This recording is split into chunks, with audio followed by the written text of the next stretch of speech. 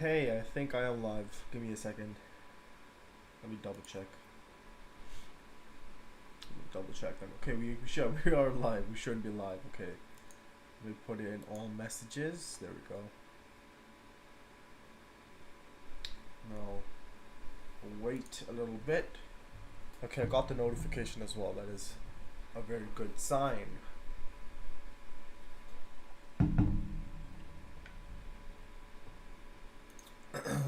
We have videos from last week that we were gonna check out first. So, yeah.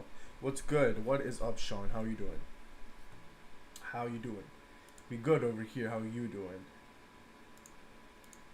First video was actually a Sonic Boom video, which was a suggestion from KR. I'm pretty sure because I don't think anybody really else suggests Sonic Boom. But Sonic Boom Shattered Crystal Cured My Depression. That is what we're gonna watch.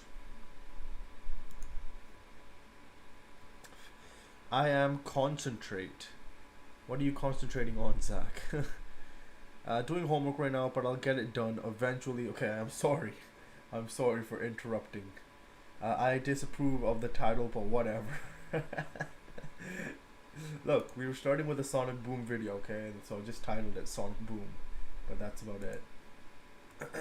It can mean a lot of things. It doesn't really need to be the actual Sonic Boom I'm talking about. I could be just saying Sonic Boom, you know? He goes super fast.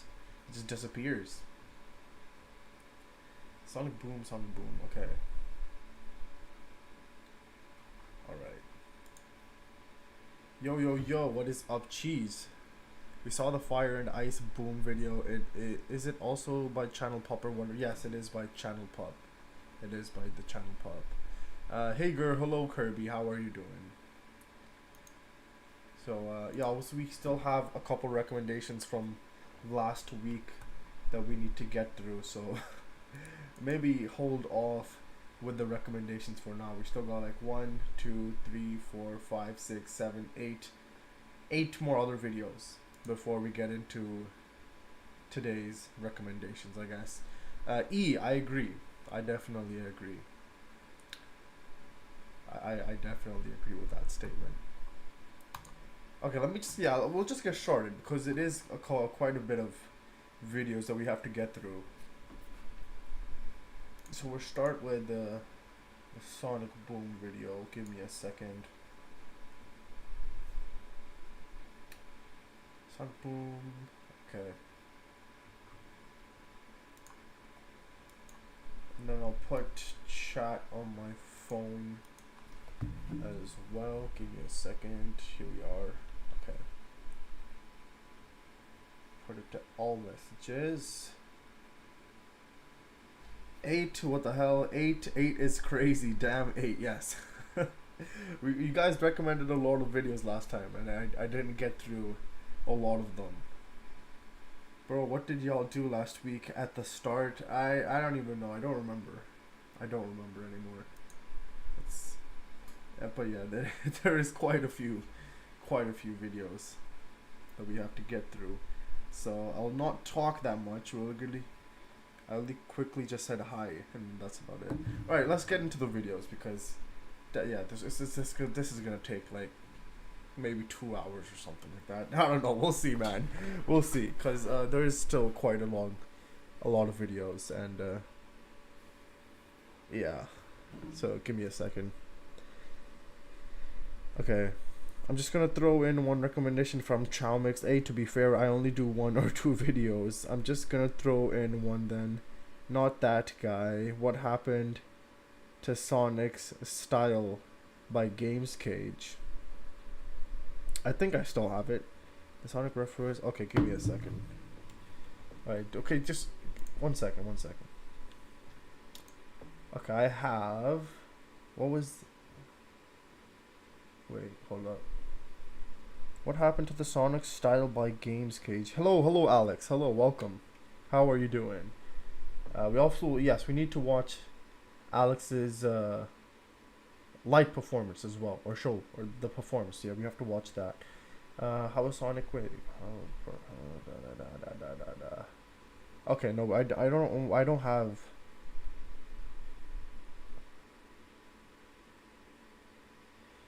The Frontiers was a miracle video is still on the queue.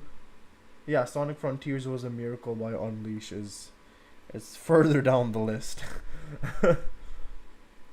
But yeah, give me a sec. Okay, it's okay. So you want this recommendation?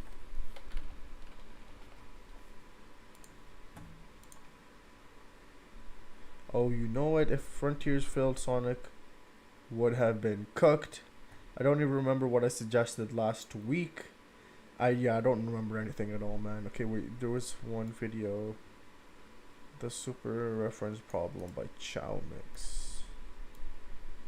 Okay. Oh, why can't I copy and paste? What? Please, YouTube, please. Okay, there we go. Okay. Okay, we'll watch the Sonic Boom video first, and then and then we'll watch Alex's video that he has made. So after like this quick video, like it's kind of 13 minutes and 30 seconds, but it's 13 minutes. But we'll get through this and then we'll watch Alex's video because I don't want to keep everybody waiting. I am pretty excited to see the light show. Alright, let's watch this quick Sonic Boom video. The screen should be up. Hold up, give me a second. All I remember recommending the last time was Coconut Mall from Mario Kart Wii. I don't remember anything, neither do I. Sounds good. This week's been kind of rough, all considered. Kind of rough as in what? As in what you mean, cheese? Let me just quickly watch this. Okay, let me quickly watch this first. Yeah, you might be in for a surprise this time.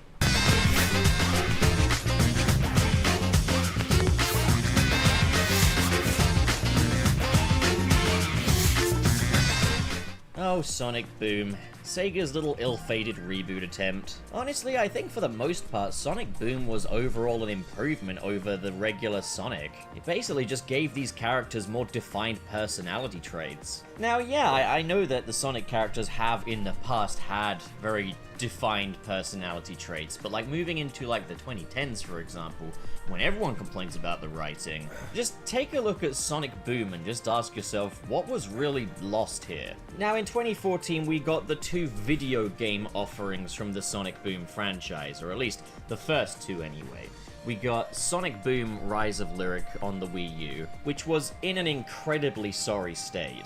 I've already done a video about that one, and the rest of the internet's had its fun kicking that game's teeth in. But alongside that was the Nintendo 3DS release Sonic Boom Shattered Crystal, by a different developer this time, Sanzaru Games. Big Red Button had no involvement with this release, and as well as that, there's no dimps this time either, so this is the first Sonic handheld in quite a long streak to not be developed by them, so it's interesting to see a new company leave a new stamp on this character. Now the thing is, Shattered Crystal isn't all that talked about, and I guess that makes sense when you're side by side with what's considered to be the biggest failure in the Sonic franchise's history.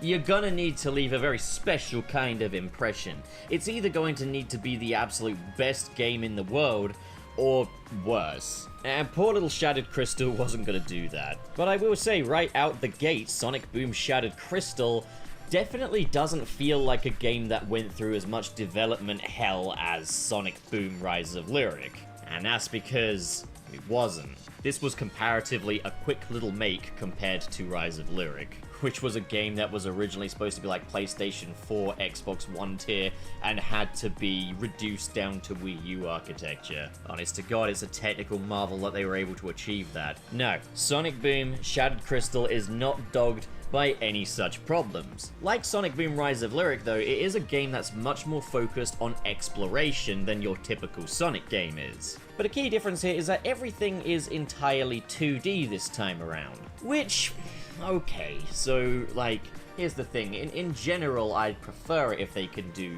a 3D Sonic, but given how Sonic Lost World turned out, consider me open-minded to a 2D one. The level design here is really good.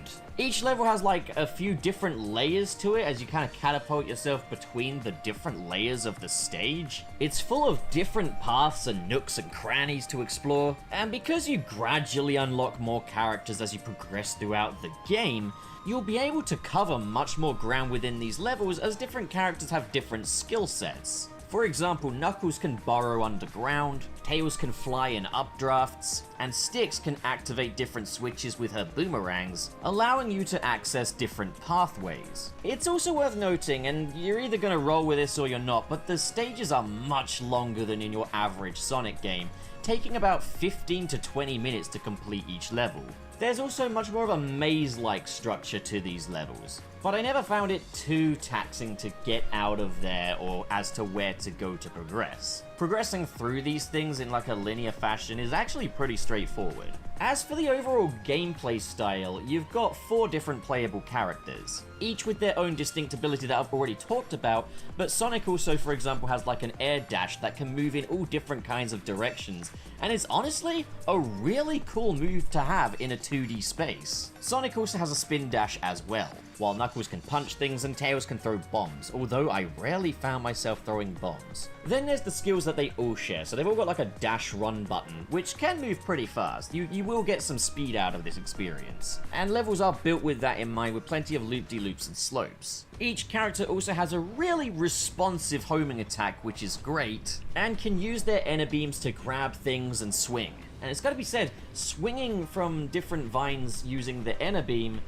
can actually add a lot to the speed in this experience. It's a lot of fun. So the gameplay, while distinctly different from the typical Sonic game, still feels very Sonic-y, like much more so than what we had in like Sonic Boom Rise of Lyric. I would have loved to have seen this style of gameplay put into 3D, but to be fair, it's very effective here.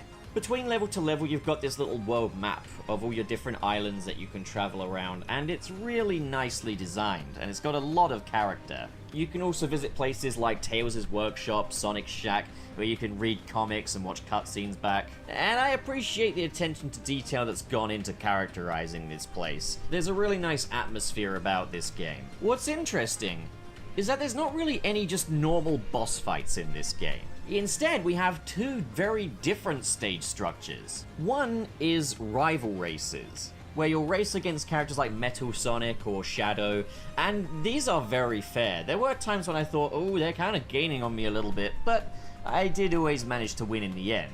And it's also a fun little pace breaker because, like, the other levels are very much exploration based. It's nice to just have levels devoted to going fast. Then there is the other form of, I guess, boss replacement, and that's the worm tunnels. These 3D tunnel sections, which play a lot like Sonic Dash, where you just move Sonic through different lanes to dodge obstacles. And that's quite fine as well, but I will say this, given that the giant mechanical worm doesn't really have any context in this story, and now all of these are very similar, even down to the scenery, I would not call these a worthy replacement for actual boss fights. However, there is one boss fight at the very end against Lyric, and it has to be said, it's a really well-designed, fair and challenging boss fight. And it's honestly surprising how smoothly it goes, having not had any boss fights prior to this one. I guess I would have appreciated some more boss fights throughout this game, but it's a compromise. It's nice to have these races and these worm tunnels. There's something new.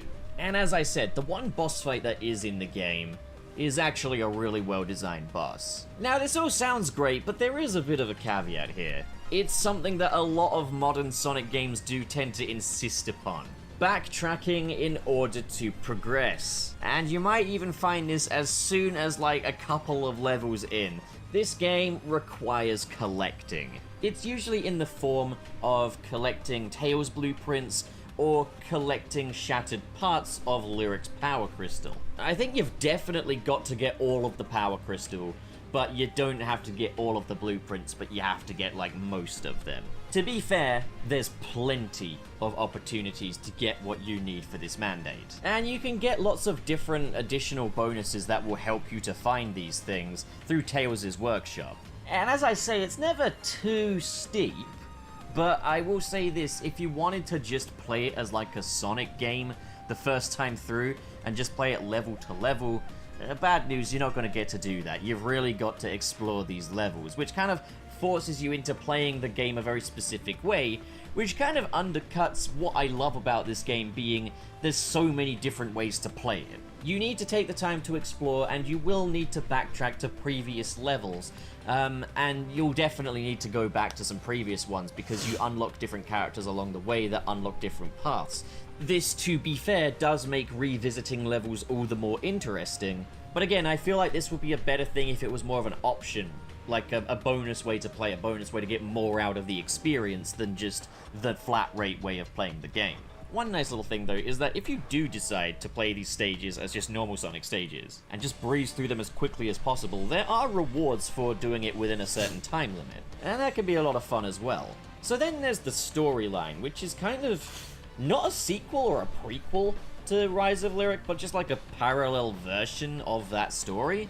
It plays out very differently. But basically, Lyric has escaped his tomb, he wants his power crystals back so he can reach full power. Amy goes out to stop him, but instead he decides to kidnap her for intel. Yeah, Amy's not playable in this one, and takes on more of the role of the damsel in distress. They try to paint it as less of a damsel in distress kind of a situation, more she's just in a battle of her own, but it really does play out as damsel in distress. So it's up to Sonic and his friends to get to the crystals before Lyric does, and to rescue Amy. Pretty simple stuff. There's a couple of CGI cutscenes sprinkled in there, and they're not quite to the quality of the TV show, but they are nice, and nicer than anything you'll find in the Wii U version, that's for sure. In terms of the character writing here, there's some good stuff. There's some stuff that did get a chuckle out of me, but it's nothing on quite the level of the TV show either. What did surprise me is that it's written by Ken Pontac and Warren Graff, the writers of the modern Sonic run from Sonic Colors onwards. And as far as the dialogue goes, this is easily some of their better stuff. Although, you can tell quite early on that, yeah, this is them. There was a point where I was like, is this a Pontac script? It's just because Sonic said the word beat down, and it's not something he typically says outside of the Pontac scripts. Oh, Lyric, you are so gonna get the big beat down! God, I hate that. They make Sonic sound like such a thug. The rest of the cutscenes are in the form of the text box cutscenes, and you've got the 3D models moving with them, much like Sonic Generations. One interesting thing this game does that no one ever talks about is that Dr. Eggman does not show up at all in this game. He's completely absent this time around. They tease him just before the Metal Sonic boss fight, but he never actually shows up himself. Interesting to not have the main villain in the first game, but I guess it's quite interesting that they decided to build him up in this way, of just having this little tease in there, as opposed to actually having him present. In terms of the presentation, this game has it down. It looks really nice. Some of the character models are a little quirky in places. Sonic's head shape does not match the shape of the typical Sonic Boom head shape. He's missing a few quills as well. And Knuckles has been Botoxing, but they're fine. They're nice enough. The stages look really, really nice, and there's a lot of detail in there. Also, here's an interesting thing. Like, the criticism I hear a lot about Sonic Boom Rise of Lyric was that its soundtrack was not like a Sonic soundtrack. It was much more ambient, much more orchestral. It took more of a backseat, and it was good for what it was, but I understood that it's not really Sonic-y. The music in this one, however, is really, really nice, and much more what you would expect from a Sonic game. It's composed by Richard Jacques, who's no stranger to the Sonic series, but he manages to bring his own personality to this soundtrack, and it feels distinctly Sonic Boom. But there's still plenty of really catchy tracks, and I think like the second stage just has this track that just stays in my head. It's like the perfect summer music. I think it's called like Seaside Jungle or something. They also kind of sprinkle in some of the more orchestral tracks from the Wii U game, and it works in moderation. So yeah, that's Sonic Boom Shattered Crystal. A really good game, if I'm being honest. I think the one issue with it is it would just be so much better if we had the option to explore these levels further, as opposed to being forced to do it on first playthrough. That way it gives the player more choice of the style of gameplay they go for, but I digress. This is easily the best of the 3DS Sonic games that we've had so far, in what's been a pretty mediocre serving so far. So far, this one is the shining crystal among the bunch. You appreciate what I know? Okay, I highly recommend this one. So, what do you guys think? Comment below and discuss, and as always, if you enjoyed this video and you want to see more like it, hit subscribe, hit the like button, and in the description below are links to my social media, as well as my Patreon. Alright, bro. Sounds good. We watched, okay, Sonic Boom Shattered Crystal. Look, it seems like it seemed promising, I guess you can say, for a 3DS game at least. But yeah, now let me read the comments actually, then we'll get into Alex's video. Okay. Might as well take that one out, Kerber, on his schedule. I just got tired that Sunday and went sleep. We lost a legend. Oh yes, I did see that. Rest in peace to him, man.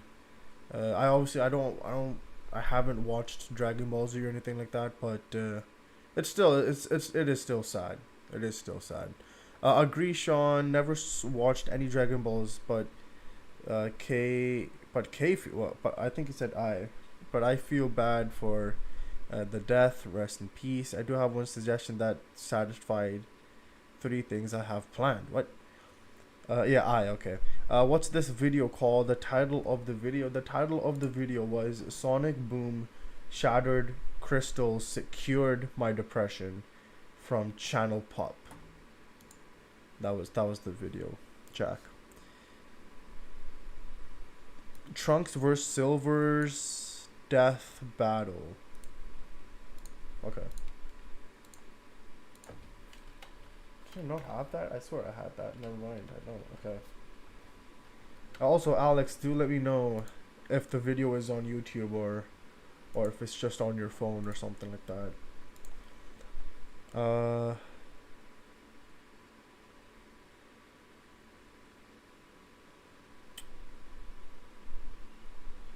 I'll probably dip later on. Gonna have to go somewhere later. I'll definitely be back. Sounds good, Kirby. Akira work has inspired so much, including the coolest things about Sonic. Rooster Teeth, which owns Death Battle, got shut down, and I'm happy to hear that. Oh god. I didn't care for Dragon Ball Z this arc, but yeah. R.I.P. Oh boy, much like Knuckles, I too stuff B in my mouse. Wait, what? What I am concerned, Cheese, can you remove Coconut Mall from the queue? Okay, I guess you can do that. No Mario Kart. Okay, removed. Okay, it has been removed, Kirby. Yeah, I sent it on the server. Don't worry, I got you. Seriously cured my depression. I wouldn't say that. Making my depression worse, that did. Oh god, okay. Alright, we're gonna watch Alex's video. It's okay, light show. Okay, there we go. Give me a second. Okay. Okay, whoa. It already started. Why am I? Okay, hold on. God damn. I love how Alex just posted the video for this stream 3 minutes ago. Sounds good. It is Dreams of an Absolution. Okay, I am excited. Give me a second. Okay. Okay, let me put the screen up. I think it's up. Give me a second. Lol. Shattered Crystal looks like a fine game overall, but it's not that deep. Yeah, I guess it's just a title, I guess. Whatever. Anyways. Okay. We're here with the light show. Sonic the Hedgehog, Dreams of an Absolution. JS vs LB. What does that mean again? JS vs LB? I think you told me too, but I forgot. And it is obviously posted by Alex. That's the name of the remix. Oh yes, sorry. I got you. Sorry, I forget.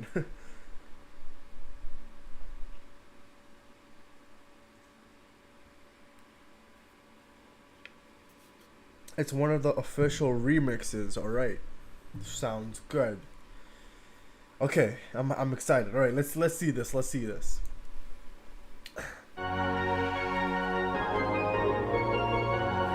I've seen enough. Alex, I would like to sign you to a contract.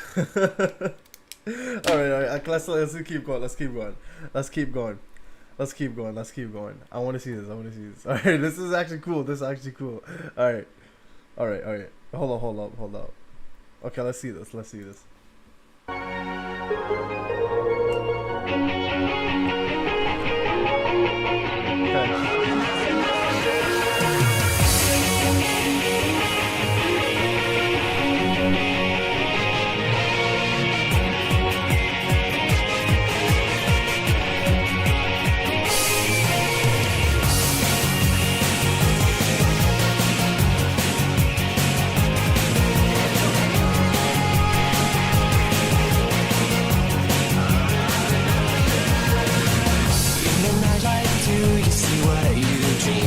Troubles are they or what they seem? Look around you, then you may realize all the preachers are with their lies.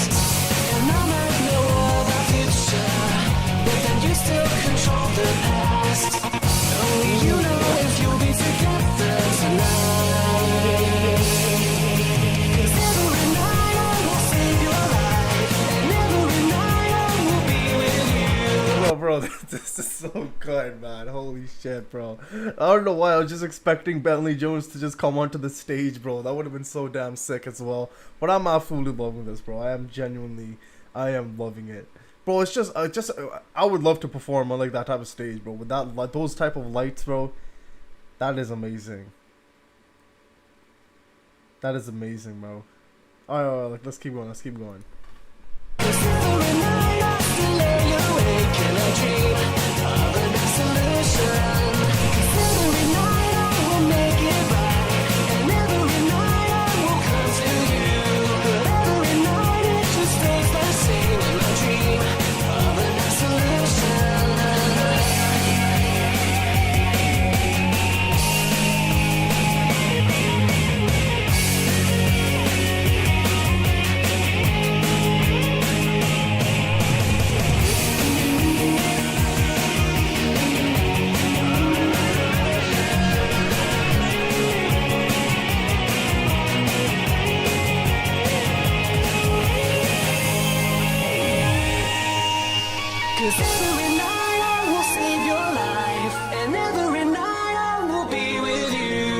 Every night I still lay awake and I dream of a nice solution. 'Cause every night I will make it right, and every night I will come to you. But every night it just stays the same in my dream of a nice solution. And you'll see what you'll be, and you'll see you.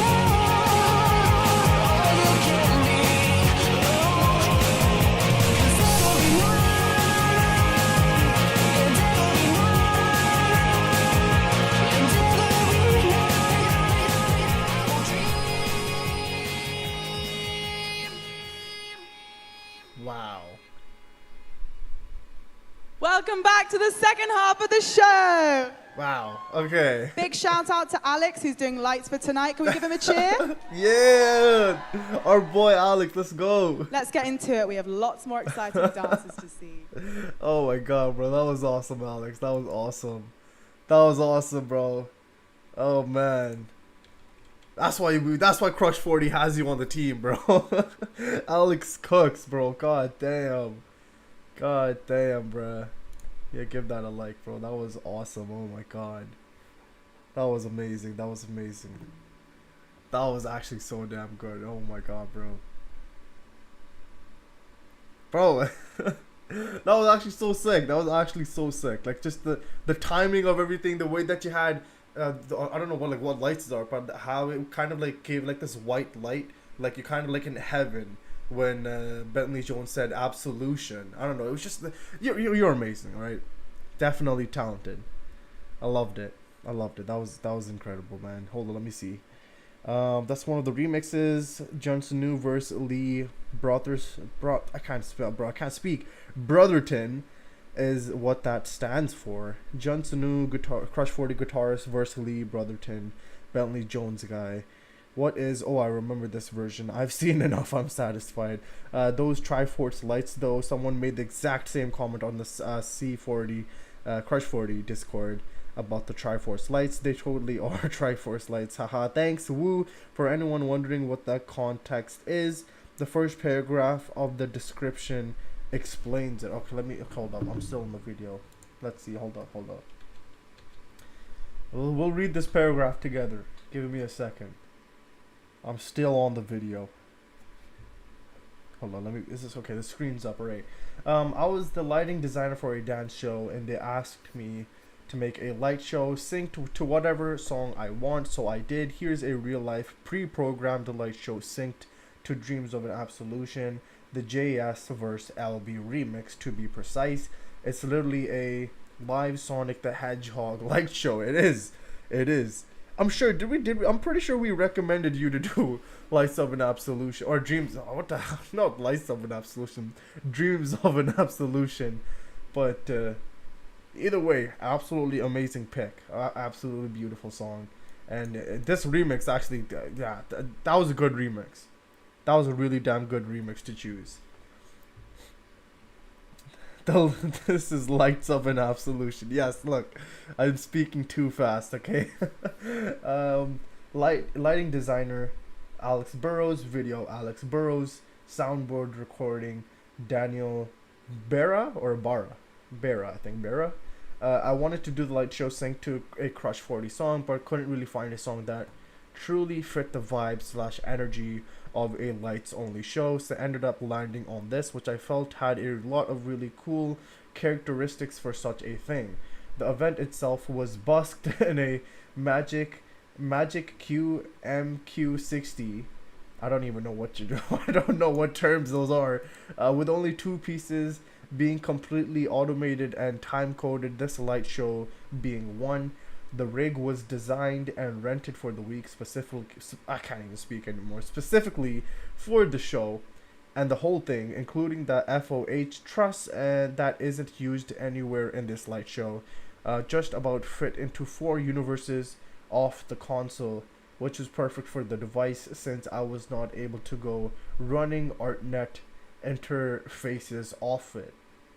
Some of the characteristics of the rig and the playback layout I had on my console for busking was inspired by the lighting you see in the 25th anniversary party during the Crush 40 show, particularly my heavy abuse of the random strobe on the spots, which isn't seen often in this video, but was used extremely to build and release tension in the lights to the show music. Crush 40 Discord, shot on a Nikon D3500. Lighting rig, you have all these lights that were used. God damn. Okay. Wow. Okay. You exposed people to Sonic and they had no idea. It's a light console. Oh, okay. Yeah, this is all just technical details. Yeah, it does sound very technical or light regarded or light information. But it was nice. The show, or at least the video, was absolutely amazing. I absolutely loved it, bro. That was actually amazing. God damn, bro. Yeah, that was incredible, Alex. That was incredible. Yep, nobody knew it was a Sonic song. Absolutely wonderful choice of a song. That was such a beautiful remix, bro. Dreams of an Absolution is just such a beautiful song in general, but that remix, though, oh man. That remix is something. Absolutely beautiful. That was a great job, bro. Like, how was the show? How was the full show, would you say? Obviously, this is just the Dreams of an Absolution, but how was the rest of the show?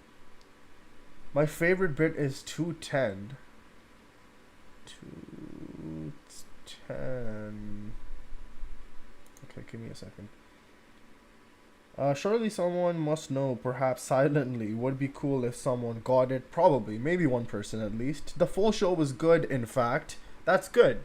I am glad to hear that, Alex. Hold on, let me go to 210. Let me see. Dream of an absolution. 'Cause every night I will make it okay. and every night I will come to you. But every night it just stays the same in my dream of an absolution. And you'll see what you'll be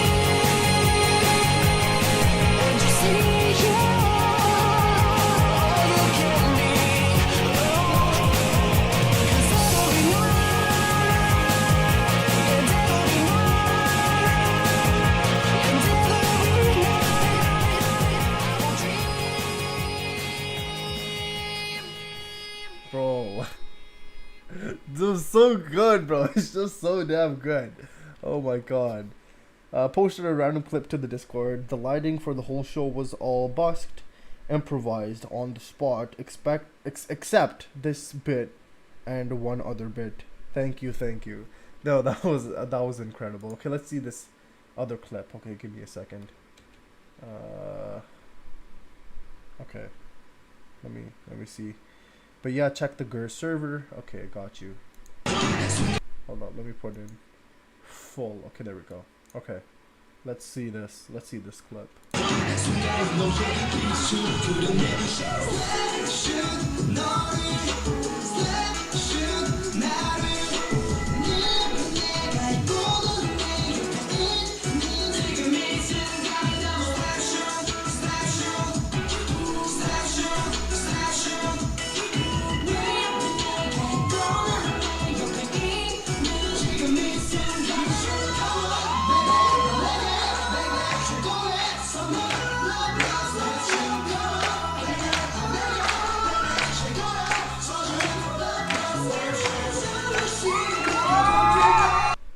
Oh yeah, that was good. I like this.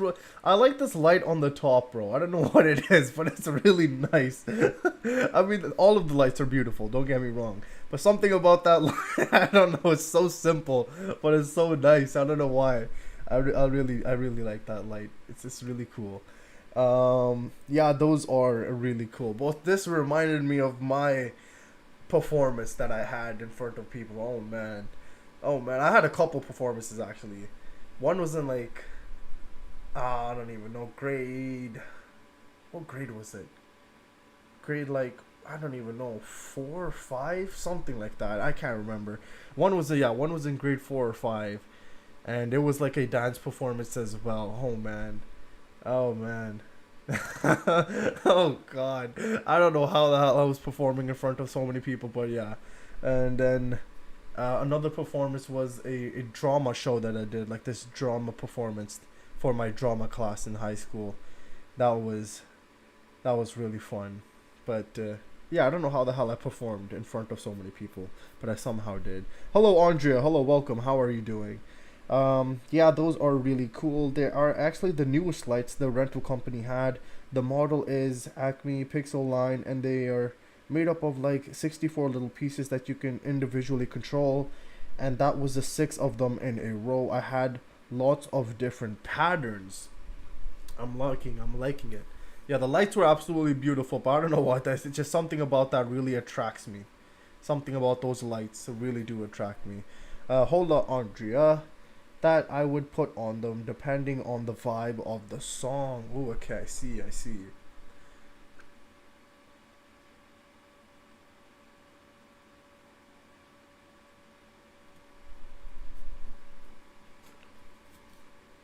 Yeah, the show looks amazing though.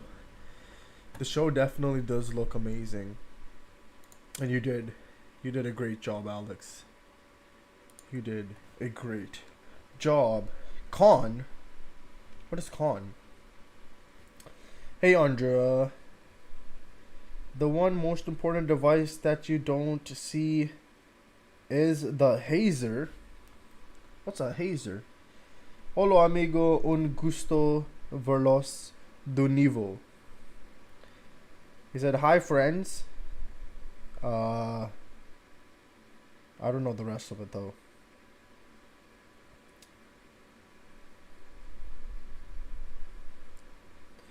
Maybe it's, hi friends, I'm good, how are you? I'm guessing that's what Andrea said. Which puts fog in the air so you can see the beams coming off the lights. Oh, okay. Otherwise, the lights wouldn't make those cool lines in the air as they turn and stuff. I got you. Okay. Yeah, there was a lot of, like the, what is it called? Yeah, the fog. Yes, I can see it even in the thumbnail. You can just see the white lights having a lot of fog in it. I like it. I like those effects going on. Good to see you guys again, basically. Oh, okay, I was close. Kind of. Alright. But yeah, those streams are just great. Yeah, I'll let me put the page back up. Just for a while. Yeah, this right here. Let me hold on. If I click, okay, there you go. Look, that fog right there. Me like that. Me like. Yeah, that's nice. That's nice. Yeah, those streams are great. Yeah, the light show was absolutely incredible, though, Alex. That was a job well done.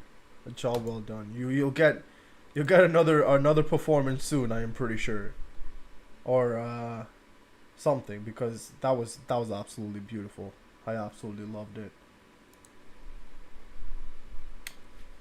Can set off the fire alarms if you're not careful. Uh-oh. Always have to get clearance from the building team. Okay. Oh god, yeah, yeah. I mean, it does seem like fog, and I'm guessing the detectors probably would pick up on that or something like that, but that was absolutely incredible still, Alex. That was a good job. Yep. I don't know, do they have smoke detectors? I mean, I guess they would have smoke detectors in a theater, I guess, right? I guess they would. I don't know. So where were we? Okay. Okay.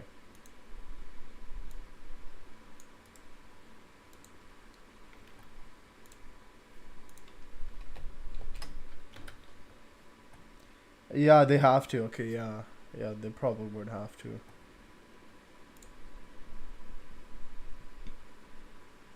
Well, thank you for that, Alex. That was beautiful. That was genuinely really, really beautiful. Pretty sure it violates building codes to not have smoke detectors. Oh, yeah, probably, man. Probably. Oh, yeah, because if something goes on fire in the theater, yeah, they might have a big problem with that. But hopefully that obviously never happens. But, I mean, yeah, when there's a lot of technology around, I'm guessing you obviously will need to have a smoke detector no matter what, because those are obviously lots of lights and a lot of wiring, a lot of like technology that is being used. So definitely would probably need that just in case. Next up was a video on silver. Why silver is perfectly flawed is up next. Yup, indeed. Yeah. When I did that light show, there was a lot of wiring. Yeah, lots. Just a huge panel, like all technology, like on the table. Lots of wiring, lots of just consoles and everything like that. It is definitely needed. Why silver is perfectly flawed? Let me see here. Fitting to have a video about silver right after dreams of an absolution. Exactly. It wasn't even pre-planned. It was not pre-planned. It's just a sign. It's just a sign. Okay, hold on. Let me see here. Okay. Let's see this. How much time has it already been? It's already been 43 minutes? Oh god. Okay. Well then, yeah, let us definitely get into this video. Why silver is perfectly flawed. Since his debut in the Sonic universe, Silver the Hedgehog has been a character who, despite his best efforts to do what's right, has made many mistakes along his hero's journey. Being one of the big three in the world of Sonic the Hedgehog, there is a lot of immense pressure on Silver when it comes to being a hero, and unlike the other two, we see this pressure really affect him. Because of this, Silver's story arcs and personality play out very differently in contrast to the other Hedgehogs. Shadow is a reluctant hero, the anti-hero who might have questionable methods, but will still risk his own life to save the day. On the other side of the coin, Sonic is the gleaming personification of virtue, always putting others before himself. And while he can be bullheaded, Sonic has the determination, skill, and experience to save the day. Then there comes Silver. He, like the others, has the heart of a hero, but he succumbs to the pitfalls of anxiety, loneliness, and an overeagerness to prove himself to others. It's these struggles that Silver must overcome which make his character so complex. compelling. Because while he is a very powerful character, it's his failures that make him relatable to us. When we see a character like Silver fail, we can't help but root for his endeavor to overcome his struggles, whatever they may be. As a result, I believe that Silver is a perfectly flawed character, and it's his journey of overcoming these tribulations that make his character so entertaining to us. Imposter Although a syndrome. hero in his own right, Silver looks up to his contemporaries. Bro, why is this? Is this keep showing me the IDW clips? Cause I want to watch the IDW like comics properly, bro. Stop showing me so many clips from the IDW. I'm trying not to like read along because I know it's gonna come up in the future. Come on, bro. Which in itself isn't a bad thing. A lot of heroes in the world of Sonic hold core values that many look up to, like Sonic's optimism in the face of uncertainty, or finding the good in the worst of us. The heroes in this world give others something to believe in, so it's not surprising that Silver would feel the same way. However, where the issue arises is that Silver feels the need to prove himself to his peers, as though he isn't on equal footing with them. It seems that he feels imposter syndrome while hanging around these heroes. This is most obvious after Silver is booted from the Diamond Cutters. Sulking about in his garden, Sonic and Blaze encounter him and try to boost his spirits. Silver expresses his concern to Blaze, stating that he usually just makes things worse when he's being proactive. Blaze manages to give the young Hedgehog some really good advice about taking things slowly, but with dedicated efforts, and this seems to touch base with Silver. This is when Sonic joins the conversation, telling the two that they work really well together, but not long after complimenting them, Sonic takes off, and it's at this moment that Blaze tells Silver he and Sonic aren't very different from one another. This seems to catch Silver completely off guard, revealing to us IDW is where Silver has been getting the most development. Wait. What do you mean, Sean? Wait, what? that Silver doesn't view himself at the same level of Sonic's heroism, despite constantly trying to help others. Blaze tells him that like Sonic... No, he took it back. He took it back. He deleted the comment. What is bro waiting for? Oh, yeah, he took the statement back. Damn, bruh. He's headstrong, and both of them use their immense powers in order to help others. At this point in the series, Silver has done so much for the world. Together with Sonic, he helped stop Zavik and restored the world from the plague that was the metal virus. I'm kind of not even watching the video if I'm being honest. Like I'm not watching the video. Like I'm just listening to the guy, and I'm barely even listening to the guy. I'm just thinking about something else because I know it's showing me all IDW clips pretty much, and I don't want to ruin the IDW clips. So, like, I don't know. Like, we'll keep going, I guess. He saved his friends in the battle for Angel Island and so much more, yet he still doesn't quite see the hero that he is. That is until Blaze tells him and instills some confidence within him. While many have compared Silver to Trunks, which is a fair comparison, in many ways, Silver reminds me of Booster Gold. Much like Silver, Booster has gone back in time and become a hero in his own right, yet when working alongside the great heroes of the past, he struggles to view himself as one of them. I can't do it! Yes, you can. You have to. Tracy, I'm a fraud. I was a failure in the future, just like I am here. I'm not a superhero. Everything is about to be destroyed forever. And where are the other superheroes? Not here. You are. You're the only one who can do this. So do it. For both Booster and Silver, having someone who believes in them opens their eyes a bit to the hero that they already are. Having this doubt within himself has made Silver such a fun character as we watch him grow. In every arc that he appears, you can tell that he's pushing himself, trying to prove his worth to the others, despite the fact that they already value him as not only a friend, but a selfless hero. But knowing that he doesn't see it in himself, we come to understand why he's so gung-ho when going on missions and constantly exerting the limits of his powers. Anxiety.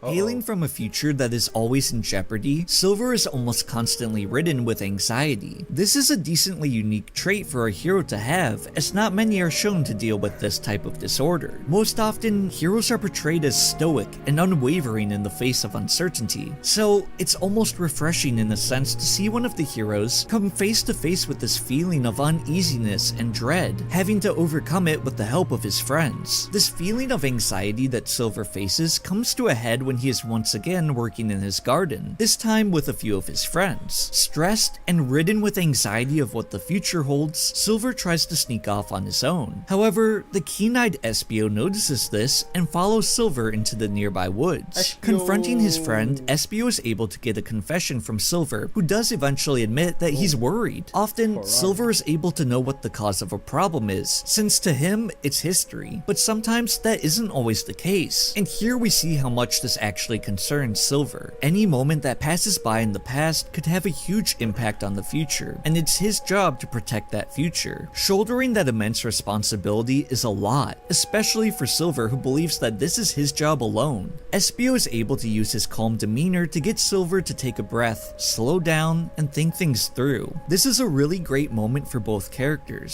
Silver becomes a lot more relatable, as we have all at one point had some type of anxiety affect us. And this is something that a lot of people struggle with, as anxiety can become crippling as it washes over you like an unrelenting tidal wave. Espio tells Silver that he too shares fears and worries just like him. He worries about the safety of his friends all the time, but if he lets that anxiety and fear consume him, then the enemy has already won. Espio tells him that the best thing he can do is to have faith in not only his friends, but himself. And while Silver admits that he is still afraid, knowing that he has friends he can count on gives him more comfort in the uncertainty of the future. Just like anxiety can overwhelm you in a vast sea of despair, we see how powerful friendship can be, giving comfort as you weather the storm together. This is a great contrast from characters like Sonic and Shadow. In most stories that we get with these two, they already have confidence instilled in themselves and faith in their friends, so we don't really get to see an internal struggle of self-doubt and the journey of overcoming that, which is why seeing Silver confide his fears to his friend Espio is a wonderfully written moment of friendship that taught Silver he doesn't have to deal with his fears and anxiety on his own, and most importantly, you can't let those feelings consume you.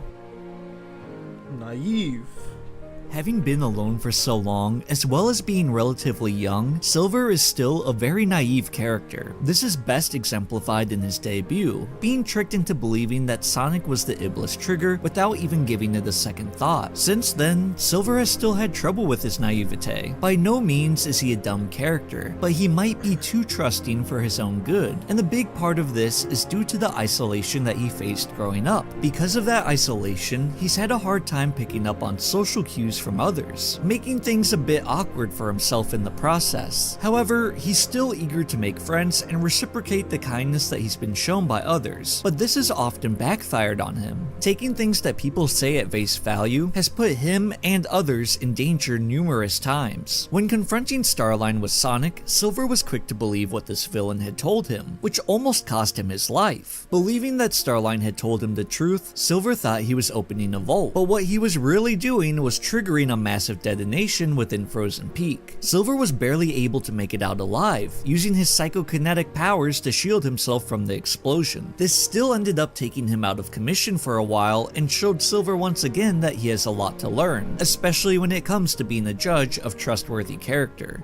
The flaws and failures of Silver the Hedgehog have made him a compelling character, as we see him slowly mature and learn. It's rather intriguing that in the IDW stories, Silver is drawn to gardening despite his lack of experience when it comes to this activity. Gardening is something that takes incredible patience, labor, care, and an understanding of what you're trying to grow. In the same way, working through problems in life takes the same understanding and patience. It's never easy to work through any difficulties in life, but just like gardening, if you work hard enough at it, you'll see the fruits of your labor, even if changes aren't noticeable immediately. Seeing Silver work through his problems has led to an interesting dynamism for this character. His flaws aren't what define him, but rather it's the ability to work through his problems no matter how difficult or daunting they may be. And I think that's what makes Silver such an entertaining character in these comics. It's easy to dwell on our mistakes and flaws, but like Silver, we need to look past them and focus on how we can improve. And while he is powerful much like Shadow or Sonic, he still has much to learn, and seeing him evolve over time into the hero that we know he can become is an engaging story that has us captivated. But let me know what you guys think about Silver's character in the IDW comics. Do you enjoy how he's written? What character would you like me to break down next? If you're not subscribed already, make sure to do so to stay up to date on all things Sonic the Hedgehog, and check out the video here for more lore. As always, I wish you guys all the best, take care, peace. Okay. Well, without really watching the video or listening to much what he said, I still did understand what he was going for, though. Which I know that probably doesn't make any sense. But I didn't want to ruin the IDW comics, okay? Look, I want to watch the IDW comics properly. That's why I wasn't watching it properly. So I wasn't watching this video that properly. But I understood. I still understood the main context of what he was talking about and what he wanted to say. I have a recommendation. Okay, hold up. Who suggested this? It's showing stuff from that later IDW stuff. Abort and come back to it later, maybe too late. We've watched it now. Oh, Booster Gold. I haven't heard that name in years. I have a recommendation since you wanted some visuals to go to Sonic Destruction, Animanic, Sonic and Shadow. It's a whole 1 minute and 30 seconds long. Now you see that might be too long, Alex. I think that might be too big of a video. You know, maybe like we'll watch it like a couple streams later or something like that. You know, I think that's a bit too long, if you know what I mean. I guess it's not too bad. I refer to the 3 hedgehogs as triple SSS. Ship SSS. That is what ship we're on, guys. Alright, well, we're gonna watch this quick little video that Alex has recommended.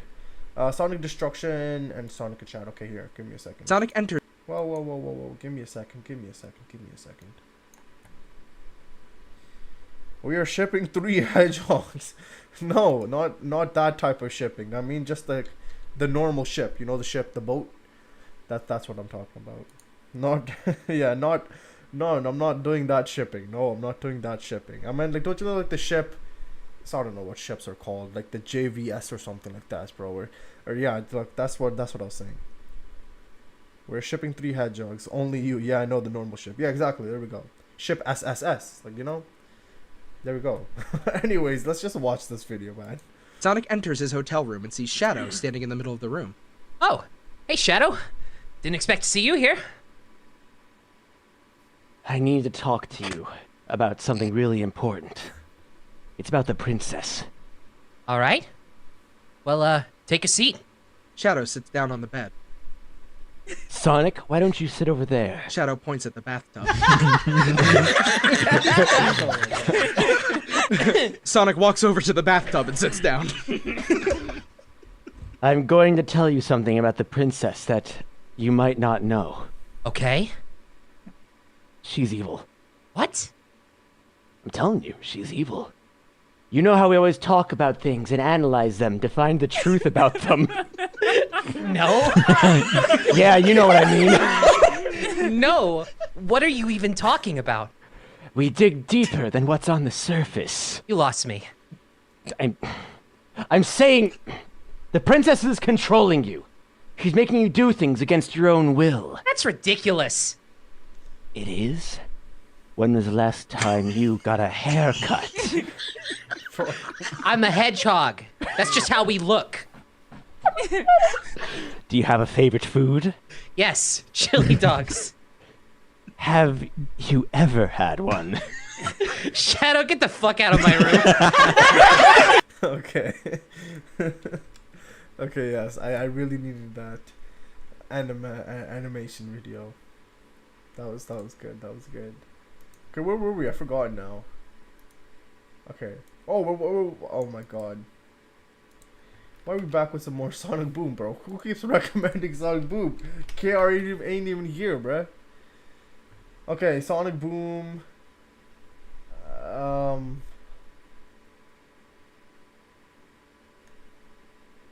Okay. Sonic Boom out of context. That's what we're watching now. Okay. Well, I'm very familiar with the normal shipping. When do we get the live Discord voice call with all of us in it? I have no idea. One day, Alex. We'll do it one day. For now, we're back with some more Sonic Boom. Tired. Oh god. Okay. Just kidding. No, we'll do it one day. We'll do a voice reveal. Alright, hold up. Finally some good Sonic Boom stuff. Yep. It's out of context this time, so I'm guessing something suspicious might be happening. But let's see. Tired, huh? Not me. I slept like a baby last night. No, really. An abandoned crib washed up on the beach. Hey, this wall tastes like dirt.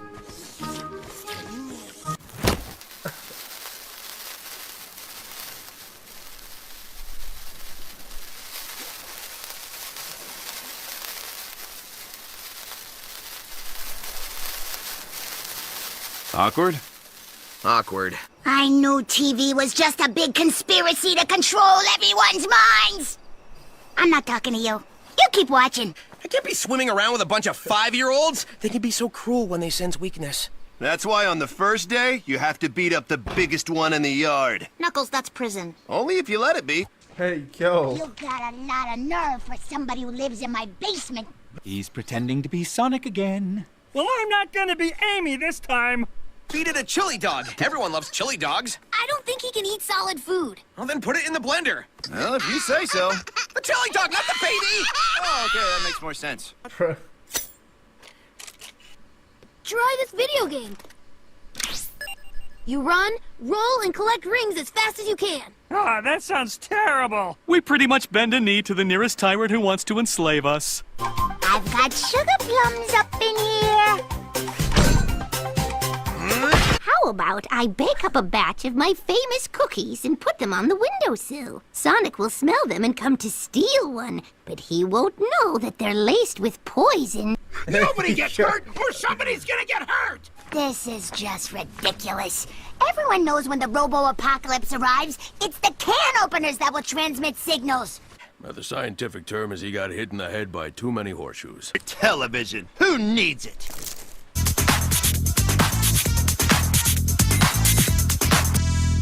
There's just something about unpaid labor that makes me feel warm and fuzzy inside. But in all that time, the plants have never given us anything. Except oxygen. And nutrition.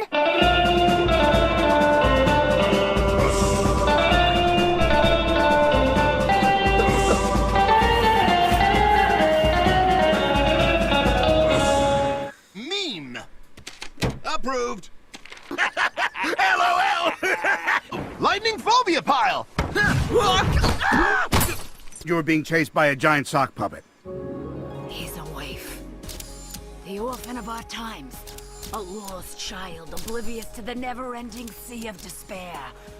Sonic, what does Dr. Eggman have in his pockets right now? I don't know, a hippopotamus riding on a skateboard?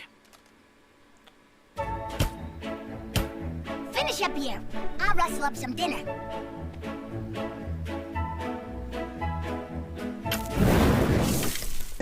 Oh, that reminds me. I gotta chop my arm off.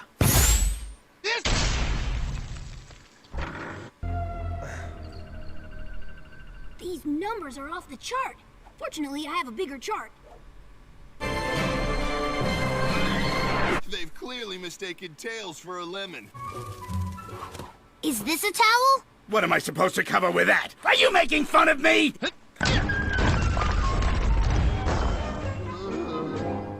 Stupid universe. You thinking what I'm thinking? Yeah, what if the princess is in another castle? I need to change the scenery. It gets boring watching a majestic sunset over an endless tranquil sea of blue outside my beachfront paradise every day. Hey, little fella. Oh, gosh, you're cute. Pole vaulting over the couch or shot putting tails across your living room. You know what I've been wondering, though? Where crazy luck theories come from? When the bad luck leaves me, where does it go?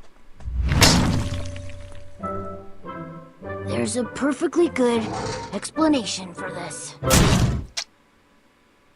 Okay then. Alright. Okay then. Okay, hold up. Out of context clips from the show. What the heck is this? I love apples. I used to hate Styx because of her voice. Now I realize she's the most based character in the series. I didn't realize IGN voiced Cubot. I saw the new Kung Fu Panda movie. How was it? Good. They are still making those. Ah, yes, a D joke. Yes, they have to make a D joke. Especially for The man himself. Why Archie Knuckles is the best Knuckles is next up. And I know this is like an hour long, so strap in. Strap in. This is going to be a long video. Grab some popcorn. Maybe something else. Wait, okay, actually, hold up. Wait, is the Archie, is this video based on the IDWs as well, or is this something else? Is this based on the IDW, or is this something else?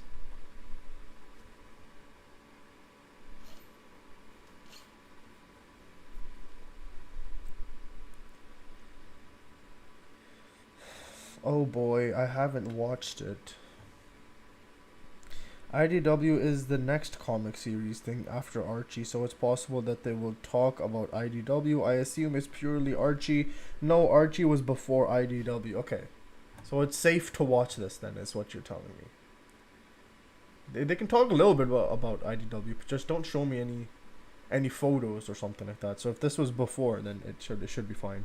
Archie was what Ken Penders killed. It probably is. Yeah. Okay, it's safe to watch. All right. Well, it's an hour-long video, so grab your drinks and grab your food, strap in, and let's see how this goes.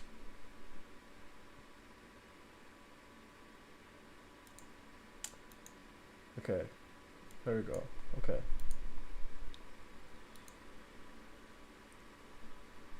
Oh, I know that channel. I was gonna recommend videos from them. Cybershell. I like how you didn't mind getting spoiled on everything except IDW. That's so true. I don't know. Look, I want to just enjoy the IDWs. Okay, I know, right? Look. Don't call me out like that, cheese. Come on. Okay, why Archie Knuckles is the best Knuckles character analysis, bro? You need an hour-long character analysis. God damn. Okay, the first. It's a VPN sponsor already. Okay, so let me just, skip through this. There we go. If you know anything about the Archie Knuckles comic book series, it's probably that it's really different from what one would expect a story starring Knuckles the Echidna to be about. Religion, politics, tradition, divorce, race relations, drugs, destiny, and death, Archie Knuckles truly tackled it all, attempting to explore serious life lessons and complex moral scenarios for kids through Knuckles' own coming-of-age story. So readers watch this simple and earnest young boy who only worried about protecting his home from danger, come to learn that the world, his past, and his relationships are way, way, way more complex than he ever imagined. In particular, there's his relationship with his father, Locke. After training Knuckles as a guardian, this fella pretended to off himself in front of his son. Why? Well, so he could grow up to be independent, of course. As such, Locke watched him from the shadows for most of his life until, eventually, through mere chance, the two reunited, forcing Locke to finally reveal to Knuckles that he is not only a guardian, but a genetically modified mutant who Locke stole from his wife and experimented on in order to create a savior for the entire world based on a terrible dream he had. In doing so, Locke placed the weight of the world on his son's shoulders from before he was born, even if it cost Knuckles a relationship with his own mother. Hearing all this, you would probably assume that Knuckles' feelings toward his father were complicated, to say the least, right? But no, not really. First and foremost, Knuckles didn't see the secrets, lies, and manipulation. Instead, he simply saw that his father was back, and all he could feel was unconditional love for him. Sure, there were the rare times when Knuckles questioned his father's actions, but those feelings were always quickly brushed aside, usually by Locke himself. All that mattered to Knuckles was that he could once again hear his dad say, "I love you." Unfortunately though, I didn't feel the same way about the comic itself. While reading it, there was this strange disconnect I felt, because though the story was supposed to be about Knuckles growing and learning to face this complex world, the comic rarely gave Knuckles enough information to actually engage with what was happening in any meaningful way. And on the rare occasions it did, the conflict was quickly taken from him as we moved on to the next thing. However, it did make me feel something for Knuckles at least. Bad. I felt bad for him. How couldn't I after watching this poor, confused kid get constantly yanked around by never-ending lore dumps and the ceaseless multi-generational infighting of his own family? All of this to the point that Knuckles couldn't even see how terrible his own father had been to him. Eventually, though, Knuckles awakened the powers his father gave him and became a living Chaos Emerald, able to alter reality itself with a simple no. Finally, the savior of the Echidnas and all of Mobius was here. Except, actually, the Echidnas feared Knuckles and they immediately worked to kill him to protect the world. Huh. Yeah, just like that, Locke's gift to the world had backfired, as everyone either saw Knuckles as a threat or a tool they could mold into whatever they needed. In the end, this even cost Knuckles his life, as he sacrificed himself to save his already old, dying, and very evil uncle. But as usual, Knuckles didn't have time to think. He just did what he thought was right in the moment, and paid the price for it. Like always. All while Locke chilled in the background with only a passing thought to his son's plight, and even less of a reaction to his actual death. Because even a relationship as important as this was swept under the rug at a moment's notice in the Archie Knuckles comic. As many of you probably know, all of this was written by Ken Penders, a creator who seemingly wanted to focus on everything except Knuckles in his own story, for better or worse. Often, Penders would use his own life experiences and interactions with fans as a basis for the story, and that became most apparent with his final Knuckles... Knuckles came back to life? Anyway, that became clear in Penders' final Knuckles story, Mobius 25 years later, a future tale where Rad Red had become a father learning what it means to really guide their child. Here, Knuckles realized that, in trying to avoid repeating his father's mistakes, he'd begun controlling his daughter in a different way, preventing her from being the person she wanted to be.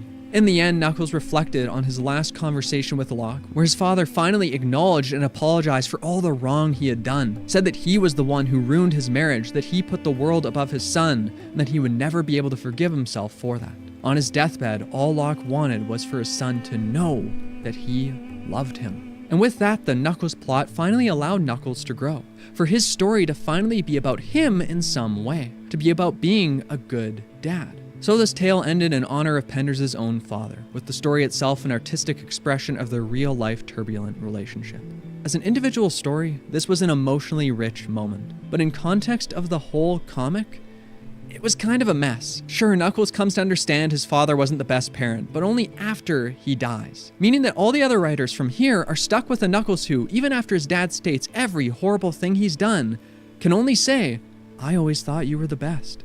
Sure, future Knuckles got to be a compelling character with an interesting relationship with Locke, but what about the Locke and Knuckles here and now that I'm going to be spending the rest of this comic with? And so, with the passing of the torch to a new creative team, 25 years later was instead turned into an alternate future, allowing for us to finally tell a story about this father-son relationship in the comic's main timeline. And it's the story that made Archie Knuckles the best Knuckles.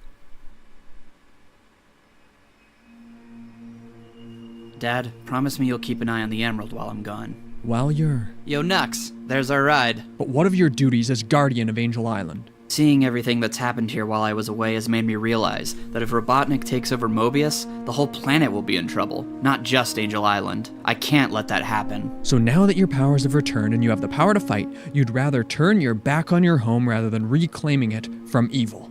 Dad, Suit yourself.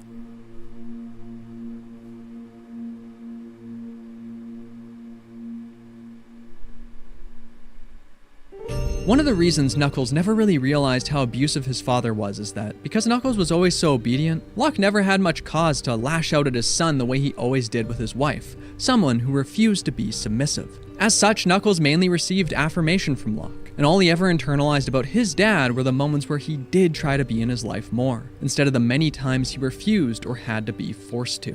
And so, when Knuckles decides to strike out on his own, to make a decision he feels is right, Locke doesn't try to reason with or guide his son. Instead, he reframes Knuckles' thoughts, tells him what they mean, and makes sure he gets the last word. And Knuckles' reaction makes it clear that he didn't expect this at all. His father has never treated him so harshly. Now, this reaction obviously doesn't come out of nowhere. Locke has always been a character who needs to be right. Beyond that, Angel Island has been under Eggman's control for an entire year, with its main protectors and Locke's extended family, the Brotherhood of Guardians, missing for mysterious reasons. At some point, Locke was captured and tortured until Knuckles came back to save him, along with the rest of the island. So it makes sense that Locke would be desperate. But here's the thing.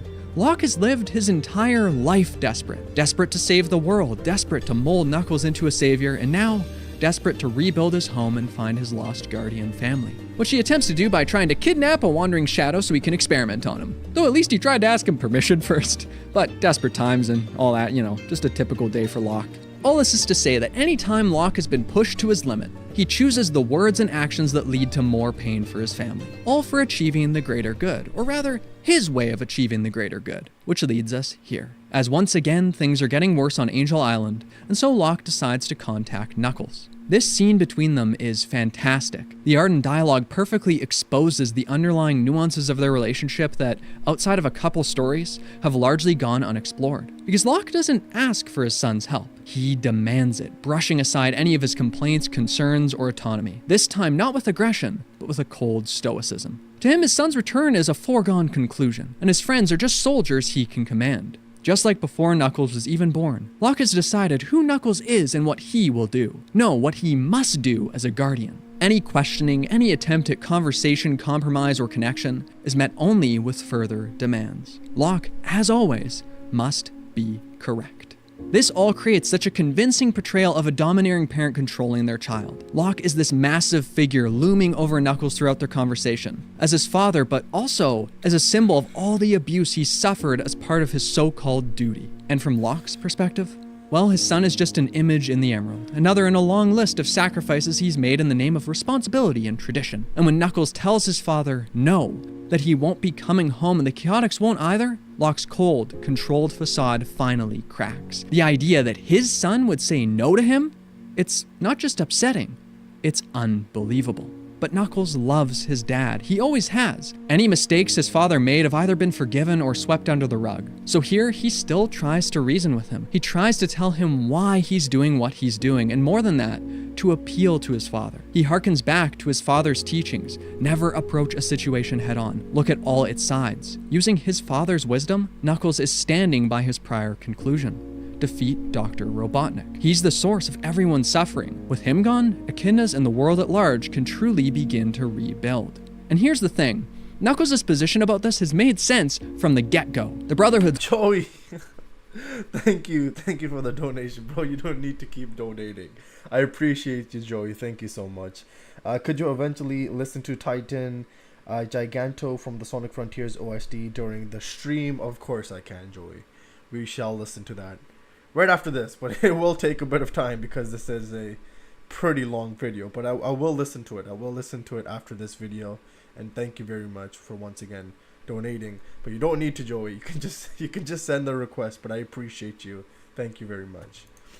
His long-standing refusal to get directly involved with the Doctor has been a huge problem. Using his father's own words and teachings, Knuckles is able to not just frame this around what he wants to do, but instead what he feels a guardian should do.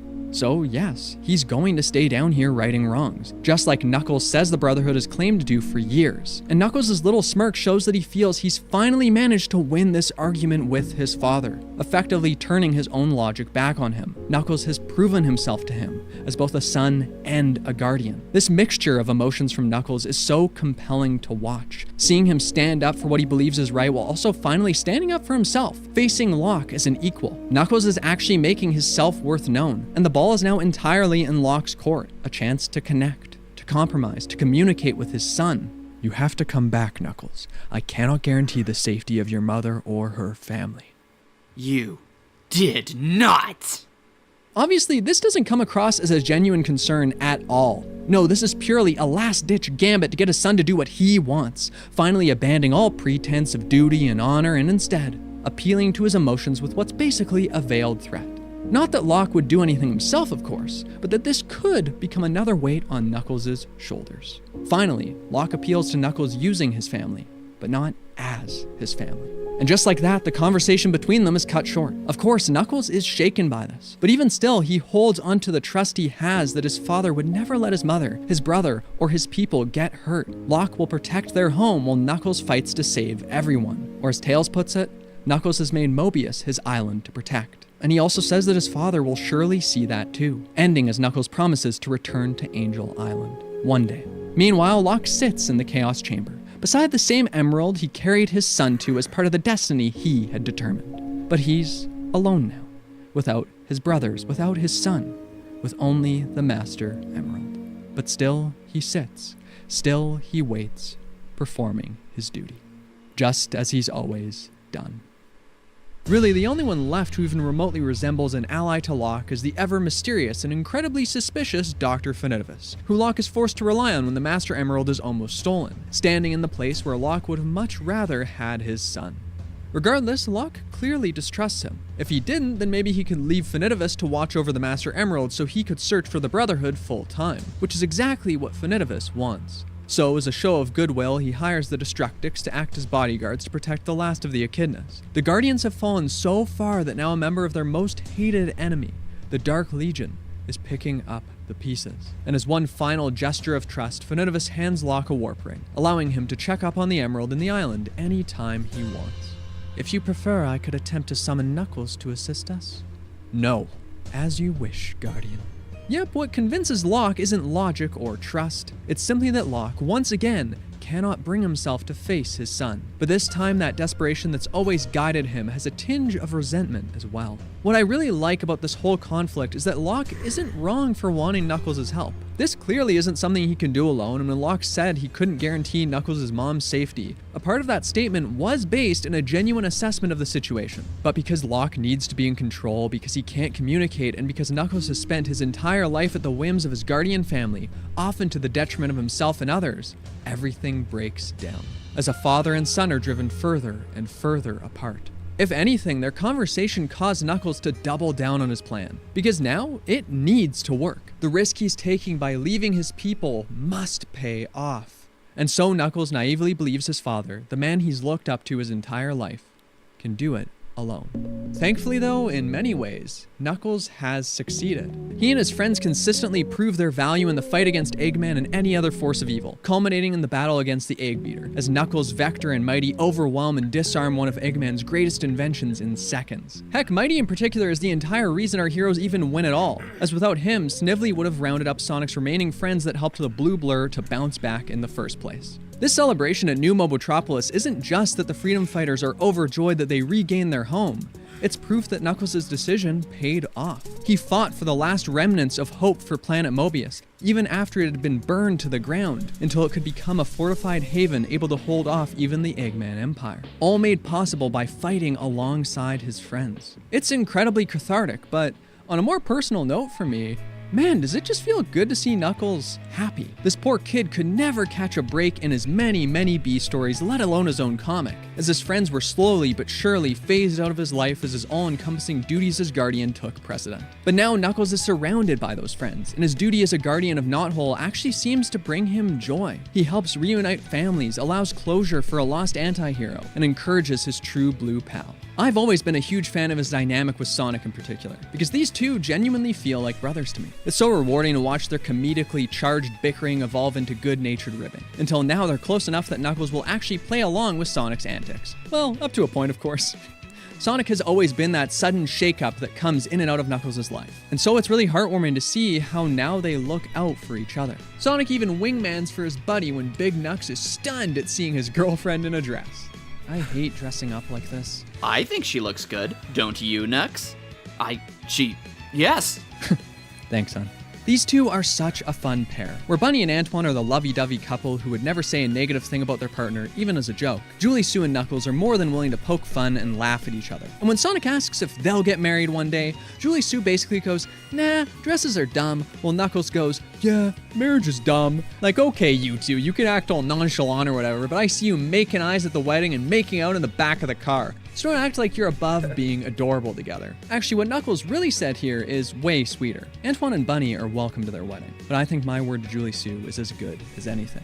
So yeah, they're great. The contrast of these hot-headed and grumpy teens being all cute together is fun. Like Julie Sue calling Knuckles hun and sweetie, or how Knuckles' version of flirting is complimenting his girl's fighting abilities. I really like this moment where Knuckles sees Julie Sue crying after she thought she didn't save Knuckles and Mighty in time, and so Knuckles breaks the tension by teasing her about her hacking methods. And the basis of their relationship makes it even sweeter, because even though they were raised in opposing enemy factions and irreparably broken homes, they consistently express such unwavering loyalty to one another. In a way, their relationship is the ultimate example of how Knuckles breaking away from the Guardian's typical ways can be for the better. How trusting himself and what he wants and feels can make the world a better place. place. Speaking of making the world a better place though, Knuckles has succeeded in doing just that. So with New Mobotropolis rebuilt and our heroes now safer than ever, Knuckles feels he can afford to take some time to check up on his home, using his Chaos powers to hopefully take him there. Despite his friends' pleas for him to bring them with him, Knuckles chooses to set aside the lesson he's been learning and go it alone, feeling that only he can face his father. And he doesn't make this decision out of anger. Instead, it's a well-meaning belief that he can and should handle this on his own. After all, Knuckles has only gotten this far by trusting his gut. So what could go? Of all the wasted potential buried beneath the Archie Knuckles comics' endless stream of ideas, the biggest and most embarrassing of them all might just be Enerjack. This reality-bending demigod that Knuckles' ancestor Dimitri became after absorbing the power of the Chaos Emerald centuries ago. So he went mad with power, but was soon crushed under a mountain, defeated and gone. Until eventually, in the modern day, he returned, intent on completing his goal of reshaping Mobius in his image. Sounds like a big deal, but what did Enerjack actually do? Well, he got buried by ants, got punched in the jaw and launched into space, killed Knuckles because Knuckles bullied him, but not really because God reset that 10 seconds later. Then he was immediately kicked out of his own story arc so that some other villain could become the focus, and that's it. Yeah, seriously. Sure, the echidna behind the mask, Dimitri, remained, but the presence and potential of this all-powerful deity completely vanished. And so imagine my surprise when over 100 issues later, Dr. Fenotivus, having convinced Locke to leave the Master Emerald in his care, calmly announces that the power and name of Enerjack will be known once more.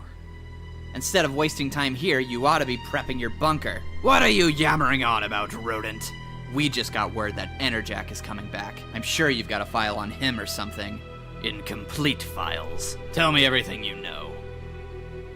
Immediately, the Archie Sonic comic reestablishes the power of Enerjack by just simply acknowledging that, well, he's not from the Archie Sonic comic. He's simply a name they've heard, a monster from another story entirely, the Knuckles comic. And that's how he's treated and feels throughout these introductory issues, sold perfectly through Sonic's sudden change in demeanor. He doesn't joke while fighting Eggman, no, he threatens the Doctor, telling him to get his act together and not screw this up. Everyone is going to need to work together if they want to survive. If Sonic the Hedgehog is telling you not to rush into a fight, you know things are bad. And who's the one to deliver this news about Enerjack in the first place? Well, it's Dimitri, the prior Enerjack. And just like that, I too feel captivated by the name. Because now it's clear that something is very wrong. Enerjack is someone new, and that context makes this reveal feel all the more special. This beam of golden light shooting into the heavens to reveal a single silent page, his body pulsating with power. Enerjack actually feels like he's capable of reshaping the world. And so he gets to work doing just that.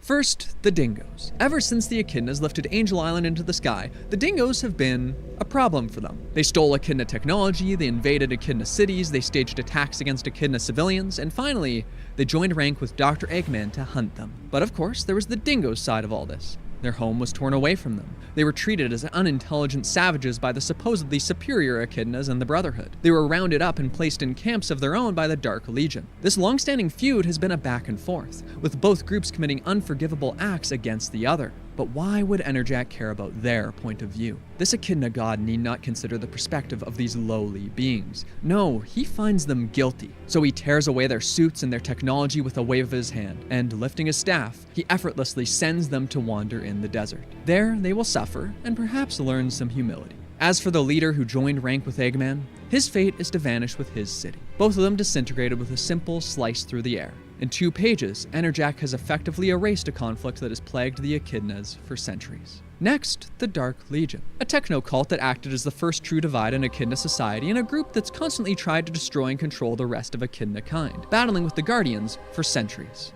At one point, Enerjack joined forces with them, but now they fight against him. They're separate factions led by individuals obsessed with taking control for themselves. But Enerjack is a merciful god, so he heals one of their leaders, Remington, whose body was brutalized during the chaos on Angel Island, outfitted with cybernetics that altered his mind.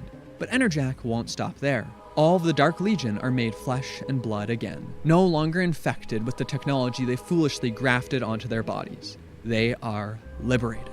I adore this panel showing the Dark Legion's reaction, or rather, its members' reactions. Some are shocked, their emotions unreadable, others are concerned. Then there are those who are angry or whose faces fill with a gleeful smile. It really humanizes this group. The Brotherhood has always placed them in a single box, all of them one entity as opposed to individuals. But here, well, I believe that they are a cult full of members with their own reasons for joining. They're their own people. And Enerjac's one-size-fit-all solution to their problem is immediately revealed to be presumptuous. But really, what are they going to do about it? Finally, the remaining echidnas, those who have been tormented by the dingoes, Knuckles' own mother and brother among them, terrified by what they're seeing. For them, it's now time to return to the past, to the place they were all meant to be before those years and years of infighting destroyed their society and their way of life. So they'll return to the Promised Land, the birthplace of the echidnas. They will return to Albion, teleported in an instant, whether they like it or not. All the while, back home, our heroes watch through a spy camera. Each of Enerjac's sweeping changes contrasted by Sonic and Tails uselessly searching for Knuckles on Angel Island. But there's no longer any time left to find him. Matters have already been settled. Now it's time for Enerjac to reshape Mobius at large, starting with those who would foolishly attempt to spy on a god. In a single issue, Enerjac has finally lived up to his premise. Everything here works to create such a convincing portrayal of an all-powerful being who casually changes the stakes of the story in an irrevocable way. He's strong enough to bring a decade's worth of overly complex comic lore in line. And as much as I said other characters' reactions are used to give gravity to Enerjac's return, Julie Sue is the one who really does it for me. That pure desperation we see that Knuckles could already be dead. And why wouldn't she believe that? She was there the last time Enerjac returned. She experienced his power firsthand, knows that Knuckles would have been gone if not for the interference of the now dead gods. Combined together, all of this paints the picture of a girl who truly believes every second wasted as another where the most important person in her life could be gone. And in some ways, she's right. So Enerjac arrives at New Mobotropolis, effortlessly lifting the shield that kept Eggman's entire armada at bay. He floats down to the freedom fighters and the Chaotix, but not to hurt them. No, he's here to help them, to make things right. But it's too late for that, isn't it? I don't care what you do to me, but I'll make you pay for destroying him. Destroy? Do to you? I would never hurt you, my love. And I can't very well destroy myself. That's right. Knuckles wasn't killed by Enerjac. Knuckles has become Enerjac, which immediately begs many questions, such as, how did this happen? Well, of course, that comes back to Dr. Finitivus. See, this mad doctor knew that Knuckles would eventually return home, and so he had the Guardian ambushed and brought to the Chaos Chamber. There, Finitivus reveals what has happened in Knuckles' absence. While he was messing around down below, 90% of the echidnas were killed by Dr. Eggman. Horrified, Knuckles attempts to harness the power of the Master Emerald, desperately trying to tap into the strength that's given him to save the world and his people. He will set this right. This is his duty and his responsibility. And just like that, the trap is sprung. Because while Locke left the Master Emerald in Finitivus' care, he placed a spell on it, one that, as he puts it, would twist Knuckles' intentions to fit Finitivus' ideals. And this one detail, the fact that Knuckles isn't being brainwashed, that he isn't simply possessed by a god, is what makes this twist go from pretty cool to incredibly fascinating. Because as we find out, Finitivus' goals are actually quite simple. He wants to destroy the world, wants everything to be erased in a wave of emerald fire, and he has given Knuckles the unwavering conviction to do it. But as we've seen, Knuckles has done things differently. Because Knuckles doesn't want to destroy his friends or his people, he came here to rescue them. So it's clear that Knuckles is still inside, that his personal feelings are combating his ultimate goal. He wants to save his friends from the inevitable end of everything, but they won't listen. They don't want this at all. Having Knuckles rule over them as a god with an iron fist, allowing him to erase the technology that allows their AI companion to exist and protect them in the first place, letting their friends succumb to and be consumed by this power, they could never stand here and watch that happen. So Julie Sue pleads with Knuckles, asking him to stop this before things get worse. And Knuckles' response? I'm very disappointed in all of you.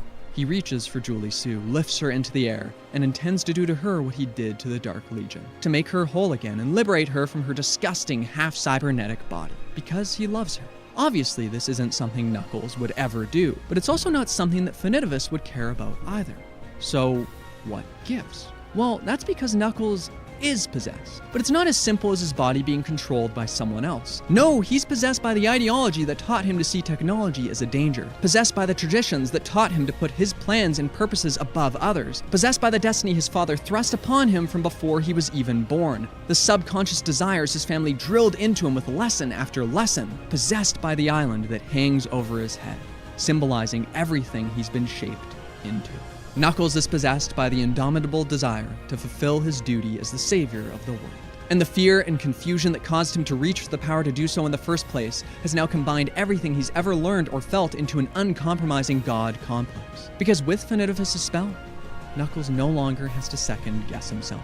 He no longer feels doubt over his decisions or relationships. Whatever he feels in the moment, he'll do.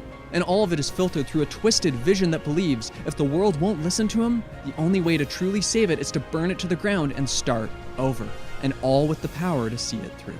So, of course, this brings us to another equally important question. Why is Finidivus doing this? After all, when he was introduced, he was just a techno-mage of the Dark Legion. Certainly a sketchy, frightening figure, but bringing Enerjak back? Where did all this come from? Well, it came from the fact that we've already met Finidivus before.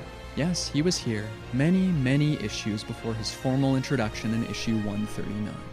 See, back in the comic's 90th issue, following a heated confrontation with the leaders of Albion, Knuckles was transformed into Chaos Knuckles. Finally, he had tapped into the power his father had imbued in him. With his strength, he could help even more people. However, the leader of Albion, Galena, didn't see things this way. No, she was scared, afraid of what she didn't understand. And as the Echidnas had decided so many times in the past, uncertainty couldn't be tolerated. So she captured Knuckles by threatening to kill his friends, and her scientists quickly got to work using a special suit they had created that would absorb his energy, draining him in the process. These Echidnas knew this experiment could and probably would kill Knuckles, but they were fine with the sacrifice. So they continued to try and take Knuckles' power from him, even as he struggled against them, and even as one of their scientists continued to absorb more and more. This man warned them that he couldn't take it, but they continued to push Knuckles, to push him. And so, as Knuckles escaped the process and went off to suffer alone, we saw in the background of this tiny panel the man sprawled out on the floor, overwhelmed by chaos radiation. But this man didn't die. He survived, and he would never be the same. That's right. This random background character from the seemingly forgotten scene from almost 100 issues earlier in the main comic, he is Dr. Finidivus. But this isn't just interesting because it's a neat callback. No, it's interesting because this callback has meaning. After all, this experiment only took place because, once again, Echidna Society's leaders decided what Knuckles' existence meant. Only instead of a savior, he was now deemed a monster. And through that decision, someone or something else was born from that very same control they constantly exerted over him, making Dr. Finidivus the final culmination of all the ways the Echidnas have failed Knuckles. And immediately Galena realized he was different, smarter, stronger, but more importantly, he had a new perspective on life and began— Oh, Gortor, hello. Hello everybody, how is it going? We are good, Gortor, how are you? It's alright listening to Archie Knuckles lore while doing homework. HW means homework, Gortor. Okay, I'll pretend that I know what HW means. HW means homework. Homework. Yeah, that's what it means, Gortor. It's okay, we got you. Began to violently condemn the state of their world and society. He wanted change. So this being, born of fear, created new inventions to help reshape Mobius. The people of Albion, however, feared him, and they theorized that all that chaos energy had turned him into a photo-negative of Knuckles. So if Knuckles was created to save the world, Finidivus was created with a desire to destroy it. Ultimately, Galena was the final vote in deciding how to deal with this problem. So Finidivus would be euthanized. For the greater good, of course. What I love here is that while we get plenty of compelling information about Finidivus, it is all funneled through another character. Galena frames him as a villain from the get-go, just as she continues to frame what she did to Knuckles as completely justified. She talks about Finidivus' call for change like it was always a radical's dangerous ramblings. But for all we know, maybe there was more to it. I mean, the warp rings are his main invention, which don't seem inherently dangerous. If anything, they would allow the Echidnas to help the world with greater efficiency, connecting everyone. So maybe he truly did want to help the world by enacting change in a society that desperately needs it, as we find out later that Finidivus has opinions on Echidna society that I agree with. He acknowledges the Brotherhood's failure as a protector of the world, the hypocrisy of their actions and constant infighting with the Dark Legion. And he's also just a big history buff. The reason he convinced Knuckles to take on the form of Enerjack? Well, he found it fitting that the name that began all this nonsensical lore in the first place would be the one to end it. He's an Archie Knuckles comic nerd, baby. He's tired of Ken Pender's BS and he's ready to burn it to the ground. So is Finitevus literally an anti-Knuckles?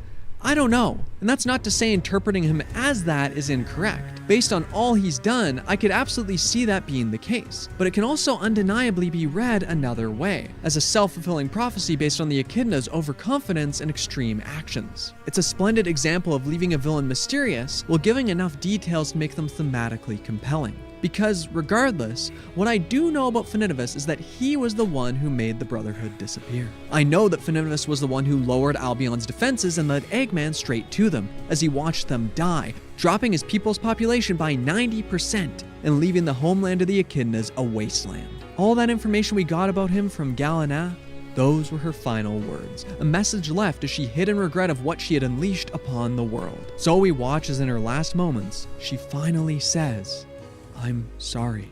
What I know is that whether it was before or after escaping murder at the hands of his people, Finitevus became what Albion feared Knuckles would be.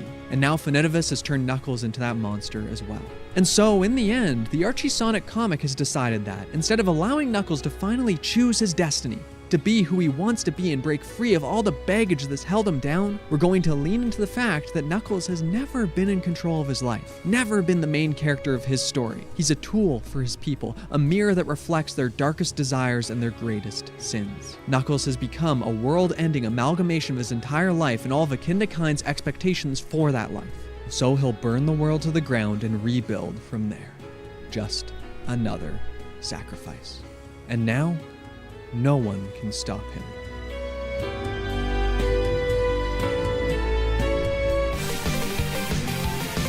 You dare use my power against me? You better believe it.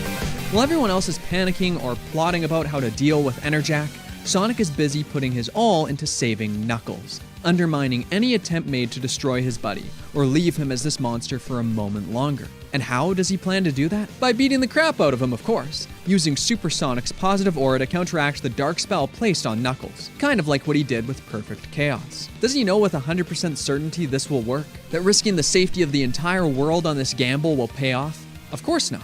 But where so many people in Knuckles' life considered those odds and chose to prioritize the world over an ally or a son, Sonic doesn't even consider any other option than saving his brother. And that heart feeds into my favorite part of this fight, and the reason I actually find it to be pretty emotional. Because Sonic's way of beating the evil out of Knuckles isn't actually based on raw strength at all. No, Sonic is giving Knuckles a noogie, teasing him for not wanting to be pink, breaking his stuff and calling him a doofus, and these childish insults are all based on their earlier back and forths. Especially the Supersonic vs. Hyper Knuckles special, a title that sounds like you're about to read the ultimate battle, but instead is a story so goofy that it dedicates a 2-page spread to these all-powerful boys pulling each other's hair and winding up for a Knuckles sandwich. And so it just really connects with me when I realize this fight isn't about being a more serious, proper version of that premise. No, instead, it's about Sonic desperately fighting to bring his friend back to those sillier days. To turn this battle between gods for the fate of the world into just another petty brawl between the Blue Blur and Rad Red. There, now you look more like Knuckles. Do you feel more like Knuckles? Thunder Arrow! Aside from annoy, your magic does diddly. What part of invulnerable don't you get? Would you prefer if it were crunch time? Yeah, that's more like it. Just want to say, I love that as far as I can remember, Sonic has never actually heard Knuckles say, "It's crunch time." So Sonic is basically just like, yeah, that sounds like something dumb Knuckles would say. And yet, under all that snark and sarcasm is a Sonic who's dead serious about saving his friend. And I love that. Unfortunately though, Sonic isn't the only one involved in this fight, because as you've probably noticed, there's been one person missing during all of this, and he's the one to suggest killing Enerjack, and by extension Knuckles, in the first place. That's right, it's Locke. Of course it is. After all, Locke isn't like Sonic or Julie Sue. In his mind, this monster is no longer his son, and any attempt to convince him otherwise is pushed aside by Locke simply saying that the process will be perfectly humane. This moment it really exposes Locke for who he truly is. At the end of the day, his duty to the Brotherhood, to the world, will always consume his duty as a father. He can't allow his own feelings to get in the way here. And so, just like when Locke decided the only way to save the world was to manipulate and mutate his son, the most extreme action is once again viewed as the only option. The Brotherhood agreed they would kill Enerjack if he came back, and so he shall die. A device made by a grandfather and a father will now put down their own kin. But Sonic destroys that weapon, and so Locke accepts their inevitable doom. The fools shouldn't have stopped him and his plan. Oh, would you stop it? You've had plenty of chances to destroy the son you hate. I don't hate Knuckles, but he's become everything we worked to create. It was our training and your experiments on his chaos energy that lead to this. But he is not a mistake to bury, Locke. We are as much to blame, if not more. Come on, Archimedes. Let's see if we can find a way to help Sonic, and the Guardian we love enough to rescue. Locke has always been such a fascinating character to me, even back in the Knuckles comic. Intentional or not, the contrast of his love for his son and his horrible actions made him surprisingly compelling. Because for every step he took to better his relationship with his son, there was always a step backward. Their relationship would always return to its terrible status quo. Like when Locke questioned how he'd acted as a parent, only to double down when his son questioned those actions himself. Or how Locke, on 2 separate occasions, realized the danger of what he'd done to his son, of the monster he'd potentially created, only to never mention it again. And while Locke mourning his son's death for a single panel, then immediately returning to his job as almost certainly the result of haphazard writing, it once again fed into the idea that Locke would never truly change. And that's why his deathbed confession made so much sense. Having no more strength to enact his will on others or the world, he was finally forced to reflect, and was able to come to proper conclusions about himself and try to repent in the final hours he had left with his family. But, of course, Locke's confession wasn't just for them. No, it was for himself. So he pled with them, wanting them to know that he loved them, wanting them to believe in the father and husband they were about to lose. And so I think it's fitting that here, the thing that finally gets Locke to reflect is not that his son needs his dad, but that someone claimed Locke never loved his boy, that he hates him.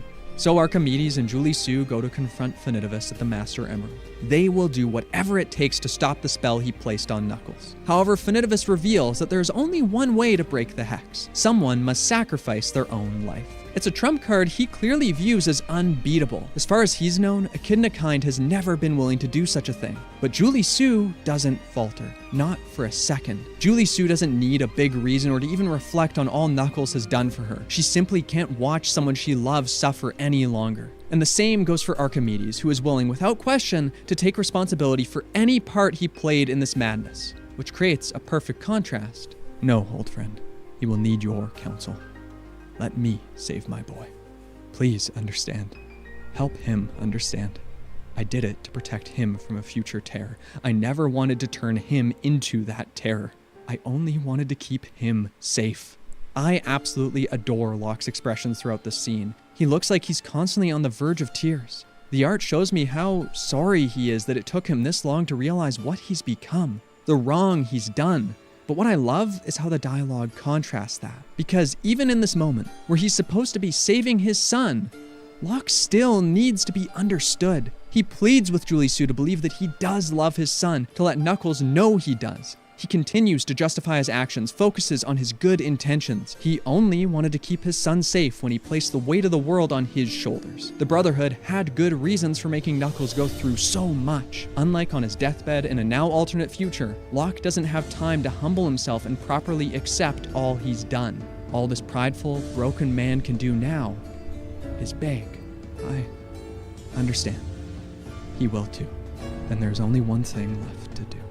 In so many ways, this is where he sacrificed his son's life. This is where it all went wrong. At this emerald, at this symbol of his duty. And he'll never be able to make that right. All the neglect, all the controlling words, all the distance, all the abuse, all the ways he's failed him. His chance to be a father, his child, his marriage. He already sacrificed those. He only has one thing left. Just one more thing left to sacrifice. So Archimedes teleports Finidivus away, buying Locke just enough time to sit at the Master Emerald and tap into its power one final time. He prays. The servers are the 7 chaos. Chaos is power enriched by the heart. But then he ends the spell differently. Not with the usual words of control or responsibility as a guardian and the purpose of their very existence. Instead, Locke gives up that control, and he ends this prayer not as a guardian, but as a father, with his dying breath finally being honest with himself, setting Knuckles free from the curse that he can only now admit he placed upon him. Release my boy. Give him his own life to lead. And it's that desperation, that final moment of shame, and the pain it brings Locke to accept it. That's what makes his sacrifice hit so hard for me. Because, yes, this scene was Locke's last conversation he ever had with his son. The final thing he said to him was a veiled threat about Knuckles' own mother. So Locke doesn't get to apologize to his son. He can never go back and change what he did. He will never get a second chance with his family. All he can do is die. And most fitting of all, he doesn't even truly succeed in setting Knuckles free. Sure, the spell is broken, but how could one act of repentance ever undo the consequences of what just happened? Of all Knuckles did as Enerjack and the way it will weigh on his conscience. And so, after Finidivus flees and denies Knuckles even the satisfaction of properly defeating him, Knuckles comes to a new conclusion. Let's go back down to the city. Let everyone know you're okay. No, you go back if you want. I'm never making that mistake again. I am the last guardian of Angel Island. I will protect the Master Emerald, and I will do it alone if I have to. And so, even in death, Locke has failed his son. Locke has left the weight of the world on his shoulders. Now we'll just have to see how long Knuckles can bear it this time. You want the most out of life, and realize... Damn, okay, is that it? Or is this just an ad? I don't know. It's usually a skippable ad. So I don't know if this is I don't know if this is just an ad or if it's done. No, there's more. Okay, there's more. We can take the place back ourselves. I don't know. Maybe they have a point. What? Dude, I know you don't agree with them. You need to do what you think is right. I did, and now my dad is... Nux, look, do whatever you want. Speaking from my own experience, for me, one of the hardest parts of coping with a traumatic event or a loss is the sense of helplessness. Sometimes that helplessness stems from the lowest moments of the experience, but often it's the lingering reminders that makes things so much worse. That wave that consumes even the moments where I feel like I have or already should have made progress, along with the feeling that I need to somehow fix what went wrong, but also knowing that sometimes there is no answer. I say all this because it's those feelings that Knuckles desperately fights against going forward, and the way the comic explores that inner battle is incredibly effective. From here, so much of Knuckles' character is defined by what happened on that one day. First, he glides over Albion, the ruins where he placed his people, including even his mom and baby brother. But he doesn't go down to speak with them. No, he can't face them, not after what he did. It's better if he keeps his distance. Maybe if they stay here, they can remain safe. Safe from Eggman, safe from the usual infighting, and above all else, safe from him. Much like his father, Knuckles finds that he can't bring himself to face his family. Or his friends. Then Knuckles goes to visit the Dingoes, now living in the desert on Angel Island where he sent them. So Striker, the Dingoes' former leader who Knuckles fought so long ago, shows him that they're rebuilding and thriving. It's only a matter of time before they return to the interior of Angel Island the echidnas have kept from them for so long. But Knuckles, unlike so many other echidnas in the past, isn't here to judge or subjugate the Dingoes. He's here to take responsibility, to tell Striker that he was Enerjack, that he placed Striker's people here, that he killed Striker's son. Finally, it's time for a guardian to be judged by the people they've looked down on for so long. Mice, Cage was a traitor. Your frankness is refreshing for an echidna. You can expect to see my army on the return before long. I understand. Thank you for your time, General. Then there's the Dark Legion, who had their technology stripped away by Knuckles, who had their way of life stripped away by Knuckles. Most of them aren't simply going to accept that. They'll want back what's theirs, but at this point, how would they ever do that? It's not as though the echidnas have a bunch of tech lying around right now, and that only leaves them one option, doesn't it? Dr. Eggman. So, in a cruel twist, Knuckles' actions as Enerjack have resulted in this. In so many of his people joining the maniac who almost destroyed their island and slaughtered most of their people. As such, Knuckles is now forced to fight against them as he attempts to stop Eggman. But Knuckles offers the Dark Legion a chance for peace, complete and total forgiveness. After all, he knows that they were backed into a corner and that at the end of the day, this and everything else is all his fault. Or at the very least, that's what Knuckles tells himself. In a desperate bid to make some sense of all that's happened to him, to not be a victim constantly asking what's going on, Knuckles takes full responsibility for everything. You can tell he wants his family to forget him, that he wants to be punished by the dingoes, and that he wants to fix his mistakes and redeem himself. Yet, at every turn, Knuckles is reminded by others that, no, reality is far more complicated than that. Albion is only a wasteland because of its leader's own actions. The dingoes aren't just helpless victims. No, as their own leader says, his son was a traitor. Someone who, along with many other dingoes, chose to throw in their lot with Eggman to subjugate an entire island and its people. Meanwhile, the Dark Legion's leaders chose to side with that very same monster for their own gain and a chance at power. And it's those same leaders who refuse to give it up now. Then there's the Brotherhood and their ways, which is not what Knuckles should be trying to replicate, closing himself off from his loved ones and suffering in silence for the greater good. In the end, Finitevus and Locke made their choices, and they did so with far darker intentions than Knuckles ever has. The only choice Knuckles made was not going home sooner, but that wouldn't have stopped Finitevus from destroying Albion. That wouldn't have saved New Mobotropolis. Sure, maybe none of these other awful things would have happened if Knuckles had just listened to his father, but he just won't ever know. And that's the problem. At the end of the day, nothing will change the fact that he did play some part in this, that he has some responsibility, and most of all, nothing will change the fact that his dad is dead. But there's one last mistake Knuckles made: his friends. He threatened them, almost hurt Julie Sue in a way he never would have been able to take back. And Knuckles can't stomach that. So, much like with his family in Albion, Knuckles watches and hides from them. And though he is able to come to the conclusion that he needs to stick with them, that doesn't mean the ambiguity of the situation or his growing confusion and sense of helplessness are suddenly easy to manage. And I love how real his friends' reactions feel to me. Some voice their concerns to others, while some don't have much of a direct reaction, acting more or less normal around him. Then there are those who offer advice when they can, or allow Knuckles the perspective he needs by talking about their own problems. But still, as Knuckles' feelings of helplessness grow, they threaten to hurt the one he loves most. See, Julie Sue is worried about Knuckles, and when she goes to check up on him, he's acting cold and distant, and eventually starts talking about how he's a screw-up who can't trust himself to do anything right. He says that maybe if he just followed along with everyone else, stopped thinking for himself, things would be better. You did that too, you know. So what do you want me to do? I listen to my dad and I'm alone forever. I listen to everyone else and I let Angel Island get torn apart. I listen to myself and I make everything worse. Nux. Don't try to tell me that everything will work out. My dad is gone. My people were almost wiped out. I can't face my mother. I don't know what to do, and it's driving me crazy.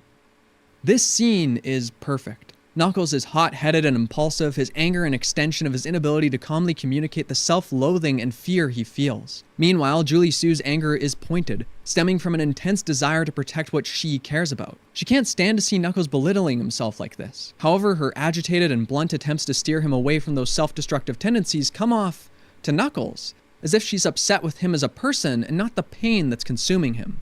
I mean, when she says, "Don't you dare think this affects only you," she isn't mad at Knuckles for being upset. She's frustrated because he thinks he's somehow alone in this. She hates that he's growing more distant from her and that he's trying to carry this on his own. And of course, there's the way they both leave the argument. While Knuckles is mad at Julie Sue because she's attacking him, Julie Sue is mad that Knuckles is once again choosing to isolate himself. It's a wonderful web of intentions, miscommunications, and subtext, where by the end you can feel that neither of them understand what the other wants or needs. And because they're both very aggressive personalities, they act harshly towards each other here. This is the first real fight they've ever had as a couple, and one so loaded with baggage that I wasn't even sure how these two simple teens would begin to unpack it all, let alone be able to dissect the emotional side of things. I could see Julie Sue or Knuckles thinking the other hates them now, or pretending like it didn't happen, creating a constant tension. In the worst case, they could end up like Knuckles' own parents, constantly fighting and talking past the other until they can't bear it any longer. With Knuckles already, like his father, choosing to take out all his personal baggage on the one he loves most.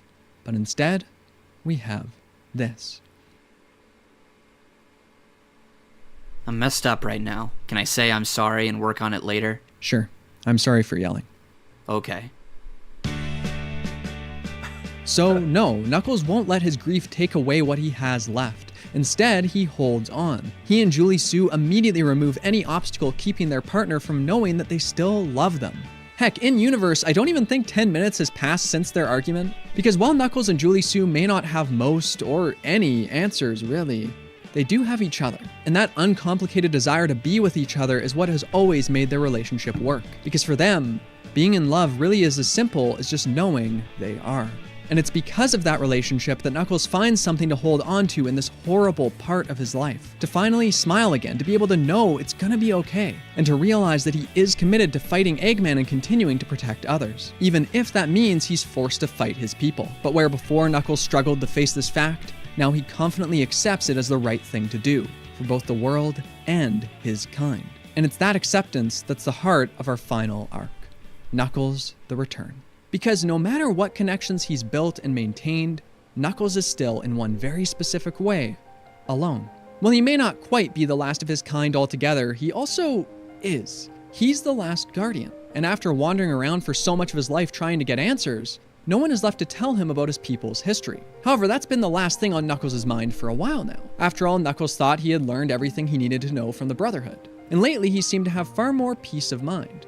So when he comes upon parts of Angel Island he was unaware of or encounters pieces of his past that he can't comprehend, he grows increasingly frustrated. Because, as he says, apparently someone is still keeping secrets from me. The implication here is clear. Knuckles wants answers not just because it's his duty as a guardian, but because this is something he was meant to get from his father. All in all, this hyperfixation on the past is just another way he's focused on his dad and his death. So, just as Knuckles clinging to his trauma has threatened his relationships and his peace of mind, his history might too. Because, in a sick twist of fate, the only one left who could possibly give him any answers is Dr. Finitevus. See, Finitevus has been at work while he's away. He's joined with Dr. Eggman once again, attaching chains to Angel Island that will drag it back down to the very hole it sprung from all those centuries ago. So now these two individuals, focused on their people's past, are once again on a collision course. But when Knuckles faces the Doctor, Finitevus doesn't jump to a fight. No, he wants to talk with Knuckles. After all, they've both been looking for the same thing, haven't they? Answers. If Knuckles will join him, Finitevus can give him those answers. The clarity he's searched for his entire life. Anything he wants. Anything I want. I want my father back! I want to be able to face my mother again! I want to be able to face my people again! And I want you off my island! I adore this scene because of what it represents for Knuckles.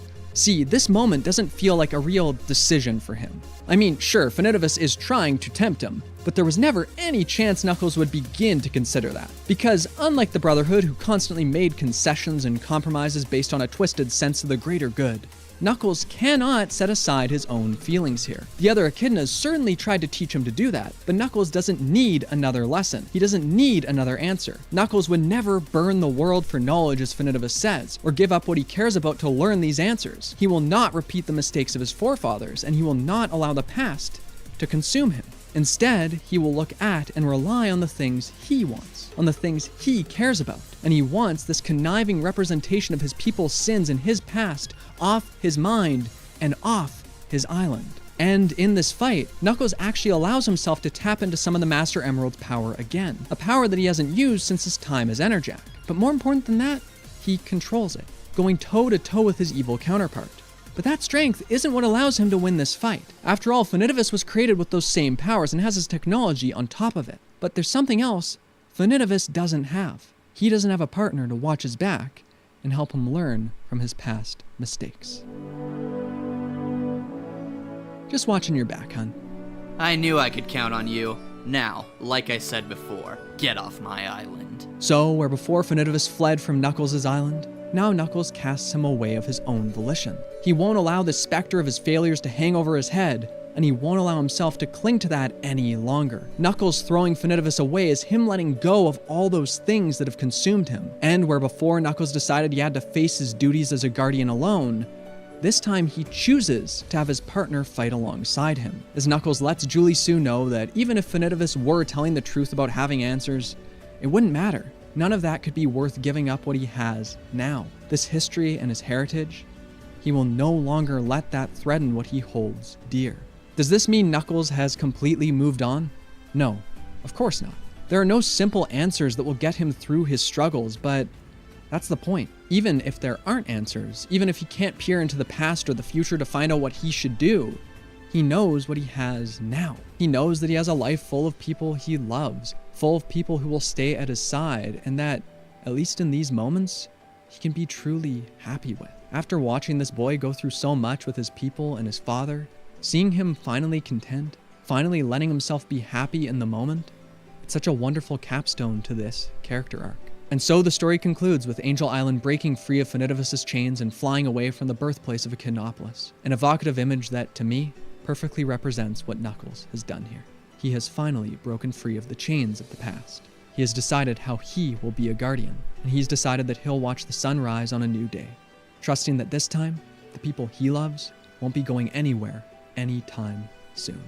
Because in the end, it wasn't Locke who saved Knuckles, it wasn't his abuser. No, it was the people who have actually been here for him this whole time. Those who have actually watched over him, and those who have actually always wanted what's best for their favorite guardian. If you've read the Archie Sonic comic, then you've probably noticed that there's a bunch of stuff wrapped up in the Knuckles story that I skimmed over or skipped. Stuff with the Dark Legion, the Dingoes, the Chaotix, and all the stories that follow this moment right here. And I will discuss those things in time. But for now, I wanted to focus on this. That, at its heart, Archie Knuckles' story is about a young man healing from his trauma and pain, coping with a world that seems impossible to face without losing yourself in the chaos of it all, and how the way you can make it through is by holding on to your loved ones. And I just think that's wonderful.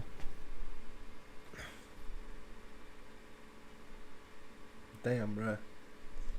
Okay then. I did not know that was going to be that deep, bro. Oh man, okay. Yeah, that was... yeah. That was really damn deep. Oh god, okay.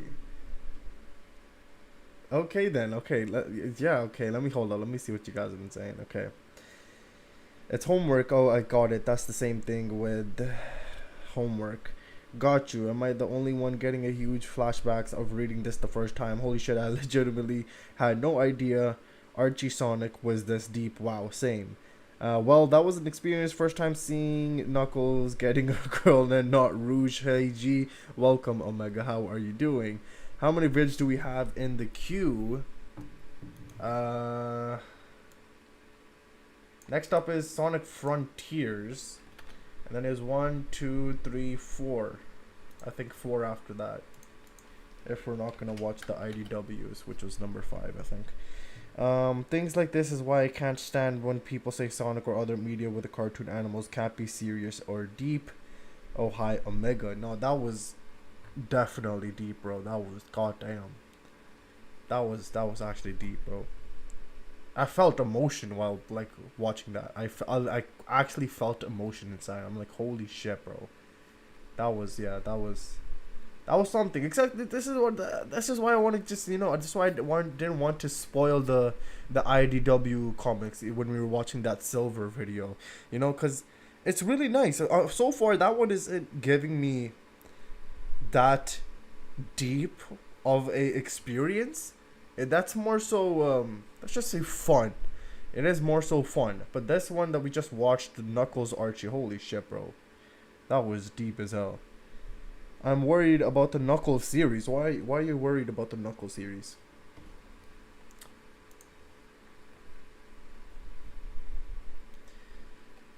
Alright, okay, we're just gonna go into the next video because it is like near almost 20 minutes long. Wait, actually, I forgot Joey, my bad. Before we get into that video, we did have Joey's song.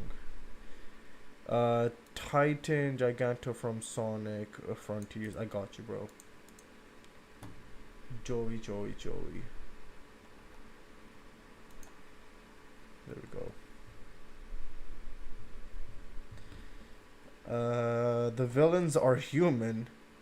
I don't know how they will do that bad. Oh god.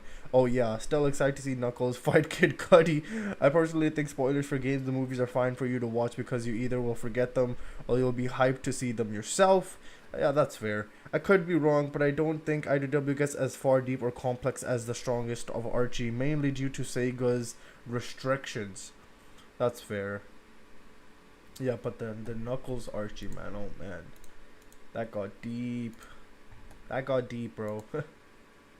Okay, let's see Joey's song. There we go. Okay. Bruh, Eggman is human. Give it a chance. Or is he actually a human? Yes, I guess he is. He is. Okay. Kid Cudi gave me Prowler vibes. Okay, let's just listen to this song first. Hold up.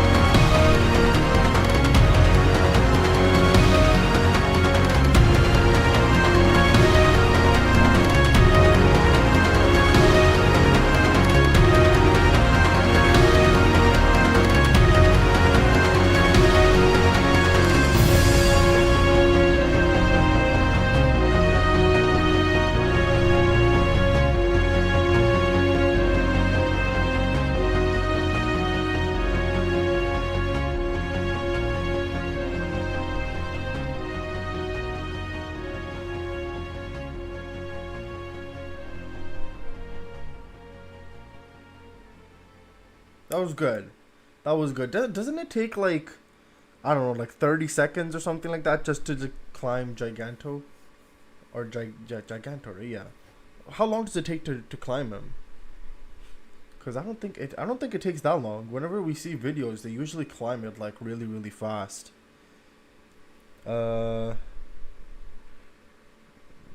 but he can be good live action parlor since he loves Spider-Man 2, but if Marvel went to cast him that.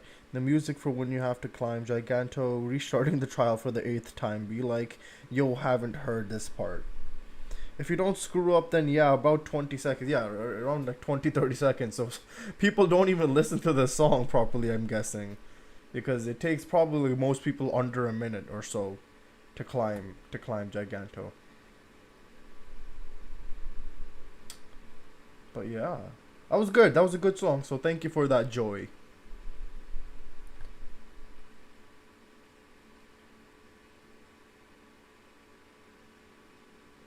Yeah, that was a really good song. Hold on. Let me see what was. Oh yeah, Sonic Frontiers is next. We were watching Sonic Frontiers. They make a 4-minute song that builds, but climbing Giganto takes like 30 seconds. Yeah, exactly.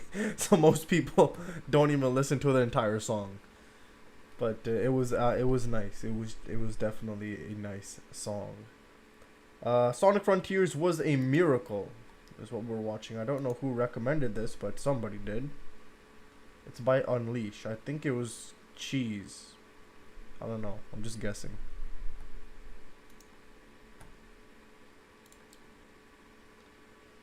All of my homies love Giganto.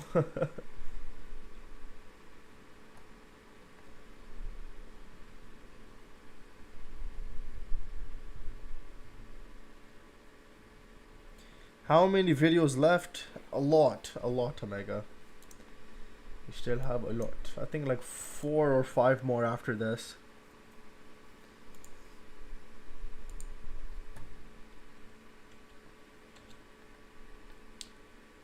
Alright, well, let's watch Sonic Frontiers being a miracle. Oh, I forgot to turn the volume on. Sonic Frontiers is one of the most unpolished, directionless, and uninspired Sonic games out there. Heck, just our games in general. But somehow, despite all of the problems the game has, it is still somehow a really fun and great game. After the disappointment that was Sonic Forces, people had zero faith that Sonic Team could make a good game again. Well, maybe not zero, but a very little faith that they could do it again. And after hearing that the team behind Sonic Forces, a game that failed to be linear and good, were moving on to be making an open world game, our hopes were at an all-time low. But somehow, just somehow, the developers managed to pull through and produce a good game. Now, it is no secret that the development of Sonic Frontiers was not a nice story to hear at all, because of course Sonic Team is under the management of Sega, and Sega isn't really the greatest of companies out there. And because of all that, it is honestly a big surprise that Sonic Frontiers even turned out to be a good game in the first place. And with the brand new development information that we have on the game in today's video, it honestly seems like a miracle that this game even turned out as decent as it is. Like, the stuff we're about to read in today's video is no joke, man. Like, it's genuinely so baffling that this game even turned out as good as it was, as I said already. So, yeah, we're going to take a look at it in today's video. So, without any further ado, ladies and gentlemen, boys and girls, let's take a look at the information at hand. Onto Sega's new recruitment page, we Sonic Rush. Actually, hang on, just before we carry on with the video. Something tells me that you're not subscribed. How do I know that, you ask? Most of the people... No, I'm not. Come on, man. No, I'm not. Bro, get me to the video. Different games and Sonic... So recently, Sega Anyways, I'll stop bothering you now, so on with the video.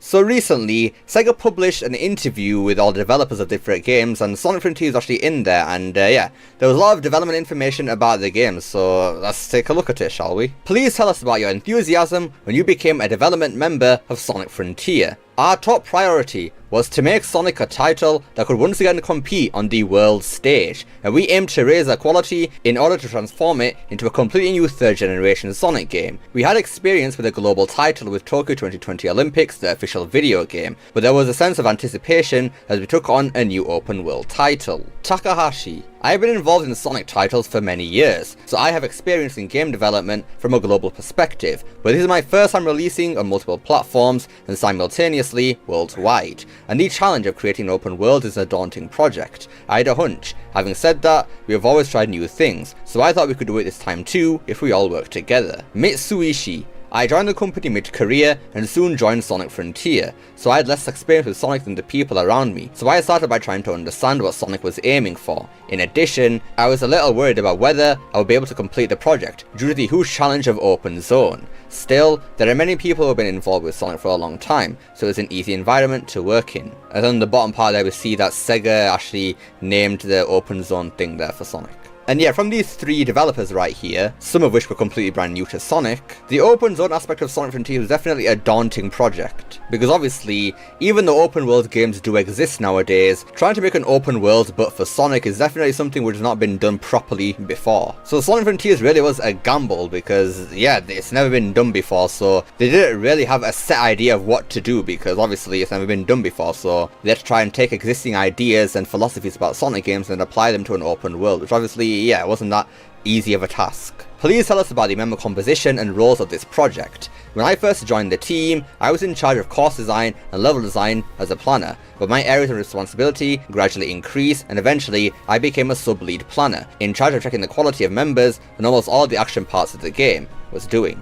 Why is there full stop there? Okay, retranslation, whatever. The development team had a maximum of 20 planners and a maximum of 120 development members, including designers, programmers, sound, etc. So for a while, there's been a common misconception that Sonic Team only had 60 people working in Sonic Frontiers, but as you can see right here, no, there's actually 120 of them, maximum at least anyway, so could be a little less than that, but yeah, it's still double of what we originally thought, so even still, that's still kind of impressive for people who are inexperienced with the open world genre for Sonic, so yeah, I still say that's pretty impressive. But now that we know for certain that 120 people are working in Sonic Frontiers and the Sonic team is also expanding, there should be no excuse for developers being incompetent for the next game now, because they have all the ideas set in stone now, they just need to apply them and improve with them again, so yeah, no excuse there really. Takahashi. As a background designer, I was mainly responsible for creating objects for the mystery-solving content of Open Zone. At the same time, I was the sub-leader of a background design team of up to 25 people, organising the organisation and managing schedules. Mitsuishi. The programmers were divided into several teams based on play within the game, and I was a team leader for the puzzle-solving content program on the Open Zone.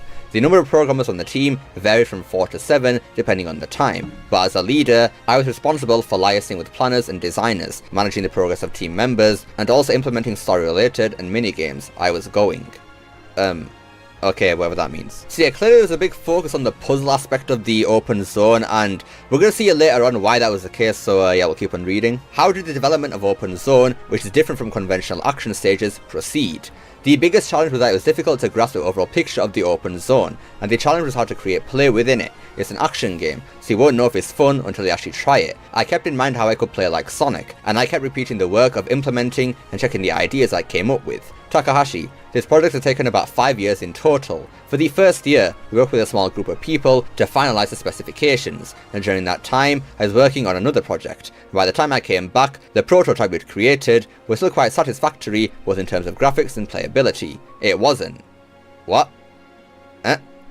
Okay. In the project, we're using an in-house game engine called Hedgehog engine that specializes in Sonic's gameplay, but development of this is also progressing at the same time. We are working on the creation of Open Zone. We continue to add necessary features one after another. The team is filled with a sense of crisis. We have to create something new. If we fail here, there will be no chance. So essentially, Sonic Frontiers was Sonic's last chance at having big video games again, essentially. And it does make sense because at this point in time, for the context of Sonic Frontiers, we had just come off of Sonic Forces, Sonic Boom, Sonic Lost World, and that lasted about a decade nearly. So from the perspective of Sega, yeah, if Sonic Frontiers bombed and just completely flopped, yeah, I guess that would mean to them that Sonic just doesn't pull big games anymore, so what's the point even putting any effort into that? And anyways, at that point in time too, the Sonic movies were doing really well, so they'd probably just move away from video games for a bit and just go all multimedia, like Sonic Prime and stuff like that, and yeah, it'd be basically a very low point in the Sonic franchise, essentially. I mean, the video game franchise would have no video games, or very little of them, so yeah, that's not good at all. Mitsuishi. At first, the main focus of the open zone play was solving puzzles, but we implemented the specification that the planner had put forth and thought, would it be more fun to do something like this? And then we looked at the reactions. However, I rebuilt it quite a bit. At the prototyping stage, there were cases in which there were no specifications, so programmers created prototypes and proposed them to planners, and in some cases, they were actually adopted and implemented as gimmicks. So at one point in time, all the platforming in the open zone was not there. Like, it was just gone. It was mostly just all the puzzles that we have. You know, all the basic stuff that were in the original game where you stand on a switch or do a homing attack or hold the parry for one thing, even though it's a holdable parry, so it doesn't matter. Yeah, at some point in the game, those were the only things present in the open zone. Oh my god, can you even imagine that? That would have been awful. Genuinely awful. Even though all the platforming in the sky looks so darn ugly, it would have been nice to have that there than not have it there, because what would he even done in the open zone? I mean, Sonic's physics had no physics, so what would he even do with all the hills I can apparently roll down, because there's nothing there. There's literally nothing there to do. It would have been the most dry and barren wasteland of an area probably ever in a Sonic game. Even worse than Soliana the Jungle in Sonic 06. The towers that are on Kronos, Ria and Aranas might still have been there, but yeah, apart from that, platforming was not even there at all, so I guess that kind of makes sense as to why it's all just floating in the sky and the frontiers that we have right now, because at one point, they were even going to be adding that in. That was all like a last minute thing. And obviously they already made these massive islands already and all the terrain and whatnot, so only thing they could do at that point was just add it all in, so that's why it's all in the sky. Probably why the popping is so bad, because they weren't planning on having it all there in the first place, so yeah, that's basically all the reason why. The playtesters saved the game because they said that the open zone was boring, and then because of that, all the rails and stuff got added, so thank god for that, man. Thank god for that. Ria Island would have been the entire game, with just nothing there, just completely basically empty. And we have actually seen evidence of this too in that beta footage of the game where we saw Sonic jumping off a hill, I think in like Aranas Island, and there was nothing there. And I'm guessing that is a prototype of the game having absolutely no platform in the open zone, and yeah, even just looking at that, that looks so empty and dry, so thank god we did not end up with that, thank god. Takahashi. After going through the prototype stage, the open zone island, which began work in earnest, has a surface area more than 3 times that of Kronos Island, the first island Sonic arrives at in this work, and is equipped with many mystery solving gimmicks. It was something like that. For example, the rotating stone statue at the beginning of the game is one of them. Although it was a new attempt for the Sonic series, it lacked a sense of speed, and we ended up thinking, this isn't a Sonic game. Okay, so they at least acknowledge that a lot of the... Hey, Gortor is going... Oh, wait. I think today or tonight I have to go to bed earlier because of school, so goodbye, I guess. Dang, good night, Gore. Okay, well, yes, sleep is important, Gortor, so yes, you do need to get some sleep. Gortor says thank you, good night, Gortor, sleep well, and hopefully we can see you next live stream. But sleep, do get some sleep. Do get some sleep, please. Get some sleep. Sponsor time. I have a short meme recommendation. Okay, we'll watch that after this video, cheese.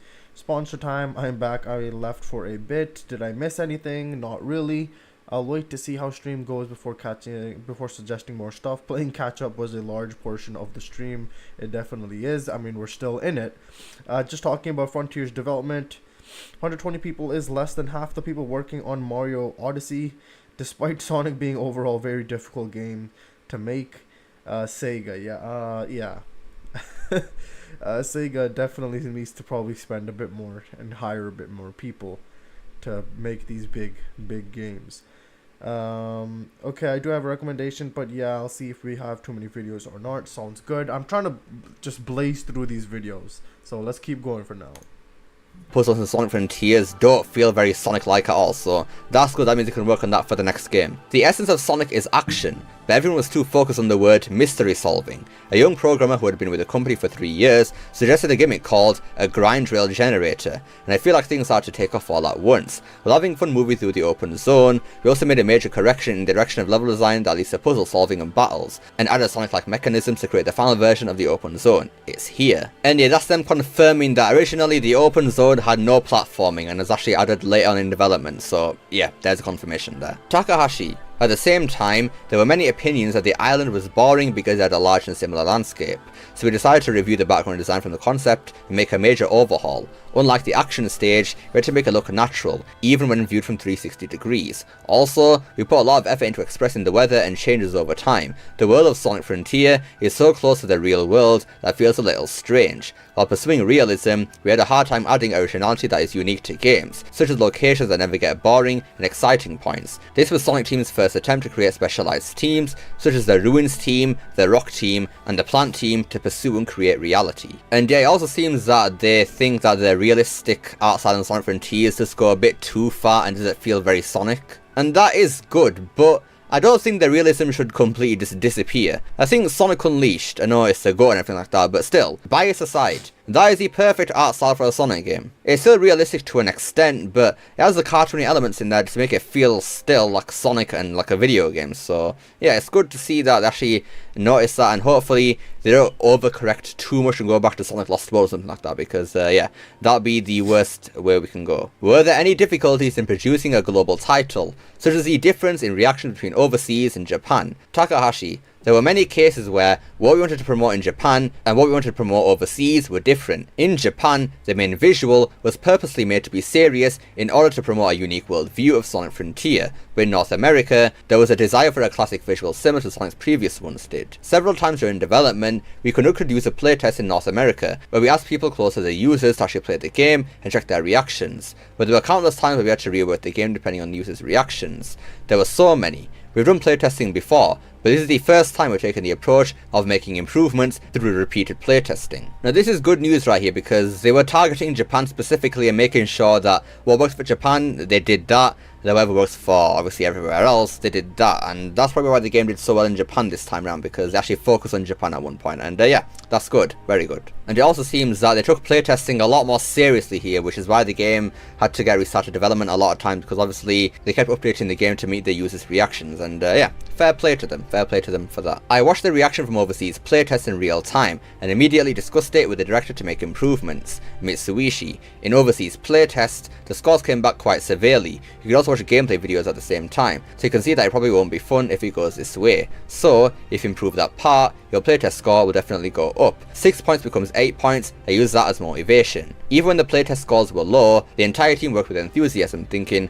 Sonic may have been okay up until now, but let's reach a higher level of fun. Basically, my role is to judge whether the prototypes that have been submitted are playing like Sonic. Sonic is a platform action game, so the first requirement was for it to be a fun game where you can run, jump and move around. When playtest scores were low, we took into account comments and feedback and took measures to perfect the open zone play. When the playtest scores from overseas users finally rose to 8 or 9 points, there was a feeling within the team that we can do this. So yeah, clearly Sonic team have some very high spirits here, which is good. They are very enthusiastic about making Sonic good, so we have passionate people on the development team. That is very good. And thankfully it all worked out, so clearly for the next game their spirit's going to be even higher because they know what to do now. They just gotta replicate it and make it better. Please tell us your impressions after completing the project and what you would like to try in the future. Sonic Frontier goes beyond the traditional Sonic stage clearing format to become a game with even more freedom, allowing you to enjoy action in 360 degrees in an open zone. There was a lot of pressure to deliver quality that will live up to the company's banner, but thanks to everyone's support, we were able to move forward with updates to the main story. This was my first time participating in the development of Sonic, and I ended up being involved in all action aspects as a leader,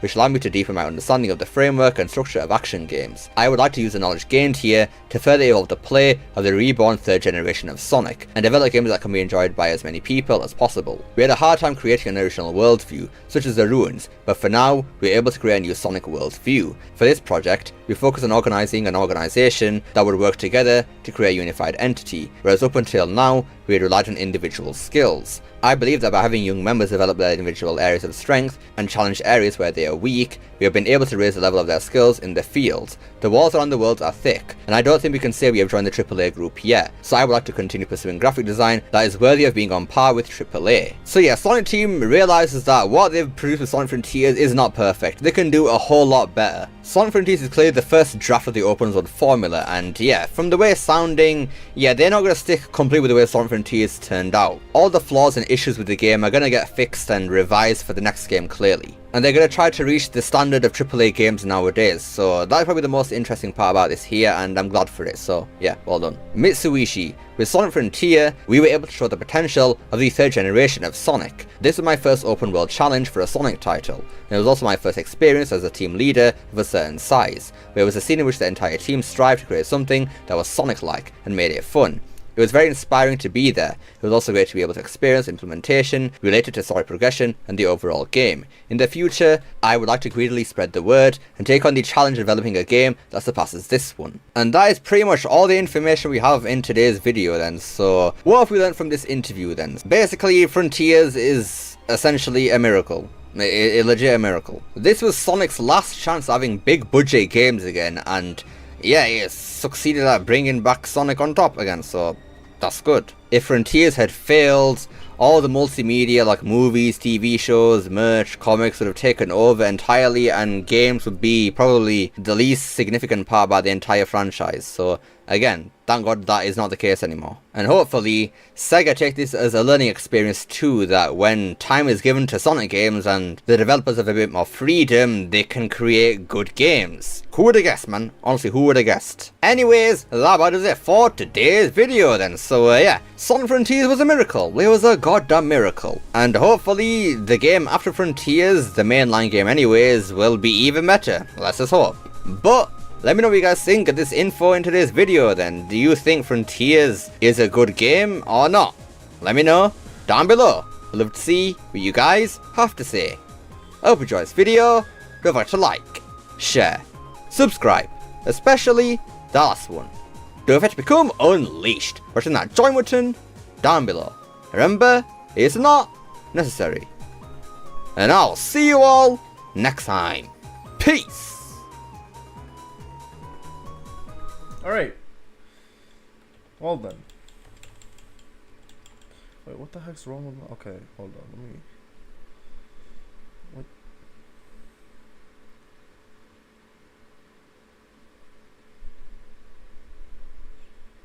Bro. Why? What? Okay. Okay. Anyways. Yeah, that was that. Okay, what was next? I think next up is some music.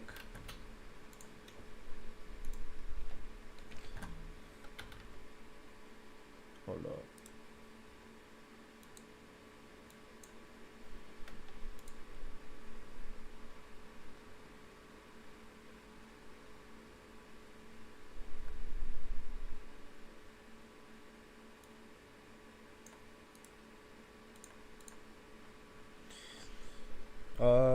AAA or AAA standards. I hope AAA standard means high quality and worthwhile content and not greedy practices and shipped unfinished. Coin flip right there. Like more content. Like more recent non-Sonic related games like service Sonic game. I would toaster bath. Oh my god. Live service Sonic game. Uh-oh.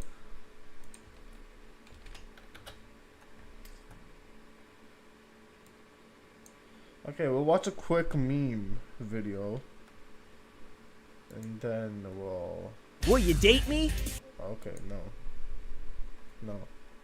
Give me a second.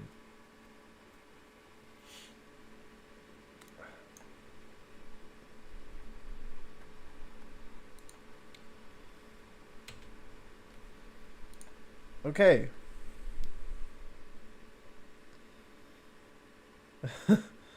We're gonna watch this. Will you date me? Hold up. Wait, what? Okay. Well. Oh, Jets. Yeah, it's Jets video. All right, let's see this. Let's see this. I know the meme already, kind of old, but still funny. We definitely need to do a few of these. Will you date me? Breathe if yes. Recite the Bible in Japanese if no. はじめに神は天と地とを創造された。 What the? 地は形なく虚しく闇が淵の表 Is that にあり actually the 神の Bible? 霊が水の表を覆っていた。 Can you stop breathing too? 神は光あれと言われた。 I would have preferred you just beat me up and call me gay. Okay. Okay then. Alright. Alright, okay. Based Shadow, yep. Alright, okay, next up we're gonna listen to a song, Ungratify electro extended mix Sonic Riders. Let's listen to this and then.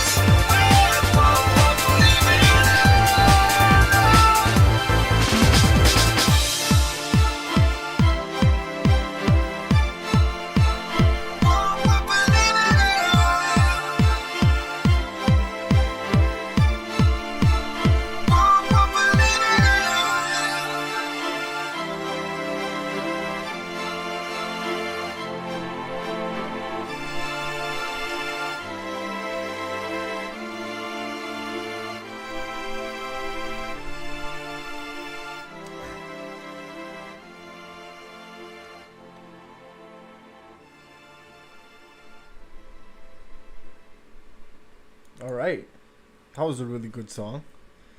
I need to vibe for a little bit. I liked it. Send the last video to Tim. I feel like Tim would just edit the video and just instead of Shadow start speaking in Japanese, he would probably just make him breathe. I gotta plug the Wii back in for some riders.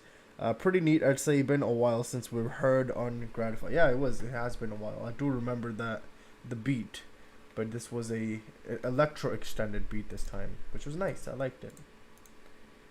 It was nice. Okay, now I think we're finally getting into the recommendations for that were sent today. I think so, but Let's see. Let us see what is here. Oh my god. Okay, I don't know if I don't know if I want to watch this video, man. Oh man. Hold on, let me see how long these videos are. I want to see what the shortest video is and probably watch that first.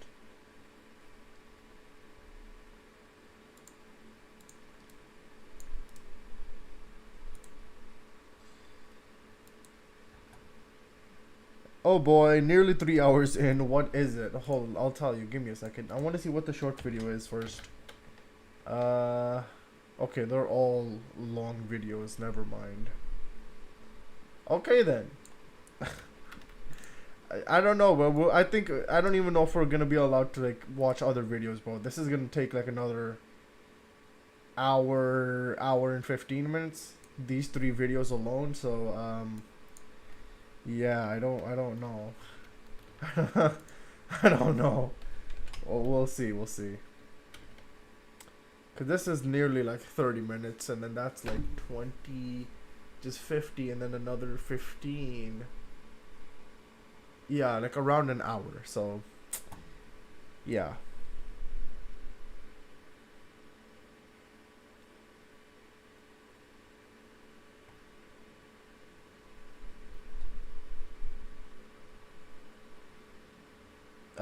Dang.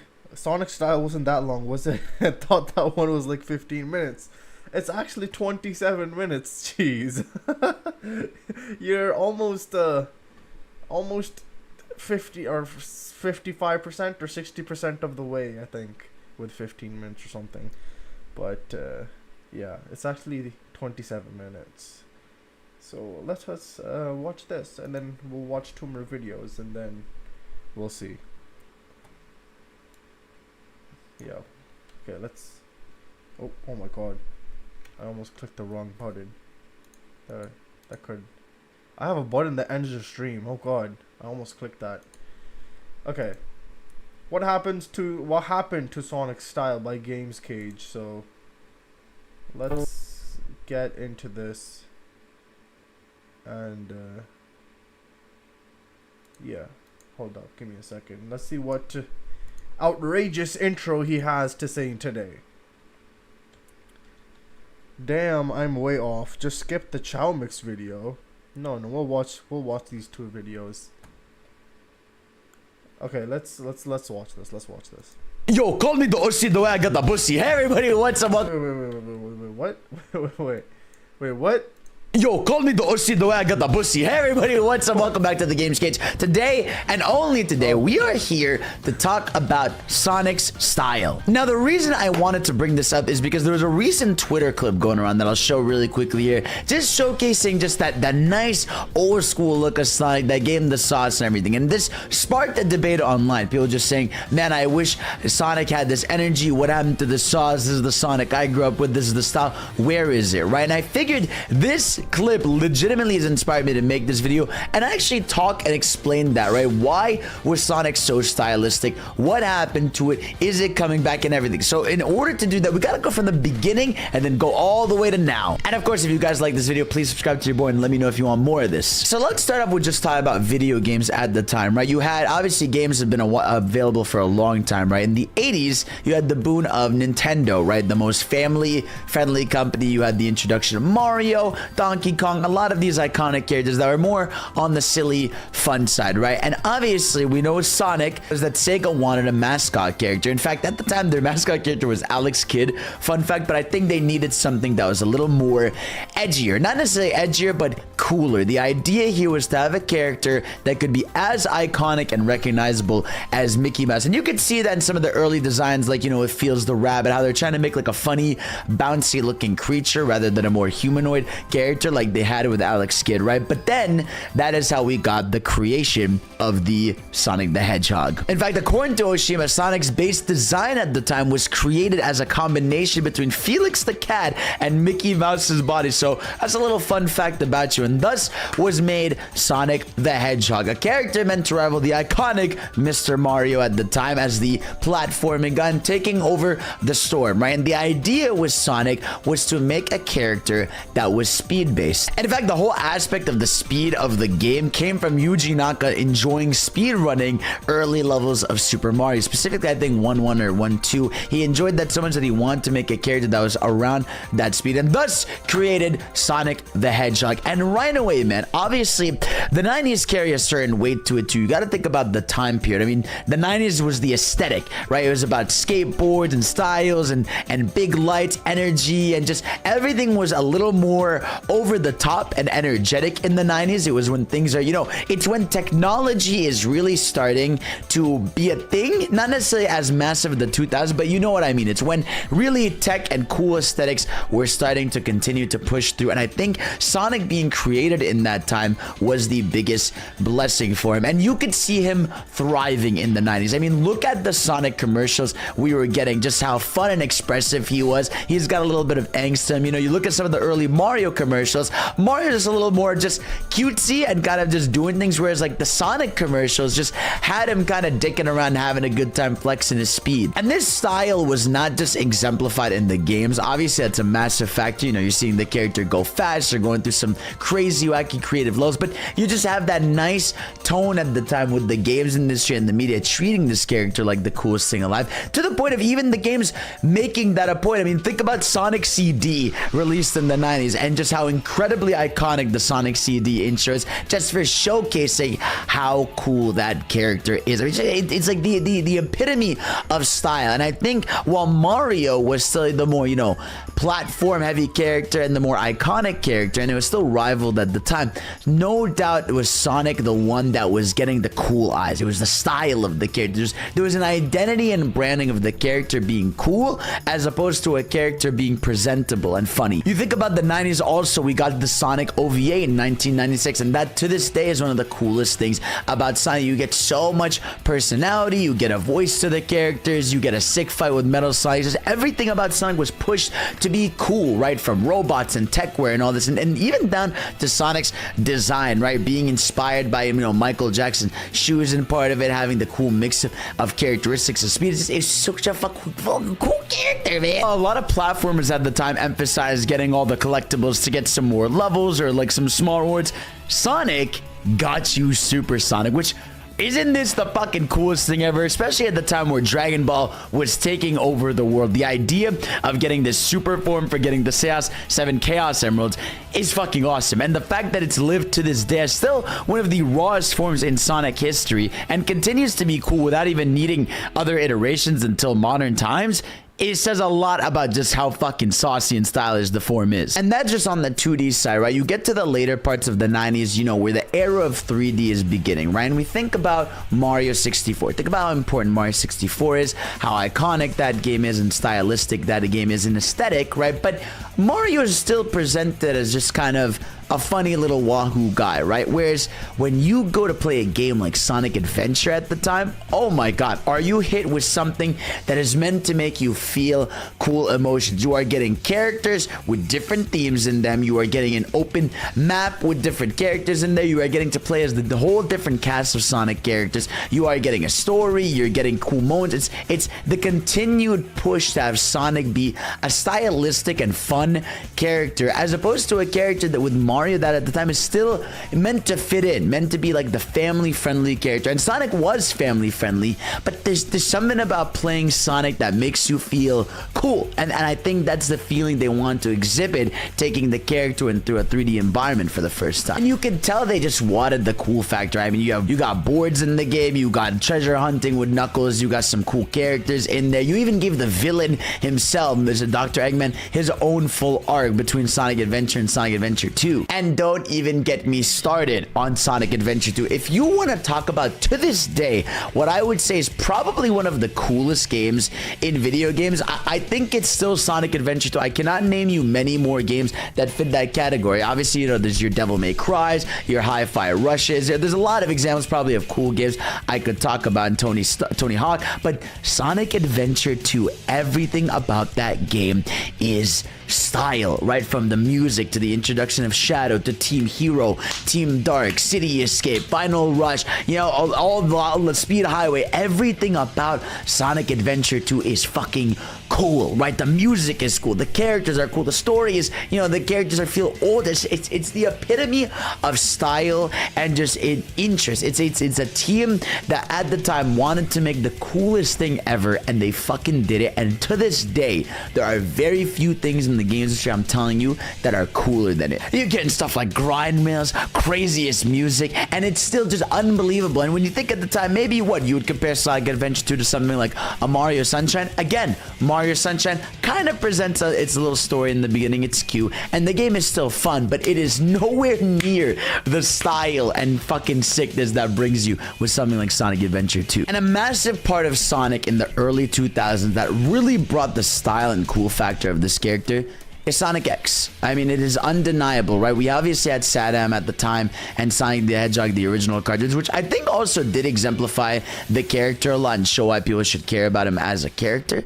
But I really do think Sonic X is the reason why Sonic is so beloved today for a lot of people. Debuting on 4Kids and kind of taking over the world from the intro to the style and everything. I really think Sonic here exemplifies why he is the coolest person. In this show, when you go back to Sonic X, there's a lot of flaws with it. You know, a lot of animation issues, a lot of pacing issues, a lot of filler episodes. But the one thing that always stuck out was Sonic was presented to always be sort of the magnum opus. He was a character that would be chilling out all day, and he would be sort of the last resort a lot of times to saving the day, because he knew he was going to. Whenever Sonic showed up, you knew it was fucking done, which is why a lot of the show doesn't have Sonic early on, right? Because he's the character that when he pulls up, the damage is done. And I think from his smirk to how he treats his friends to how everybody loves him to how cool he's presented, that was such a massive factor of why we love him to this day. I think Sonic X's portrayal of Sonic is what people look back to. You know, you have Jason Griffith bringing life to the character, starting with a bit of a nerdy voice, then getting a little more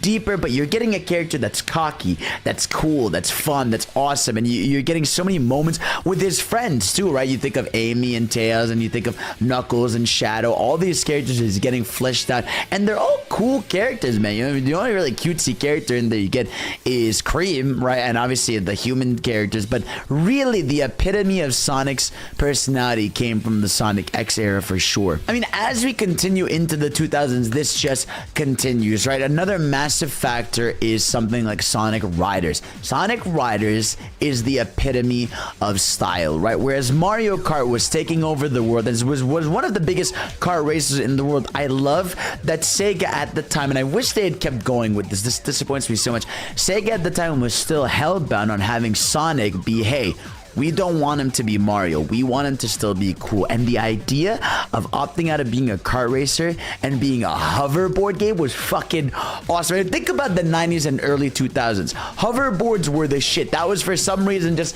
the coolest idea of something to have. If you even look back at something like Back to the Future, right? Hoverboard gaming is so cool. You're having a game where you're doing tricks, right? Which even Mario Kart didn't even have the time, and they introduced later. Sonic Riders has tricks. It has the character wearing extreme gear. That alone is crazy. You got a whole cast of characters with the coolest designs. You got a cool story. You got cool rivals. And like Sonic Riders at the time is just, I feel, is a massive factor of the continued style and sauce that Sonic had in the 2000s. It was such a big deal for a lot of people. I'm telling you, man, there was nothing cooler than that game's art style. Look at the game's intro, man. Look at the game's intro. It's still to this day what people yearn for. I mean, there's a lot of mods for Sonic Riders because it's so fucking cool, right? And from Sonic Riders to Zero Gravity, and even though Free Riders was ass, I still way appreciate that more than what we got later on. Even on the handheld side of things for Sonic the Hedgehog, you think about the Sonic Advance games, which to this day, those sprites are some of the best sprites not only on GBA, but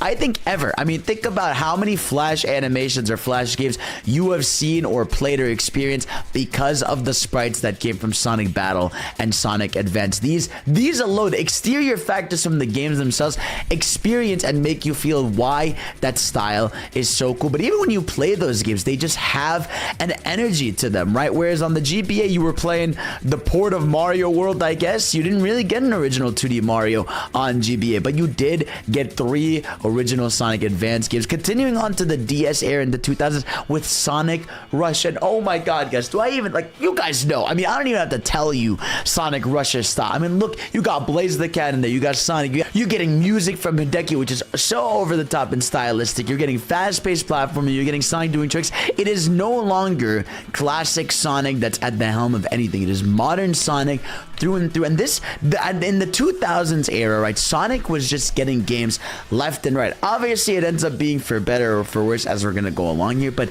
Sonic Rush, even a game to this day like Shadow the Hedgehog, which was in 2005, 2006, I believe, actually 2005, is such a funny thing to exist because it was just continuing the idea that Sonic has to be cool. And even though Shadow, I think, takes it a little bit too far, isn't it fucking cool? Isn't Shadow the coolest thing? Isn't this world just the coolest? They just want to make Sonic dope and have the sauce. And where things start to change is 2006 and onwards. I think Sonic 06 was a big attempt at making Sonic more mature and cool, right? You can tell by the designs, even Sonic's quills being longer, the energy from stuff like the box art to even renaming it just Sonic the Hedgehog, aiming it to be a reboot and having it be more mature in tone. I'm not going to get into everything about Sonic 06. You already know the story, but you can tell from playing that game, it is still something that aimed to be still mature and still cool as shit. I mean, the idea of playing as Sonic, Silver, and Shadow as the main 3 hedgehogs for the campaign instead of any other character was fucking dope. Like, you know, regardless of how you think, it is such a cool idea. And they kept that as they kept going, right? You have a game like Sonic Unleashed where you only get to play as Sonic. It's a game where the boost formula was so fun and unique, right? And you're thinking about that era, you know, PS3. If you were to compare with Nintendo, you're getting games like Galaxy at the time, which Galaxy is unbelievable, undeniably beautiful, one of the best games ever made, right? But you think about Sonic, something like Sonic Unleashed, and it is just one of the coolest things. The daytime stage levels are so dope. You got the Werehog that's continuing sort of the angst from Shadow the Hedgehog in some ways, right? And you're getting an over-the-top game leading into Sonic and the Secret Rings and Sonic and the Black Knight, which were games that maybe aren't the best, but are still some of the best representations of Sonic as a character to this day. I'm talking about some snarky attitude. I'm talking about the beautiful art style. Sonic with some of the best lines he's ever had in the series. I mean, listen to some of this shit. Every world has its end. I know that's kind of sad, but that's why we gotta live life to the fullest in the time we have. At least, that's what I figure. It just felt like from the 90s up to, you know, the early 2005 to 2008, Sonic was trying to just continue to be the coolest character around. But there is the big moment, and I believe this big moment, and you're all gonna know it right away, is Sonic Colors. Now, I love Sonic Colors, one of my favorite Sonic games to this day, but this game, you got to keep in mind, was meant to be a sort of younger entry. In fact, the team at the time said that they were aiming for a younger age group. Now, I wonder if this was just because at the time, platformers weren't doing as well. You know, it was the era of the PS3 and Xbox 360 where shooters are taking over, but at the same time, the Wii was dominating the world, right? Wii was over the moon in the world, right? And I think they had taken their attempts with their more serious tones with Black Knight, Secret Rings, and Unleashed on the Wii, but I think they wanted something that maybe a younger audience could just get into and play without dealing with anything, and that was Sonic Colors, right? And you can tell that the style is completely different because, one, we got a new voice actor when it comes to Roger Craig Smith, and not just that, but we got a new writer, and that is Ken Pontek, who wrote a bunch of cartoons and things that people weren't necessarily biggest fans of. I know they worked on Pac-Man Ghostly Adventures. They worked on Happy Tree Friends of all things. Now, I know that these guys have prefaced and said that, look, we didn't have that much leeway with Sonic Team. Sonic Team was very strict about how to do stuff, but I still question the idea of why were these guys in charge, because when you think of something like Sonic Colors, I adored that game with my life.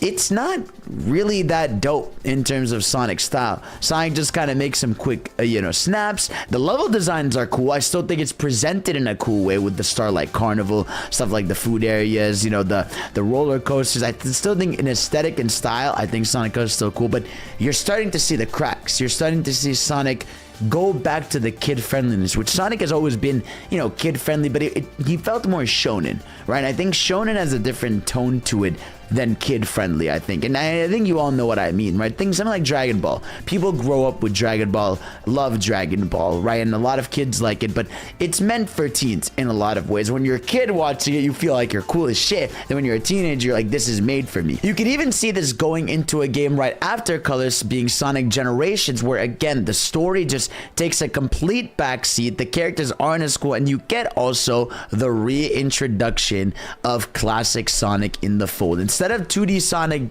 continuing to thrive with modern Sonic, they decided to bring back the idea of classic Sonic for this, and he was sort of rebranded as this little cutesy guy, whereas mainline modern Sonic was going to be the cool, which I think is also a detriment and a cause of what happened to the style and sauce. And this game suffers the same issue that Sonic Colors has, right? Where level design wise, gameplay wise, fire, you're still getting Sonic style, and I think the boost formula in general is a very good showcase of Sonic being cool, right? Because you're just feeling this insane rush of clearing a level in these crazy speeds, and you're taking different passages, and I think the level design is so fucking dope, right? But the story just takes a backseat, and the characters no longer feel as cool. They're kind of just making jokes in between sections, and not much is going on in the story. And after that is when I truly believe things went for the worse, and that I blame not only Sega but the Wii U, right? At the time, we got the announcement that Sonic, Sega, and Nintendo were getting into a partnership to make 3 exclusive Sonic games for the Wii U. Those games ended up being Sonic Lost World, Mario Sonic at the Olympics, and Sonic Boom. Let's talk about this. So Sonic Lost World, right, being the next big 3D Sonic game after Generations. Okay, what a shift. We went from the boost formula to more slower paced, galaxy-like meticulous platforming where I have to suddenly hold to run in it, which, okay, in theory, I get it. You're trying to make a Nintendo-like a Sonic game that's trying to fit that aesthetic and style. But again, this game is when I feel like everything about the style is gone. Like, from the level design just being back-ended to just, here's sand, ice, grass, water. Like, you are getting back to the bare bones of almost Mario-like world design, and then you are just getting a Sonic that isn't emphasized in style at all. The parkour system has Sonic style, but it's so de-emphasized and not fun to do in the game that it never feels satisfying. And when you think about the story, I think Lost World's story is just probably the most offensive to this day. I mean, that just feels like a Saturday morning cartoon, and that's what felt like what was going on with Sonic stylistically. Is he started to feel like a Saturday morning cartoon, and nothing exemplifies this more than the fact that they literally tried to rebrand the Sonic series as a Saturday morning cartoon, and that is Sonic Boom. The Sonic Boom initiative announced as a big rebranding for Sonic in the West, aimed at a much younger audience to make Sonic Boom games, Sonic Boom licensing, Sonic Boom everything, right? To the point that it wasn't even Sonic Team that made Sonic Boom. It was a developer called like Red Button or something, and obviously we all know how that game turned out. And then we have the show Sonic Boom, which, all right, I know a lot of people think that show is great. People love Sonic Boom. They think it's funny, and I think it's funny too. But there's a big reason I don't like it, and a lot of people don't like it. It's because you could replace all the characters in that show with anybody, and it would just be like a little Saturday morning cartoon. The emphasis of Sonic is so unwell in that show, right? You're getting a Sonic that feels kind of like a tired dad instead of a cool guy. You're getting a cast that's just kind of silly and not doing anything. You're getting an Eggman that's become ultra cartoony, and this is just the continued downward spiral where everything about this series started to feel like this was a kid's franchise. And like I said, Sonic obviously is meant for everybody, all ages, right? But I feel like there's a difference for when a series is trying to aim for kids versus being appealing to everybody. And I truly believe that's why the 2010s suffer so much. It's because Sonic's cool energy was just gone. He was just the games existed, they were fun, but there was nothing stylistic and cool about them to carry the times. And when 2017 rolled around, we had a bit of a mental disconnect, right? Where you had Sonic Mania that brought back what people loved about Sonic's style, right? You have the Sonic Mania opening animation, which people adore, right? You got an incredible game that people love and has the sauce and stuff like Studiopolis, Mirage Saloon, Plant Garden, whatever. Like, you're getting some cool style. And then you get Sonic Forces. And Sonic Forces, here's the best way to describe that game. It feels like when Fairly Odd Parents is trying to make a 1-hour special of a serious story, right? That's what Sonic Forces is you are taking the idea of something really cool, like a war of Eggman taking over the world, but there's no stakes to it. It feels, again, like a 2-part Saturday morning cartoon where the world is ending, but everybody can solve it just by figuring out what the bad guy does. There's no real stakes. There's no cool emphasis on characters. It is just a plot point to be a plot point. It's the equivalent of SpongeBob, like, you know, a SpongeBob universe being attacked by something. It really just felt like it meant nothing, and I think that was the breaking point for a lot of people. We had at that point stories like Colors, we had stories from Lost World, we had stories from Boom, where it felt like, where is the cool factor of this character? And I feel like Sonic Mania emphasized that. Like, hey man, this guy can be cool as shit. Where is that? And I think that's where the big break between 2017 to 2020 really took a toll on people, because we practically had nothing Sonic related. At most, we had Team Sonic Racing, which I haven't even gone into that. The truly most painful thing that happened, I think, in the 2010s to me is the removal of Sonic Riders, right? Sonic Riders had 3 games in it, and after Sonic Free Riders flopped on the Kinect, which is so unfair because it was on the Kinect, they decided to opt and go for kart racers. Now, don't get me wrong, the kart racers are good. I liked Sonic All-Stars Racing, All-Stars Racing Transformed. I still think Racing All-Stars Transformed is still a good way to show Sonic's style. You know, you're getting these sky sections, these water sections, the CG in it is cool, the presentation is cool, but like, where's Riders, man? Especially when you think of the last game in this series, 2018, 2019, with Team Sonic Race. It's just like, you're just making a kart racer to just fit the box of having a kart racer. Where was the fucking style? I even feel like a game like Sonic All-Stars Transformed was trying to be stylistic in the kart racer space, but Team Sonic Racing feels like it regresses, and I want Sonic Riders back. It makes me just want the thing that was like the other thing, but was cooler. But that's when we get to modern day, right? We're talking about the 2020s to now, where I really do believe Sonic is back on track with the style, starting with Sonic Movie. Now, I know a lot of people talk about Sonic Movie.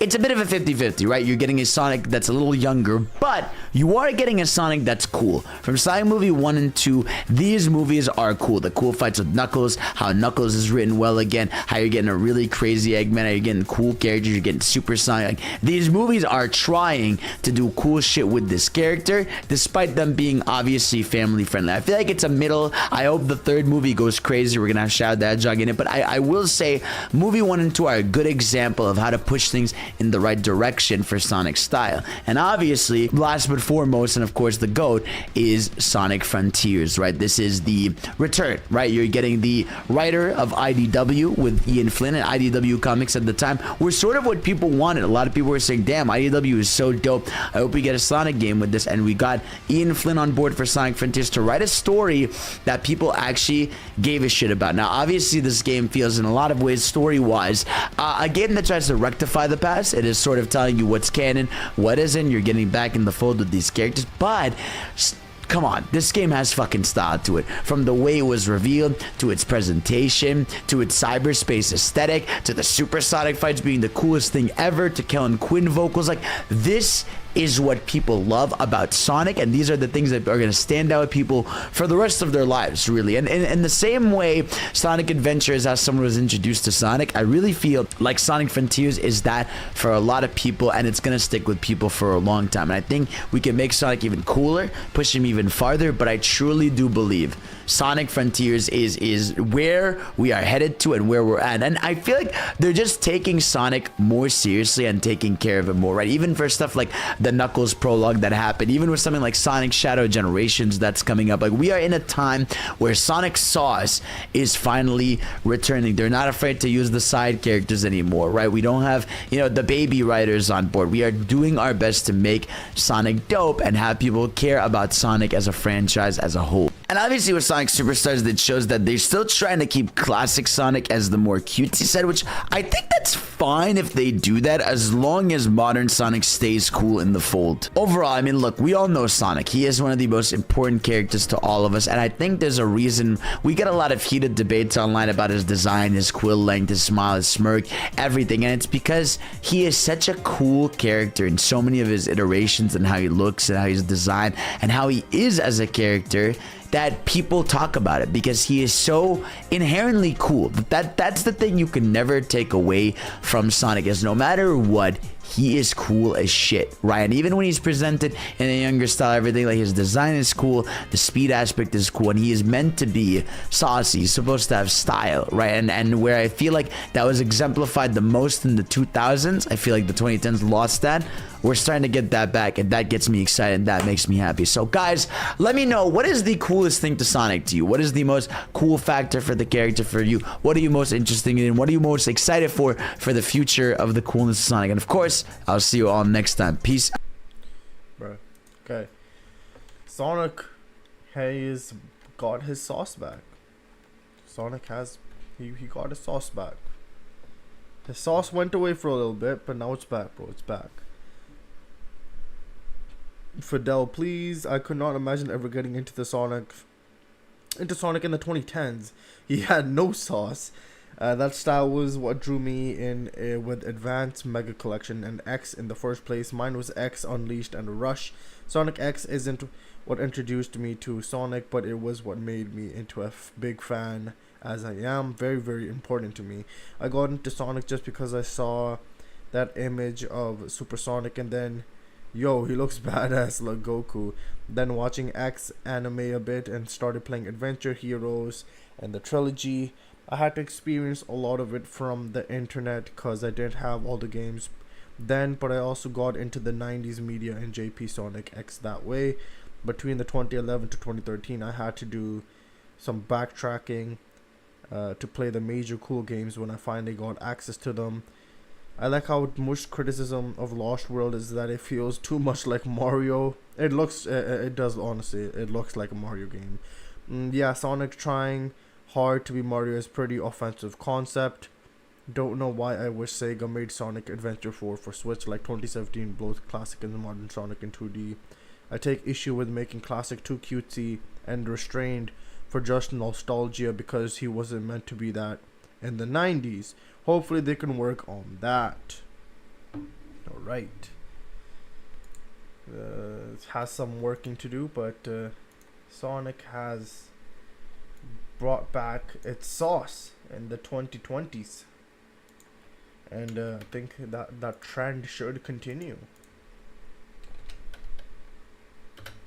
Alright, next up was the Sonic reference problem by Chalmix, which was released yesterday. Oh, okay. I mean, yeah, okay. Okay, let's check this out.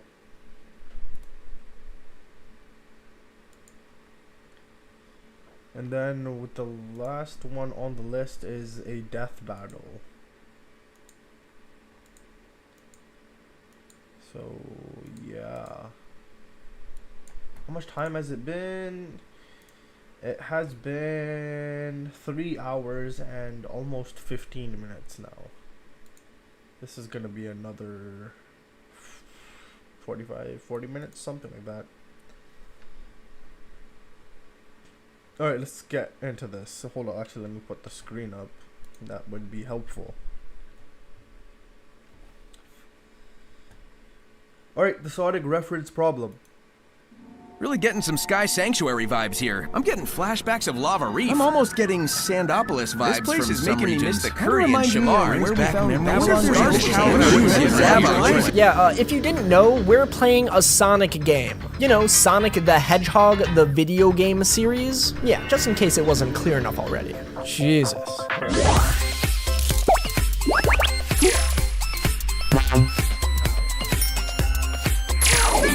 If you were to ask me one of the biggest reasons I always picked Sonic over Mario as a kid, it'd have to be because of the incredible stories. Well, I mean, besides the fact that I always preferred running away from my problems instead of jumping on them. But yes, while I did love the individual stories from Sonic on their own, it was also how they would sometimes interconnect across games, how the series would subtly weave a continuous narrative through its settings and characters. In contrast to Mario, every game felt like a chapter in a larger saga. That's what really did it for me. Because you see, the creator of Mario, Shigeru Miyamoto, claims to see his cast of characters as a troupe of actors, taking on whatever role is needed for the individual story being told. It's why Mario is such a flexible character, rescuing a princess in one game and then being a certified doctor in another, PhD and everything. Forget Christian Bale, Mario is the real supreme method actor here. But each game has its own completely standalone story, unrestricted by the events that came before it. It allows the characters to do more out there things without having to be taken too seriously. Speaking of out there things, why do I have the feeling you aren't subscribed? It would really help me out if you considered liking the video and perhaps even subscribing. It only takes a second or two of your time, and it's the best way to support my channel, and for completely free, might I add. Anyways, then we have Sonic, who's always been treated with the opposite mentality. He's always the same character as he was from the previous game. Those events stick with him and shape the world around him in future titles. Like, for example, the events of Project Shadow told in Sonic Adventure 2 affecting the stories of future games like Sonic Heroes with the Shadow Androids, Shadow the Hedgehog with Professor Gerald's pact with the Black Arms, Sonic Battle with the creation of Emerald, and even Sonic 06 with Shadow finding his place in the world after the events of Sonic Adventure 2. But this isn't something that just happened starting from the Adventure era. Sonic taking its continuity seriously began at the very beginning. Sonic 1 to 2 begins small by showing how Sonic goes from being a loner to someone who fights alongside his friends who he cherishes deeply. But this isn't the only thing he carries over into the next game, and I'm talking like physically carrying over. At the very beginning of Sonic 3 and Knuckles, we see Super Sonic making his entrance into Angel Island with the very same 7 emeralds we collected from Sonic 2. Then the lore of the Chaos Emeralds becomes permanently expanded with the introduction of the Master Emerald later on. Sonic 3 and Knuckles also shows Sonic and Knuckles' rivalry turned into an alliance, one maintained throughout the rest of the series. This consistency in lore carried over from game to game gave the Sonic series incredible world building that rivaled even big-name RPGs. Sure, the mythos might have been muddied with how the Western localization was handled differently than the Japanese versions of the games in the beginning, but it was always there. It's the reason a lot of fans became so attached to Sonic and his world. You would play one game and want to go back to previous ones you hadn't played to get the bigger picture. Like if Sonic Heroes was your first game, you're probably going to be really wondering what Shadow's whole deal is and might go back to Sonic Adventure 2 to find out. But this emphasis on continuity would be placed on the back burner for most of the 2010s, because Sonic Team started making games with stories that acted as more isolated scenarios, not building on or even acknowledging events from the past. It was like every game took place in its own isolated canon, sort of like a Final Fantasy game. And sure, while this method makes it easy for newcomers to just hop right in whenever, it leaves less to be digested by anyone invested in the story. Sonic Team was also sloppy with keeping track of their own character lore during the 2010s. Like, why is Tails' character arc from Sonic Adventure ignored to the point where Tails pretty much cowers in fear whenever confronted by any enemy?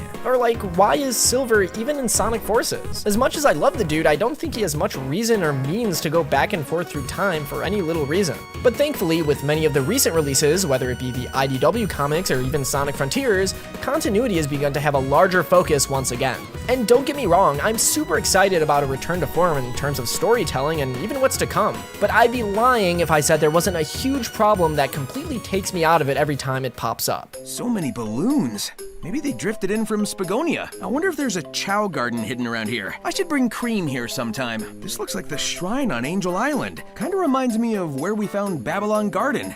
Yeah, I wonder what Jet's up to. This place is making me miss the curry and Shamar. I'm almost getting Sandopolis vibes from some regions. Brings back memories of Rail Canyon. Really getting some Sky Sanctuary vibes here, but older. Red Mountain had a view like this too. I'm getting flashbacks of Lava Reef. I bet Omega would have loved to take on those Titans. buttons. I bet Zavok would feel right at home here. What is with these constant references? It's like they have to remind you that you're playing a Sonic game as if it wasn't already obvious. Listen, man, I was the one that booted up the game. I know what this is. And why does every little mundane thing remind Sonic of something? Like, what is this, a Family Guy cutaway gag? Holy crap, Tails. These water droplets are really reminding me of that one time we were in Hydro City Zone. Green Hill Zone, Act 3! Some of these are huge stretches too. Like, my guy, this is just a regular waterfall. You've seen plenty of these on your adventures, and you're acting like this is the first you've seen since the Mystic Ruins? These are what I like to call empty references. They hold no weight or meaning other than the fact that it's something fans can be like, oh, I know what that is. I understand the reference. Like we're all just supposed to stand up and clap at the mention of a thing we know. It's like jingling keys in front of a baby, as if we're all so easily amused just because Sonic said the name of a location or character for no reason. It feels insulting to my intelligence, man. These are honestly just as bad as those jokes people make where the main character says the name of the movie, but if it were completely unironic. The corniness levels are off the charts. This is my problem with current Sonic storytelling. Yes, we have continuity back, and don't get me wrong, I've been waiting for this for years and am over the moon happy, but I feel like they're going about it the wrong way in this regard. Like, instead of telling us how the waterfall reminds Sonic of the Mystic Ruins, why not go into depth on how the ancients might have used this waterfall? I mean, they have this whole puzzle that summons this statue to split the waterfall in half. This could have been an insightful comment to help build the lore of the island. Or as another example, instead of telling us how seeing a random balloon reminds Sonic of Spagonia, explain how the ancients might have used these balloons for their own purposes. Maybe even connect the balloons in Spagonia to the balloons on Starfall Islands rather than the other way around. Like maybe the balloons Sonic found in previous games, like in Spagonia, were based off of this technology from the ancients. These are just random examples I made up explanations for in like 3 seconds, so don't take them too seriously, but I think you get the gist. These empty references can give off the feeling that Sonic Team isn't confident in both the current narrative that they're creating, or how it could potentially connect back to previously established things. It's the same reason why people hate seeing old zones in newer games. They're usually there for almost zero reason, and they do little to even try to expand upon what came before. It also feels like missed opportunity to give us something new. In previous games that took its continuity seriously, when a character or location was mentioned or brought back, it wasn't just for the sake of getting some kind of cheap reaction from fans. It was usually always because it was actually directly relevant. Like for example, how in Shadow 05, Prison Island makes a comeback. Yeah, the island from Sonic Adventure 2 you got to play through before it got freaking napalm bombed by Eggman and crew. And exactly because of that, when you return to it in Shadow the Hedgehog, it isn't just a cute little throwback to a familiar area. It's completely overgrown by plant life since being abandoned, and the explosion caused toxic waste to overflow into the water. It barely resembles what it was in Sonic Adventure 2 when you return to it because of what happened during that game, and I think that's awesome. It makes you think, wow, that funny little FMV cutscene in SA2 of the island exploding had actual impact on the world of Sonic the Hedgehog. The things that happen in these games matter because there's a chance it can come up again in the future and actually affect the story. Except for the moon, we don't talk about that one. Now, I'm not saying that everything brought back needs to have something this drastic, but if something is touched on, generally there needs to be a good reason and should probably play into the current story in some way. One or two throwaway mentions here and there are fine, but this game is absolutely littered with them. But what might be even worse is when the game drops huge lore implications during these kind of throwaway lines. Sonic Frontiers reveals during a throwaway line that Tangle and Sticks are canon to the games, which is a huge deal. I wonder if Cream and Sticks are free. I bet Tangle would love climbing around these ruins. This not only makes the entirety of IDW, the comic books, canon, which has insane implications, but it also brings aspects of Sonic Boom, a non-canon spin-off series, into the main canon. Like, excuse me? You can't just casually throw that out there like this. I much rather would have experienced this kind of reveal with actual action. If you're gonna drop such a huge bombshell like this, I want the reveal to be actually seeing these characters on screen. Because they literally went, oh yeah, by the way, IDW is canon. Okay, bye. It's a total tell, don't show philosophy, which is the complete opposite of what one of the series' best, Sonic 3 and Knuckles, did. A story universally praised for being pretty intricate and deep for having literally zero dialogue throughout the entire set of 2 games. At the end of the day, this all comes down to writing, and every writer has their own style. This can clearly be seen in the drastic shift in tone of the series during the 2010s, when Ken Pontac and Warren Graff were writing. Stories were more isolated and taken less seriously. I mean, they've gone on record saying they never really knew much about the series upon joining, and even then attempted to get up to speed by quickly glancing through some wiki pages. But we currently have Ian Flynn writing for not only the IDW comics, but now for the games. And in complete contrast to the era before, you can tell just by experiencing his stories that he truly knows his stuff. This guy is a total Sonic lore buff, but this might be his biggest fault in a way. What I mean by this is that sometimes he writes like a fan. And I'm not talking about the quality of his writing, but in the way that he can sometimes overindulge in flexing his knowledge of the series. Like, these little references aren't what Sonic would say, it's what a Sonic fan would say. He can also be too on the nose with his writing style, I think. He very rarely leaves anything to the imagination, and this is usually due to how he tends to over-explain things. Especially with how he tends to reveal a bunch of unnecessary information online. Like how he revealed on a podcast that there's apparently no money in the Sonic universe. Yeah, sure, so I was just giving all my rings to the Chow black market as charity. And I guess the 20 different casinos Sonic has been to are just cities where the residents use rings as sustenance. Or how he revealed only male hedgehogs can turn super. Yeah, okay. So what's this then? Bro, Knuckles even refers to his ascended form as Super Knuckles in Sonic Frontiers. You wrote that game.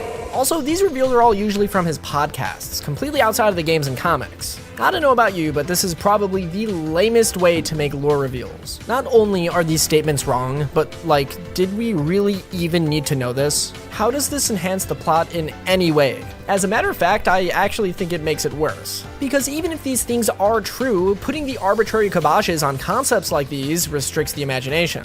And I get that these plot decisions might not be from him, but he's the one going around revealing this information, and for what reason? These don't feel like cool lore facts meant to even be revealed to the public. They feel like internal Sega mandates taken too literally. Ian Flynn also tends to be a bit too wordy with how he writes characters, in my opinion. Like, instead of Sonic gloating with an entire essay about how self-righteous he is in the scene during his fight with Surge, it would be a lot better to see it through his actions. I mean, wouldn't that be more in character with how Sonic is? Again, show, don't tell. I think this all comes from an overcompensation for the 2010s lack of continuity. Listen, I want callbacks to previous locations, events, and characters, but I don't want it to be shoved down my throat for no reason. It's just not good writing in my opinion. Above all else, the story should stand on its own, and luckily Frontiers' story does. Connecting things back to overarching lore is just a nice little cherry on top. It's the TLC that makes the stories go above and beyond when done right. After all, it's what permanently pulled me in as a Sonic fan in the beginning. But a spoiled cherry on top can ruin the whole dish. The lore and continuity of Sonic are 100% being taken more seriously nowadays. I mean, there was a literal lore master role put up by Sega that got filled. A job specifically for keeping track of Sonic lore and making sure it's consistent across its media. So if they want to take their lore seriously, they need to write about it seriously.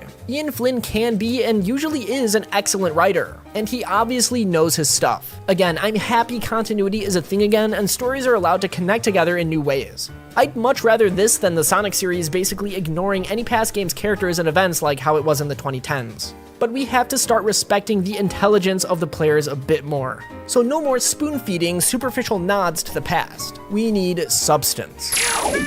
Anyways, before we end this video, huge thank you. Well, it's good to know that he started doing ads in his conclusions. But, yeah. Okay, anyways, that was the Sonic reference problem. And the last one that is on the list is a death battle. So we're gonna watch Trunks vs Silver, Dragon Ball Heroes vs Archie Sonic death battle is what we're gonna watch.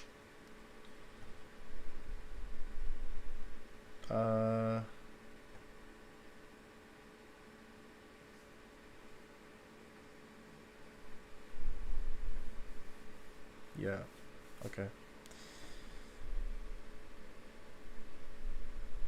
Green Hill's looking a lot more like Sand Hill right now. The fact that everyone, even Silver and Shadow, doing nothing enforces is this can't be canon.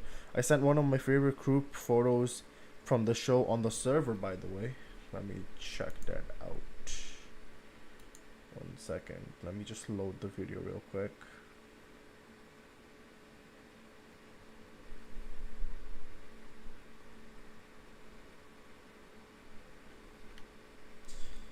How many vids left? This is the last video that is on the list.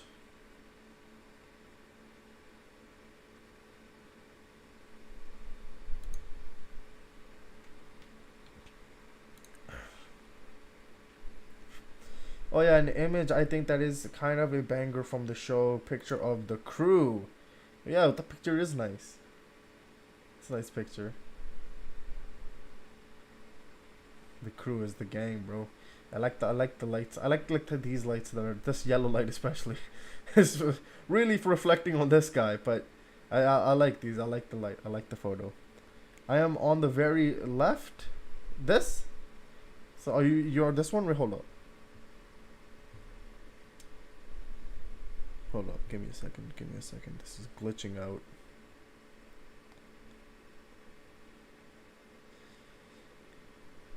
How many versions? I mean, no offense, but have you seen the average gamer? They usually need their hands held.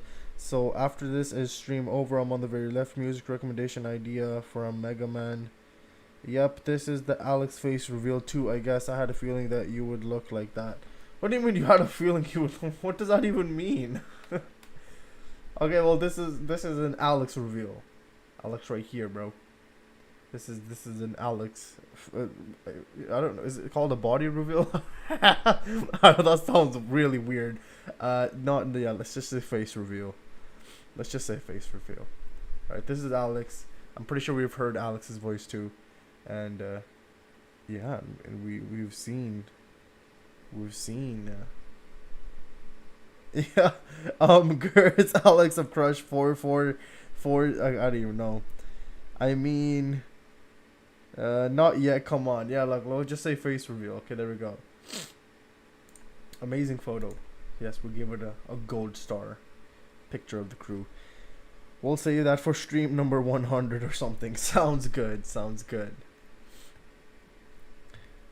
Crush. Wait. Hold on. Crush 400,000 is wild. Oh god. Yeah. Okay, well, next up was the death battle, which is the last video. I don't know. I think it's almost been like. When did I start? So like 1, 2, 3, 4. Yeah, after this video is going to almost be 4 hours, I believe. It's been 3.5. Yeah. Okay. Well. Yeah. Okay, we'll watch this video and then we'll see. So this one is Trunks vs. Silver. Yes, this is Trunks vs. Silver. So let's see this one. Sponsored by Bespoke Post. So I suggested this for 3 reasons.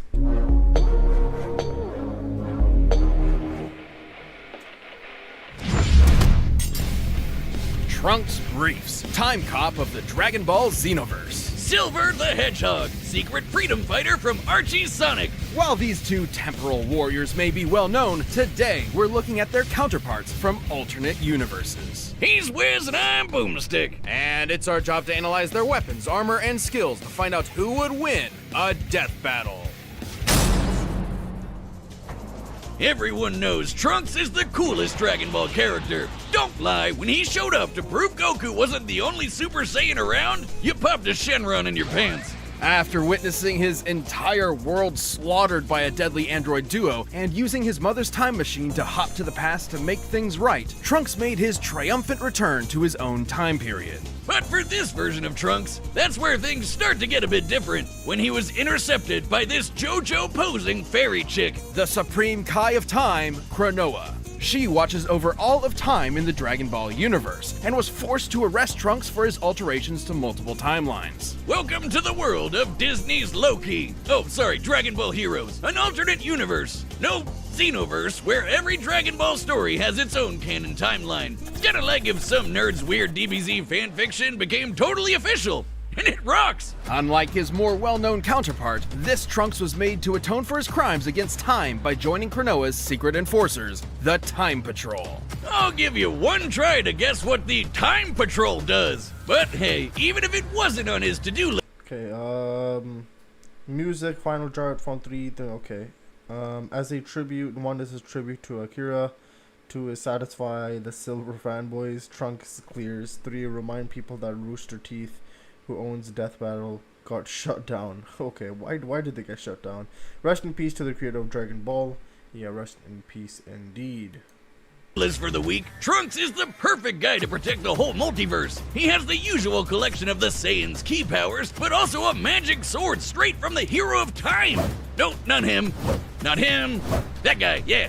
Even with the differing timelines, it's heavily implied this Trunks has lived all the way through some variation of the Goku Black Saga. Therefore, he possesses all powers the original Trunks has, including the ability to assume the golden form of the Super Saiyan. And gathering ki from other life forms to make this ultra-huge laser sword! However, he has also performed a divine ritual to unlock godly ki within himself, taking on the incredible red visage of a Super Saiyan god. God power sure does come in handy when he's fighting literal demons, like when these weirdos revive Mechikabura, the ruler of the demon realm, causing all sorts of time breaks across the Xenoverse. It's kind of a mess. Lucky for us, Jocelyn's even nerdier than Wiz. What useless knowledge have you got for us today? Come on, dude. Knowledge is never useless. Okay, so all the major timelines in Dragon Ball Heroes are recorded in tomes called the Scrolls of Eternity. Anytime somebody hopscotches through time, another one of these scrolls poofs into existence. There's just one teensy little problem. There can only be so many scrolls. Once you hit the limit, surprise, you just triggered Cosmic Armageddon. And that's not even counting all the lesser timelines branching off the main ones Trunks and co have to keep track of. Anyway, Trunks and the Time Patrol are some of the only peeps who can time warp without causing these distortions, thanks to unique devices like this armband. Though sometimes a patrolman gets ballsy and tries to mess with time themselves, like when Silas tried to rewrite Dragon Ball Heroes, both the world and the game. Oh yeah, did we mention that? The universe is an arcade game in its own universe.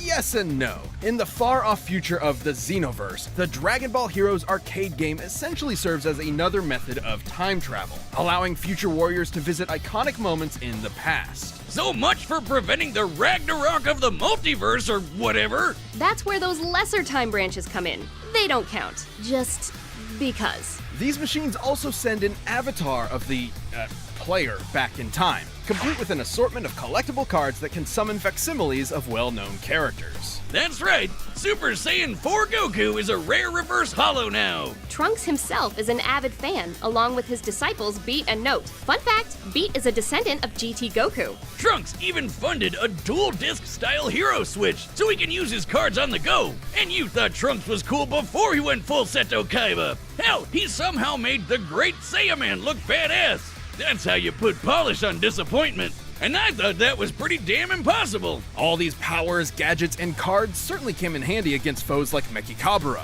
but they weren't always enough. Even Super Saiyan 4 Vegito had trouble fighting the Demon King, who created a black hole to consume every timeline in the multiverse. Until Trunks broke out the ultimate Deus Ex Machina, the Key Sword. No, not that one.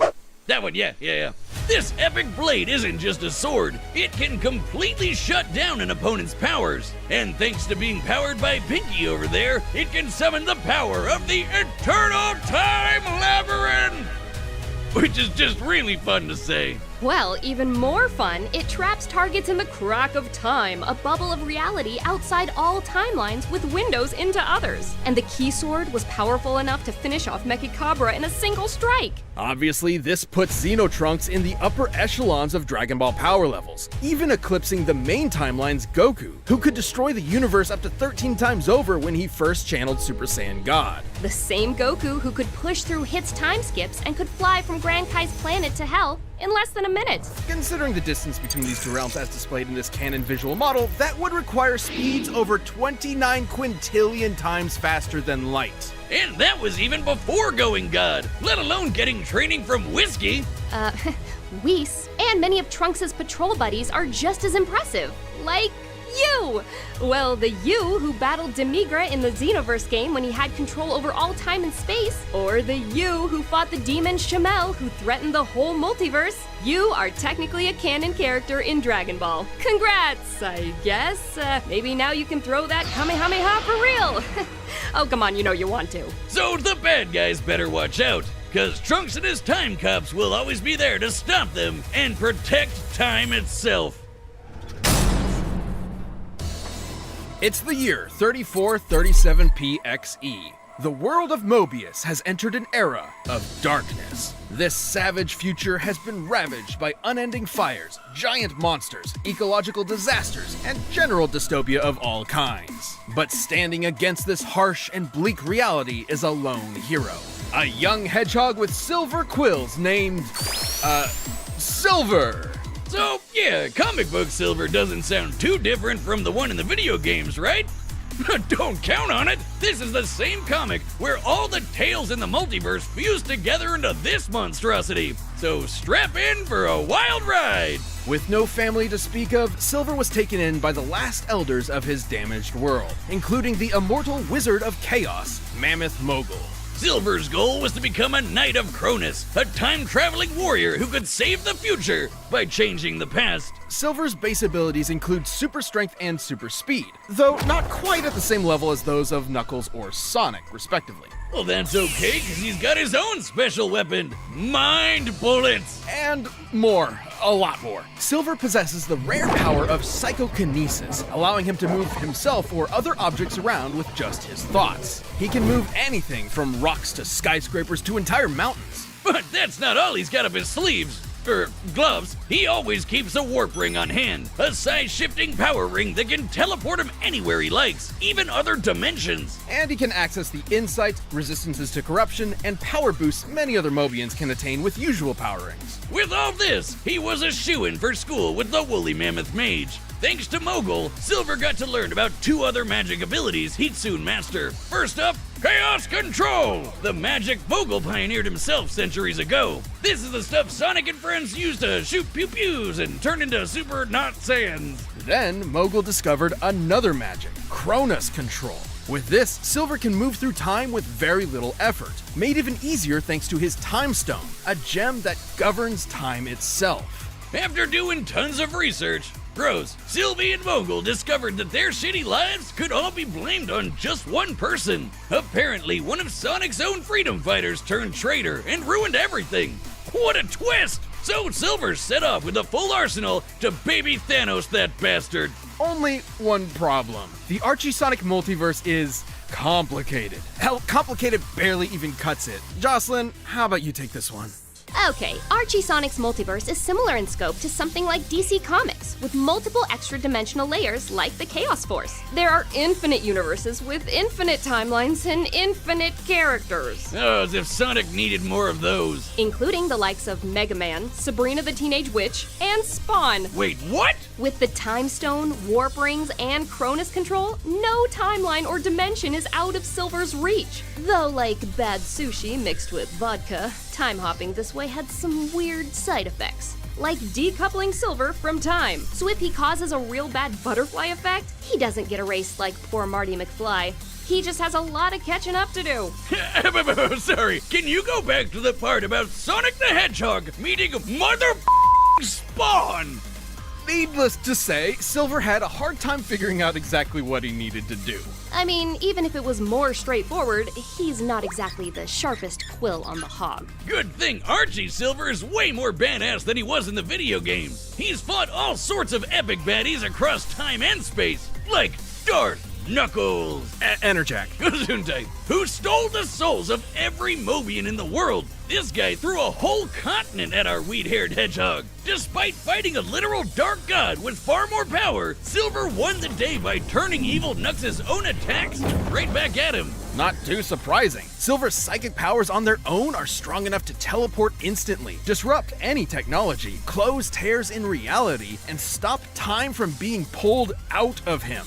Also, according to the Archie Sonic Comic Encyclopedia, Silver still experienced some version of the events of the Sonic 06 video game. You know, everyone's favorite. Including the battle against Solaris, who could eat time, where Silver achieved the invulnerable form of Super Silver. He gets a major boost to match the speed and power of Super Sonic. As Sonic Man, without this supersonic energy, Sonic was already fast enough to outspeed stopped time. Let me say that again.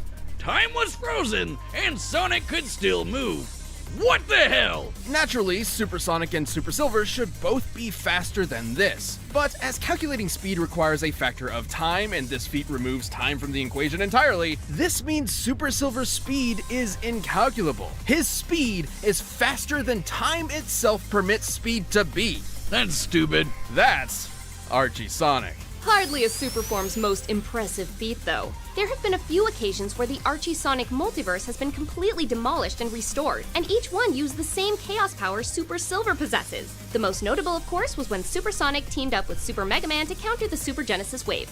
Which completely rewrote all of time and space! Luckily, despite being right at ground zero, the Superforms were immune to the Super Genesis wave's reality warping power, giving Sonic and Mega Man the time they needed to save the entire multiverse. Oh no, what about... Yes, even Spawn. Oh, thanks, Satan. But even in this brave new world, Silver was nothing short of a hero. As long as this dorky hedgehog is around to keep up the good fight, even the darkest timeline will have a silver lining.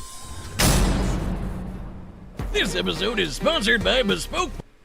Bring you the best night you have right every month. Sign up. You sign up. SARS Death Battle. All right, the combatants are set. We've run the data through all possibilities. It's time for a death battle through time. Driven from the world.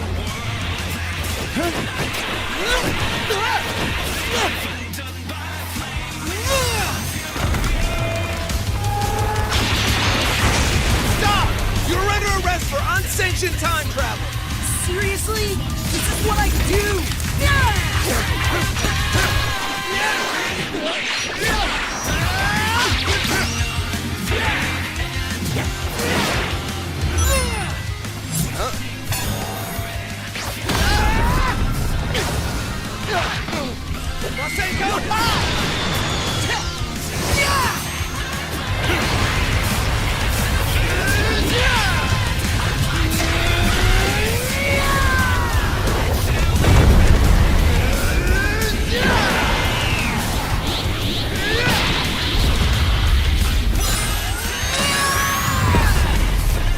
You see? It's no use! Rip off.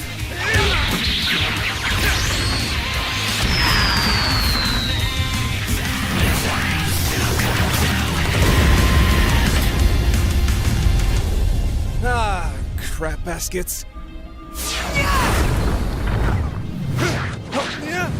Come on, give me a good pull. Good enough.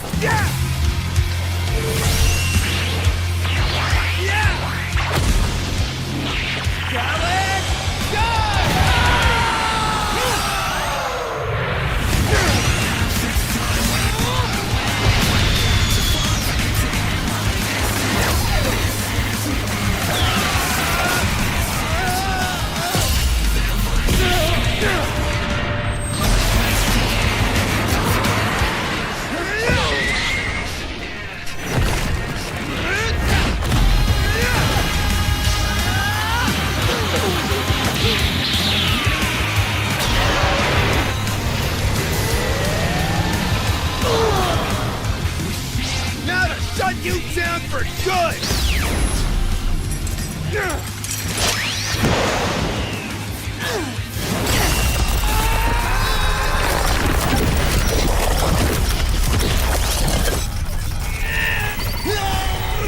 Chrono Central!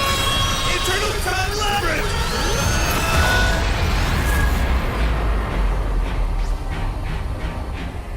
I don't think we're in Mobius anymore. This is it, Time Hog! The end of your future! I told you. It's no use.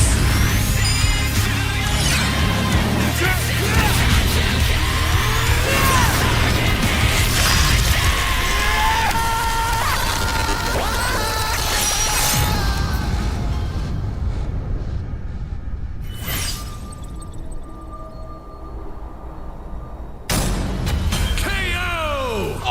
on! Trunks is way past cooler than furry Kyle Reese! It is hard to imagine Trunks losing to anyone. However, Silver ironically had just about everything he needed to put the Half Saiyan 6 feet under. First off, time travel wasn't much of a factor, since they were both pretty well versed in it. Either way, Silver's psychokinesis could disrupt tech like the hero switch and the time travel armband, leaving Trunks without his gadgets and primary method of hopping through time. Let's be frank, in base form, Silver never stood a chance at matching Trunks with his own power. Even in his super form, it's questionable whether or not Super Silver had the physical ability to match Super Saiyan Trunks. In short, it's practically impossible to lock down exact numbers and limits for their power levels. So Trunks could have probably taken a win if he found an opening, but Silver's psychic powers have worked around similar disadvantages before. Enerjack was way stronger than him, could match the power of Supersonic, and conquered all of Mobius. But Silver could consistently Uno reverse card his attacks back at him, and he wasn't even super at that time. Trunks was obviously much faster than Goku's trip to hell. He could easily be sextillions or septillions of times faster than light, maybe even more. However, by the very nature of Dragon Ball powers, his speed must have a limit, even if it is impossible to know an exact number given what we've seen. But Archie's super forms have consistently shown incalculable speeds. Sure, Goku broke through Hit's time skip, but that actually has nothing to do with speed.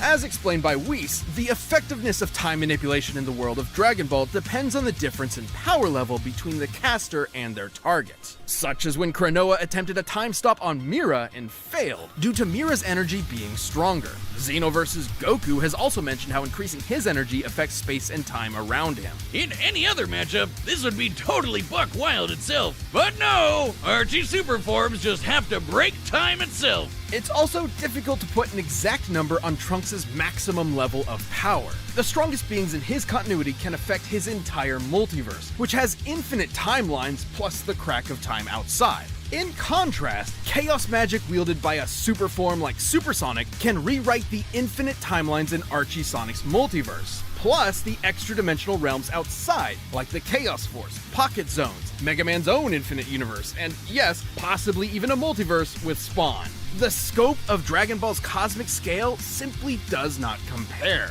Plus, unlike Sonic, Silver spent many years being trained how to use chaos magic by the guy who invented it. Hell, if Mega Man could rewrite reality just minutes after learning he could even use the Chaos Emeralds at all, imagine what craziness Silver could pull off. Trunks' best chance was the Key Sword's ability to nullify powers, like it did to Mechikabura. However, the Super Genesis Wave explicitly could not rewrite the presence of Supersonic or Super Mega Man, despite being able to rewrite even the extra-dimensional Chaos Force from whence it came.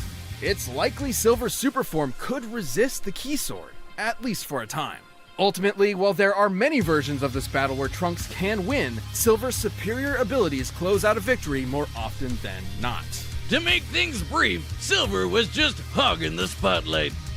The winner is Silver the Hedgehog. Damn, bruh. Hey, if you want more Death Metal... Let's go. A dub for our boy Silver. Well, let's see what the comments have to say.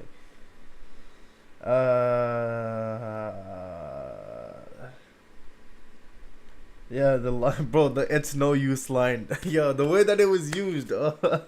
First it was used as a joke, and then at the end it was used beautifully. Disappointed that closing pun wasn't Trunks was hoping to take home the gold, but in the end he had to settle for Silver. Oh, that would have been that would have been a nice ending line.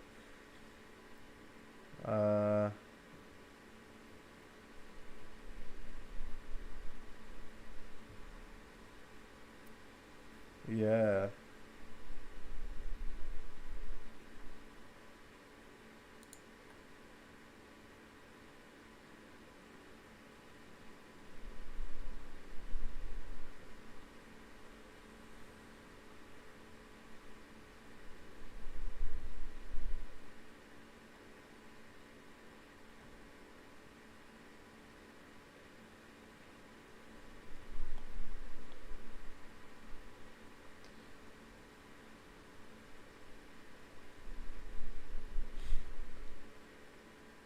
Yeah, that was a good battle.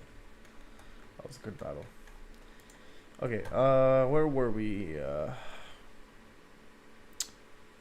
I'm not scared for death battle since they existed before Rooster Teeth brought them. RT got shut down because nobody liked their shows. There's something I don't understand. Multiverse BS. What is it, Omega? If Trunks killed Android 18 in the future, does that mean that current Android 19 with Krillin is an alternate version? There are alternate Android 18s. The one Trunks killed was from his future. The one Krillin married was from the present timeline. KR would have loved this. I forgot we were dealing with Archie Silver and not normal Silver. Silver used to be called Pothead and Porcupine by fans. I sometimes still call him that. He's still a pothead. Take this, it's no use. That's his actual voice from DBZA, isn't it? So I didn't care who won because I wasn't a Dragon Ball fan anymore. And hot take, don't care much for Silver, so this was just fun to watch. That was insane, worthy battle, and they treated Silver better here. And it's surprising because they had Silver win since they hate Sonic. They made Shadow lose 2 out of 3 death battles, for example. Oh, okay. They massacred the ultimate life form. Like, what the hell? Yeah. That is not acceptable. That is definitely not acceptable, bro.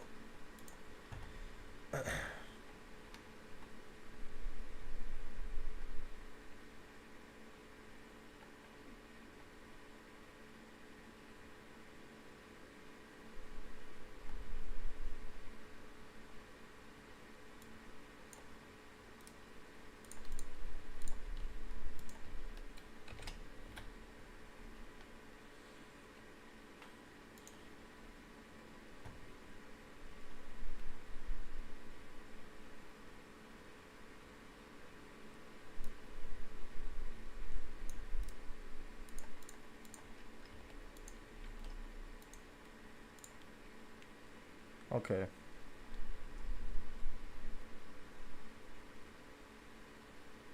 So G requests reaction this week, like always. Yeah, just give me a song or two, Omega, after the stream ends. I guess now is a good time to say how cool these streams are. The opposite unhappiness in life is interestingness. Well, I'm glad you enjoy the streams, Alex. But I have a really fun time with these streams as well. I really do. All this show stuff, all my involvement with Crush 40, all the exciting stuff I do, it's all cool. Yeah, that is true. It is pretty cool. It is pretty cool. But it is the simpler things in life that really matter. That is definitely true as well. That is definitely true. I want to suggest 3 because there's an idol group that you may be interested to see. Okay. I might possibly, yes. Oh my god, possibly. And also you need to do another and team reaction. Yeah, it has been a while since I've checked and team. These streams being a consistent thing has been fun. Well, I am glad that you enjoy, Alex. I am glad. I do try to be consistent. Most things I am usually. And they don't come with any stressors like all those. Those things are satisfying. I love being able to do all of them. But it's nice to have things that just are as they are. I definitely agree. I feel that. I feel that. It's kind of, this is more just like a relaxing stream, I guess you can say, you know, where we can all just come together and for a couple of hours just have fun and that's it. There's not like any task that we need to finish or anything like that, you know. It's just relax and just have fun. That's it. Like this. Yeah, that's true. I agree with you, Alex. Sometimes just the way things are, it's hard to replicate. It's hard to replicate. Where were we? Okay.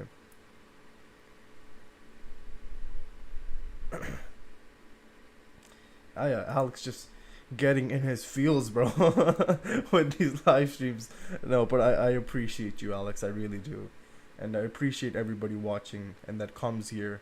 And we all have a fun time, you know. You guys are cool for the most part. I thank you for that, Sean. You are very cool. You are very cool as well. And yeah, it's just having fun. You know, no stress, no bad vibes, no negativity or anything like that. Just having fun, enjoying life. And that's what I want these streams to be about, you know? Just enjoying, that's it. But we will be checking a song from Mega Man. So I'll check out like these 3 songs that Cheese want me to check out. And then we should probably end things off because it has been 4 hours and like 15 seconds. So yeah, it is coming around that 4-hour mark. And I shouldn't be on a screen for that long. But it's fine. That is fine. But yeah, I know I have a couple of assignments due this month, so I don't know. I'll see about future streams. I'll try to keep being consistent, but I do have some projects to work on for near the end of the month. For the most part, yeah. For the most part, pretty much, everybody is really cool. We're gonna be checking out Mega Man X6, Ending Idea, which I believe that is the song. Spring break for me. I just need to finish this assignment. Well, we're almost done, Sean, and maybe you'll have enough time and energy to finish it off. Please do, please do. But yeah, spring. Spring. I have spring break kind of. It's not spring break. It's just when my semester ends. It's like mid-April, so we still got a lot of time. We still got a lot of time. So for me to have that break. Oh no, I'm on my break. Oh, you're on your break. Oh, okay. I got you. Okay. Well, let's check out this Mega Man song, and then we got 2 songs after this, and then we most likely will end things there. But let's keep going for now. 「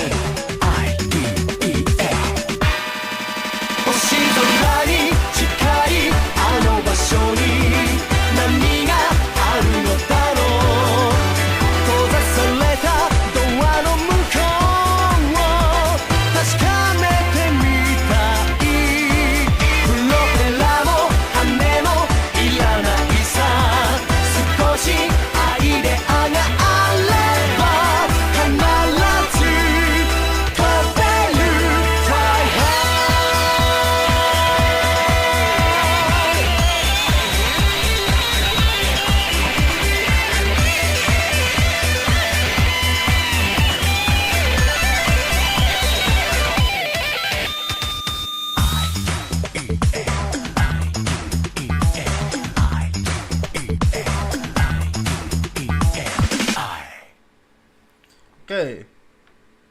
That was a nice vibe song. I like it.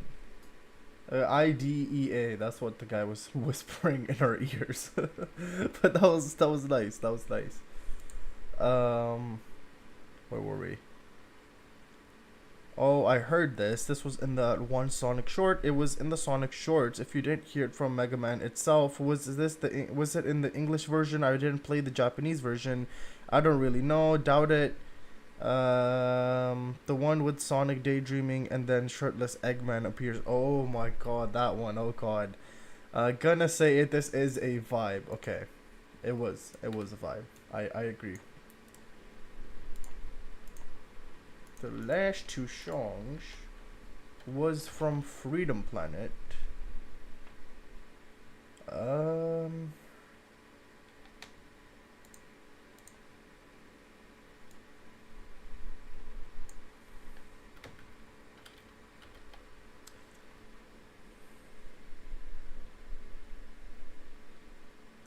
G, just let you know about songs from Nate, Sean, and some other artists. Okay, let's check out this song. Freedom Planet official soundtrack 44. Final Dreadnought number 3. Oh, okay. I did not expect an ad. That upset me. Okay, give me a second now.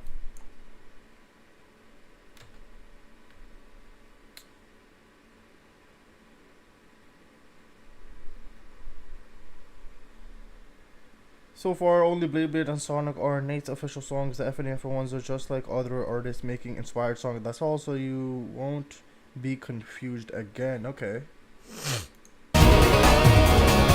Why are we already a minute in? What the hell?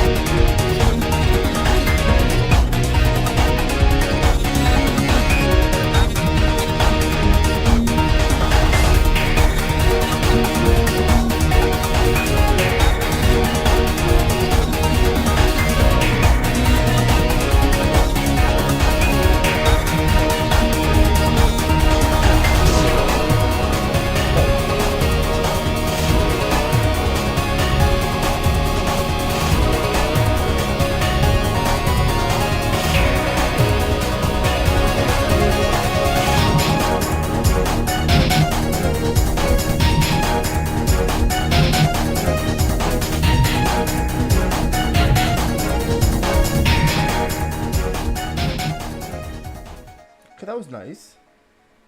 That was nice. I liked it. That was nice. There are artists like Emily that used an anime type video but it's just a music video for her original song. Final Dreadnought to Freedom Planet is like what is like Willy Castle to Mega Man in that it's a 4-stage endgame gauntlet. What's this game called again? I forgot to say the name. Freedom Planet. Why does this give me Battle Network OST vibes? I don't know. That was a nice song though. That was a nice song. And then the last one was this one.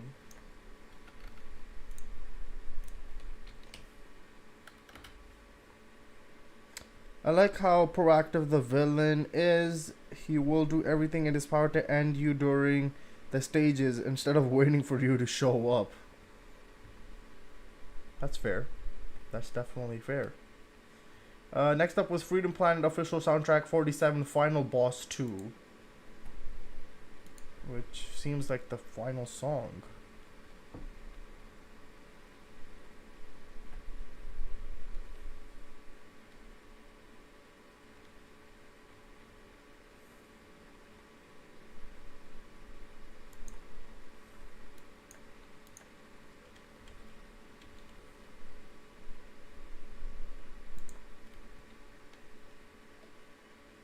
Okay, let's check this out.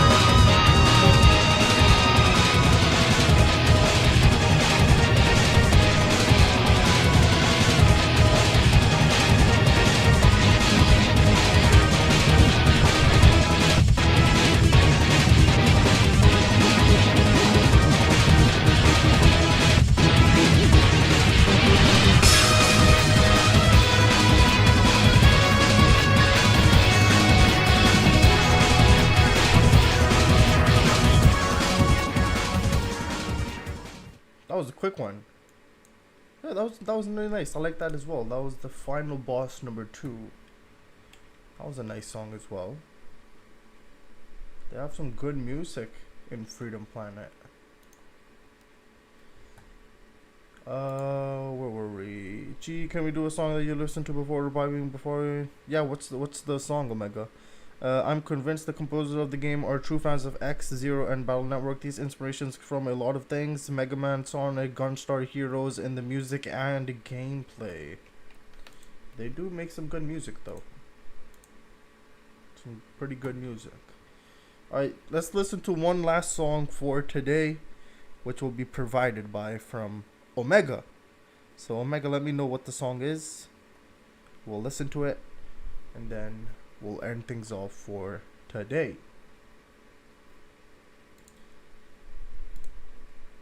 Nate wants to battle Forgotten. Okay.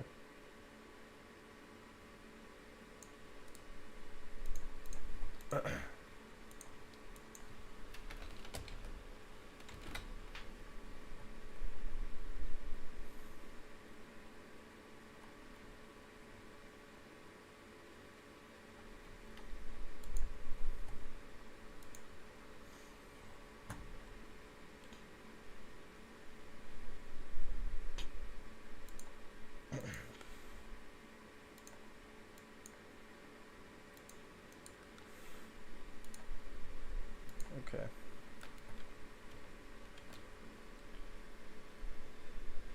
You've heard that song already. We've heard it before, just for vibing this time. Yes, it's just a vibe for the last song for today.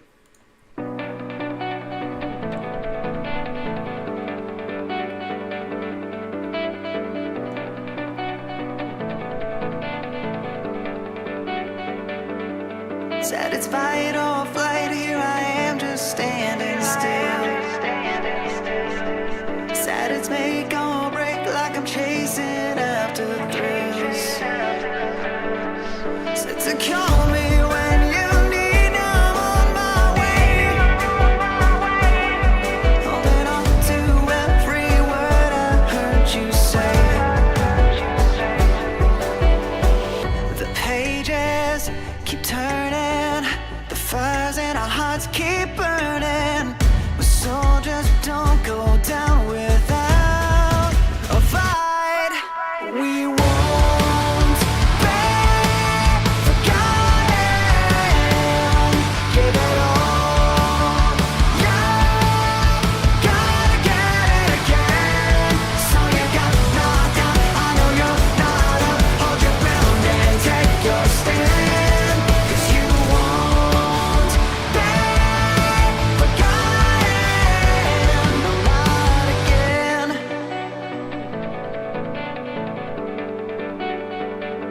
Not again.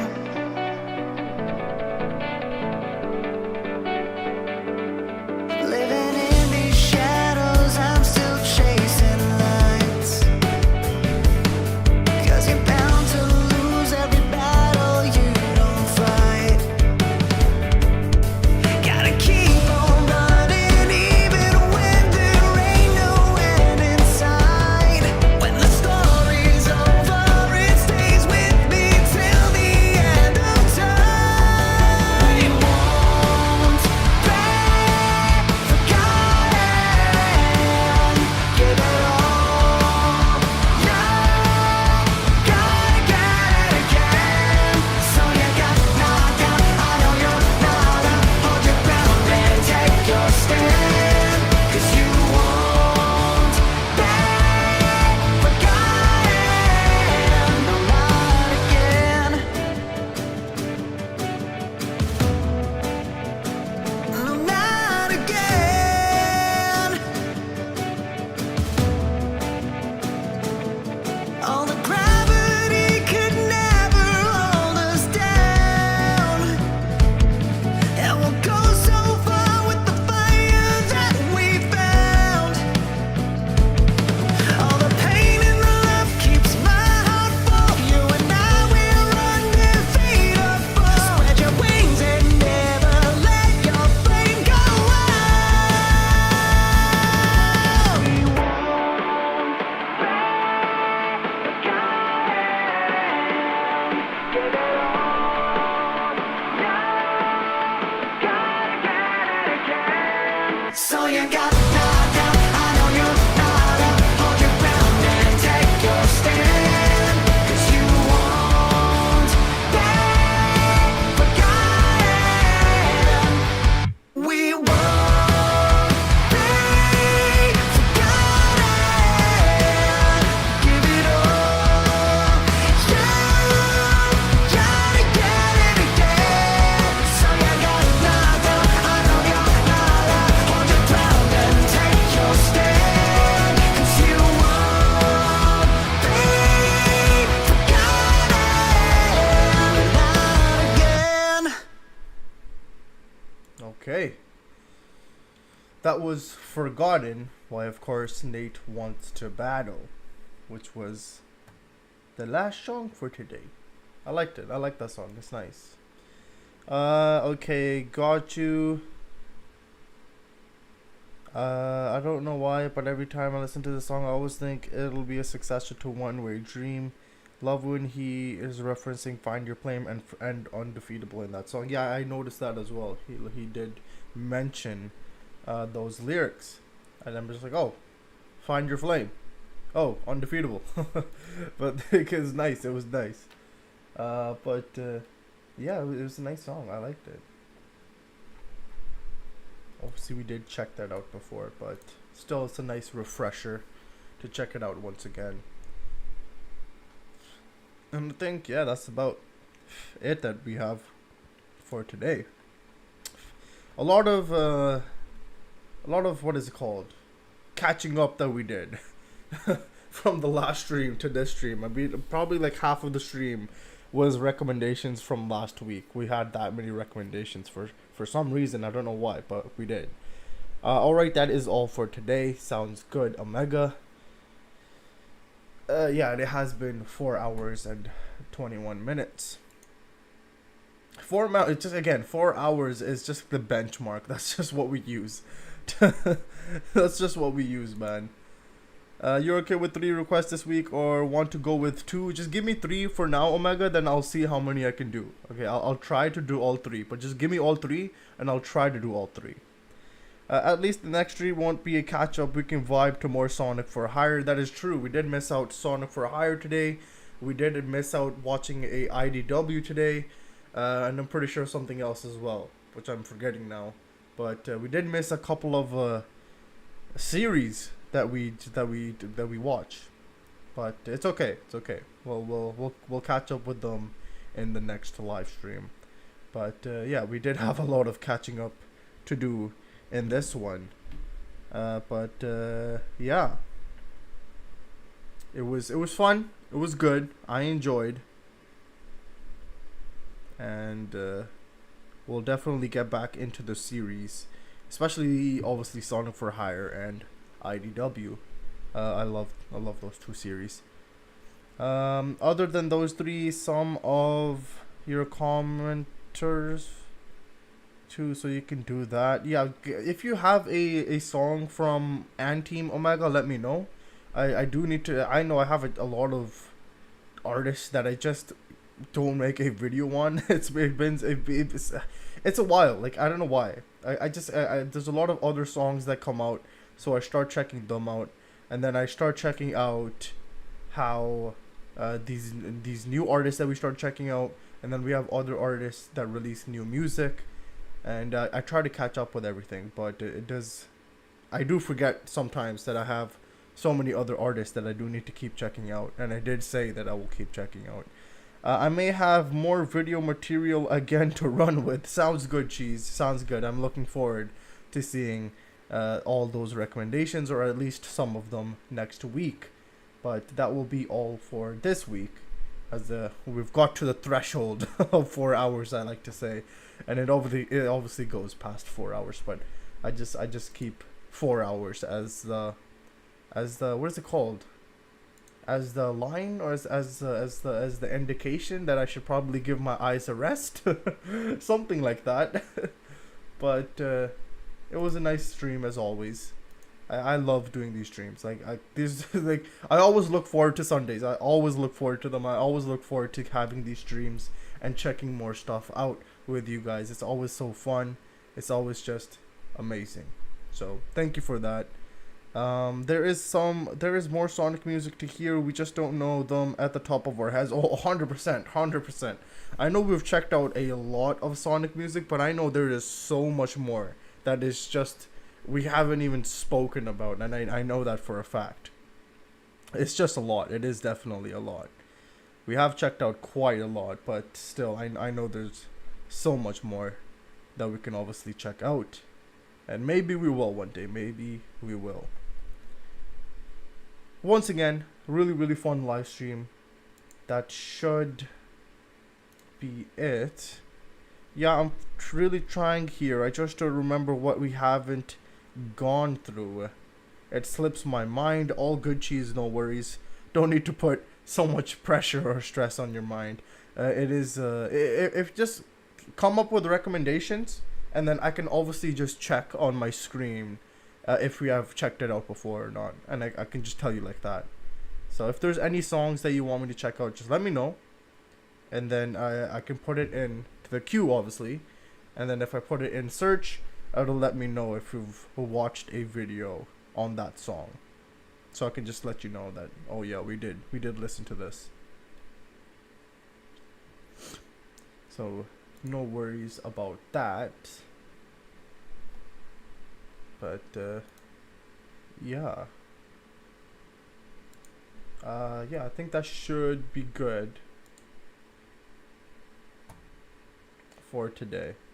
I think CD and 3D Blast still has more to offer. Yes, I think we haven't checked out Rush 2. Yeah, we've checked. We haven't checked out the older games for sure.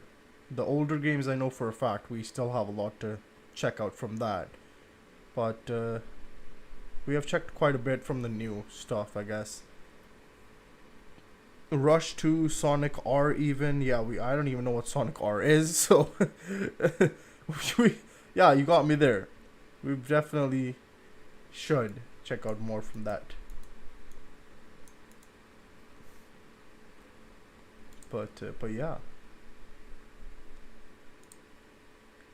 Time for them to drop a new game. We're just gonna check out new music. Screw the old stuff. No, I like checking out the old stuff as well. I like checking it out.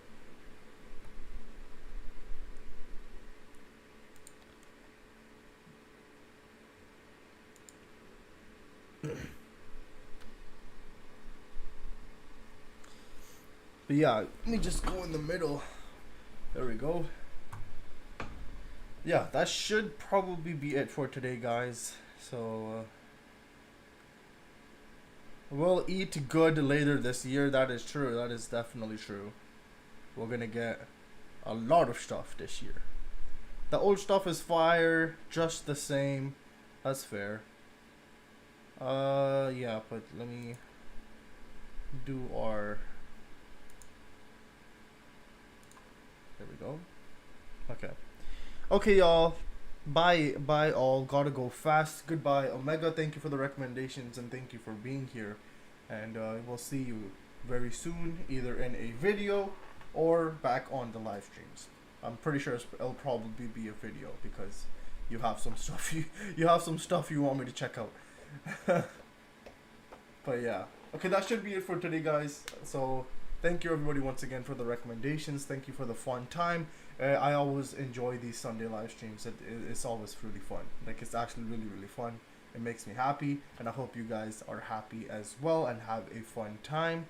And yeah, I will see you guys either once again in a video or oh yeah, Sean, you probably want me to check out Iris. I'll probably post an Iris video this week, most likely.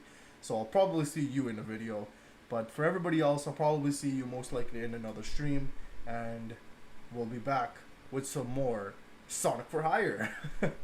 And IDW and everything else. But for now, it is goodbye, basically. So thank you everybody once again. I'll see you guys very soon. I'm going to do my 10-second countdown as usual. So 10, 9, 8, 7, 6, 5, 4, 3, 2, 1. I think we're good. Okay, thank you guys. I'll see you guys very soon.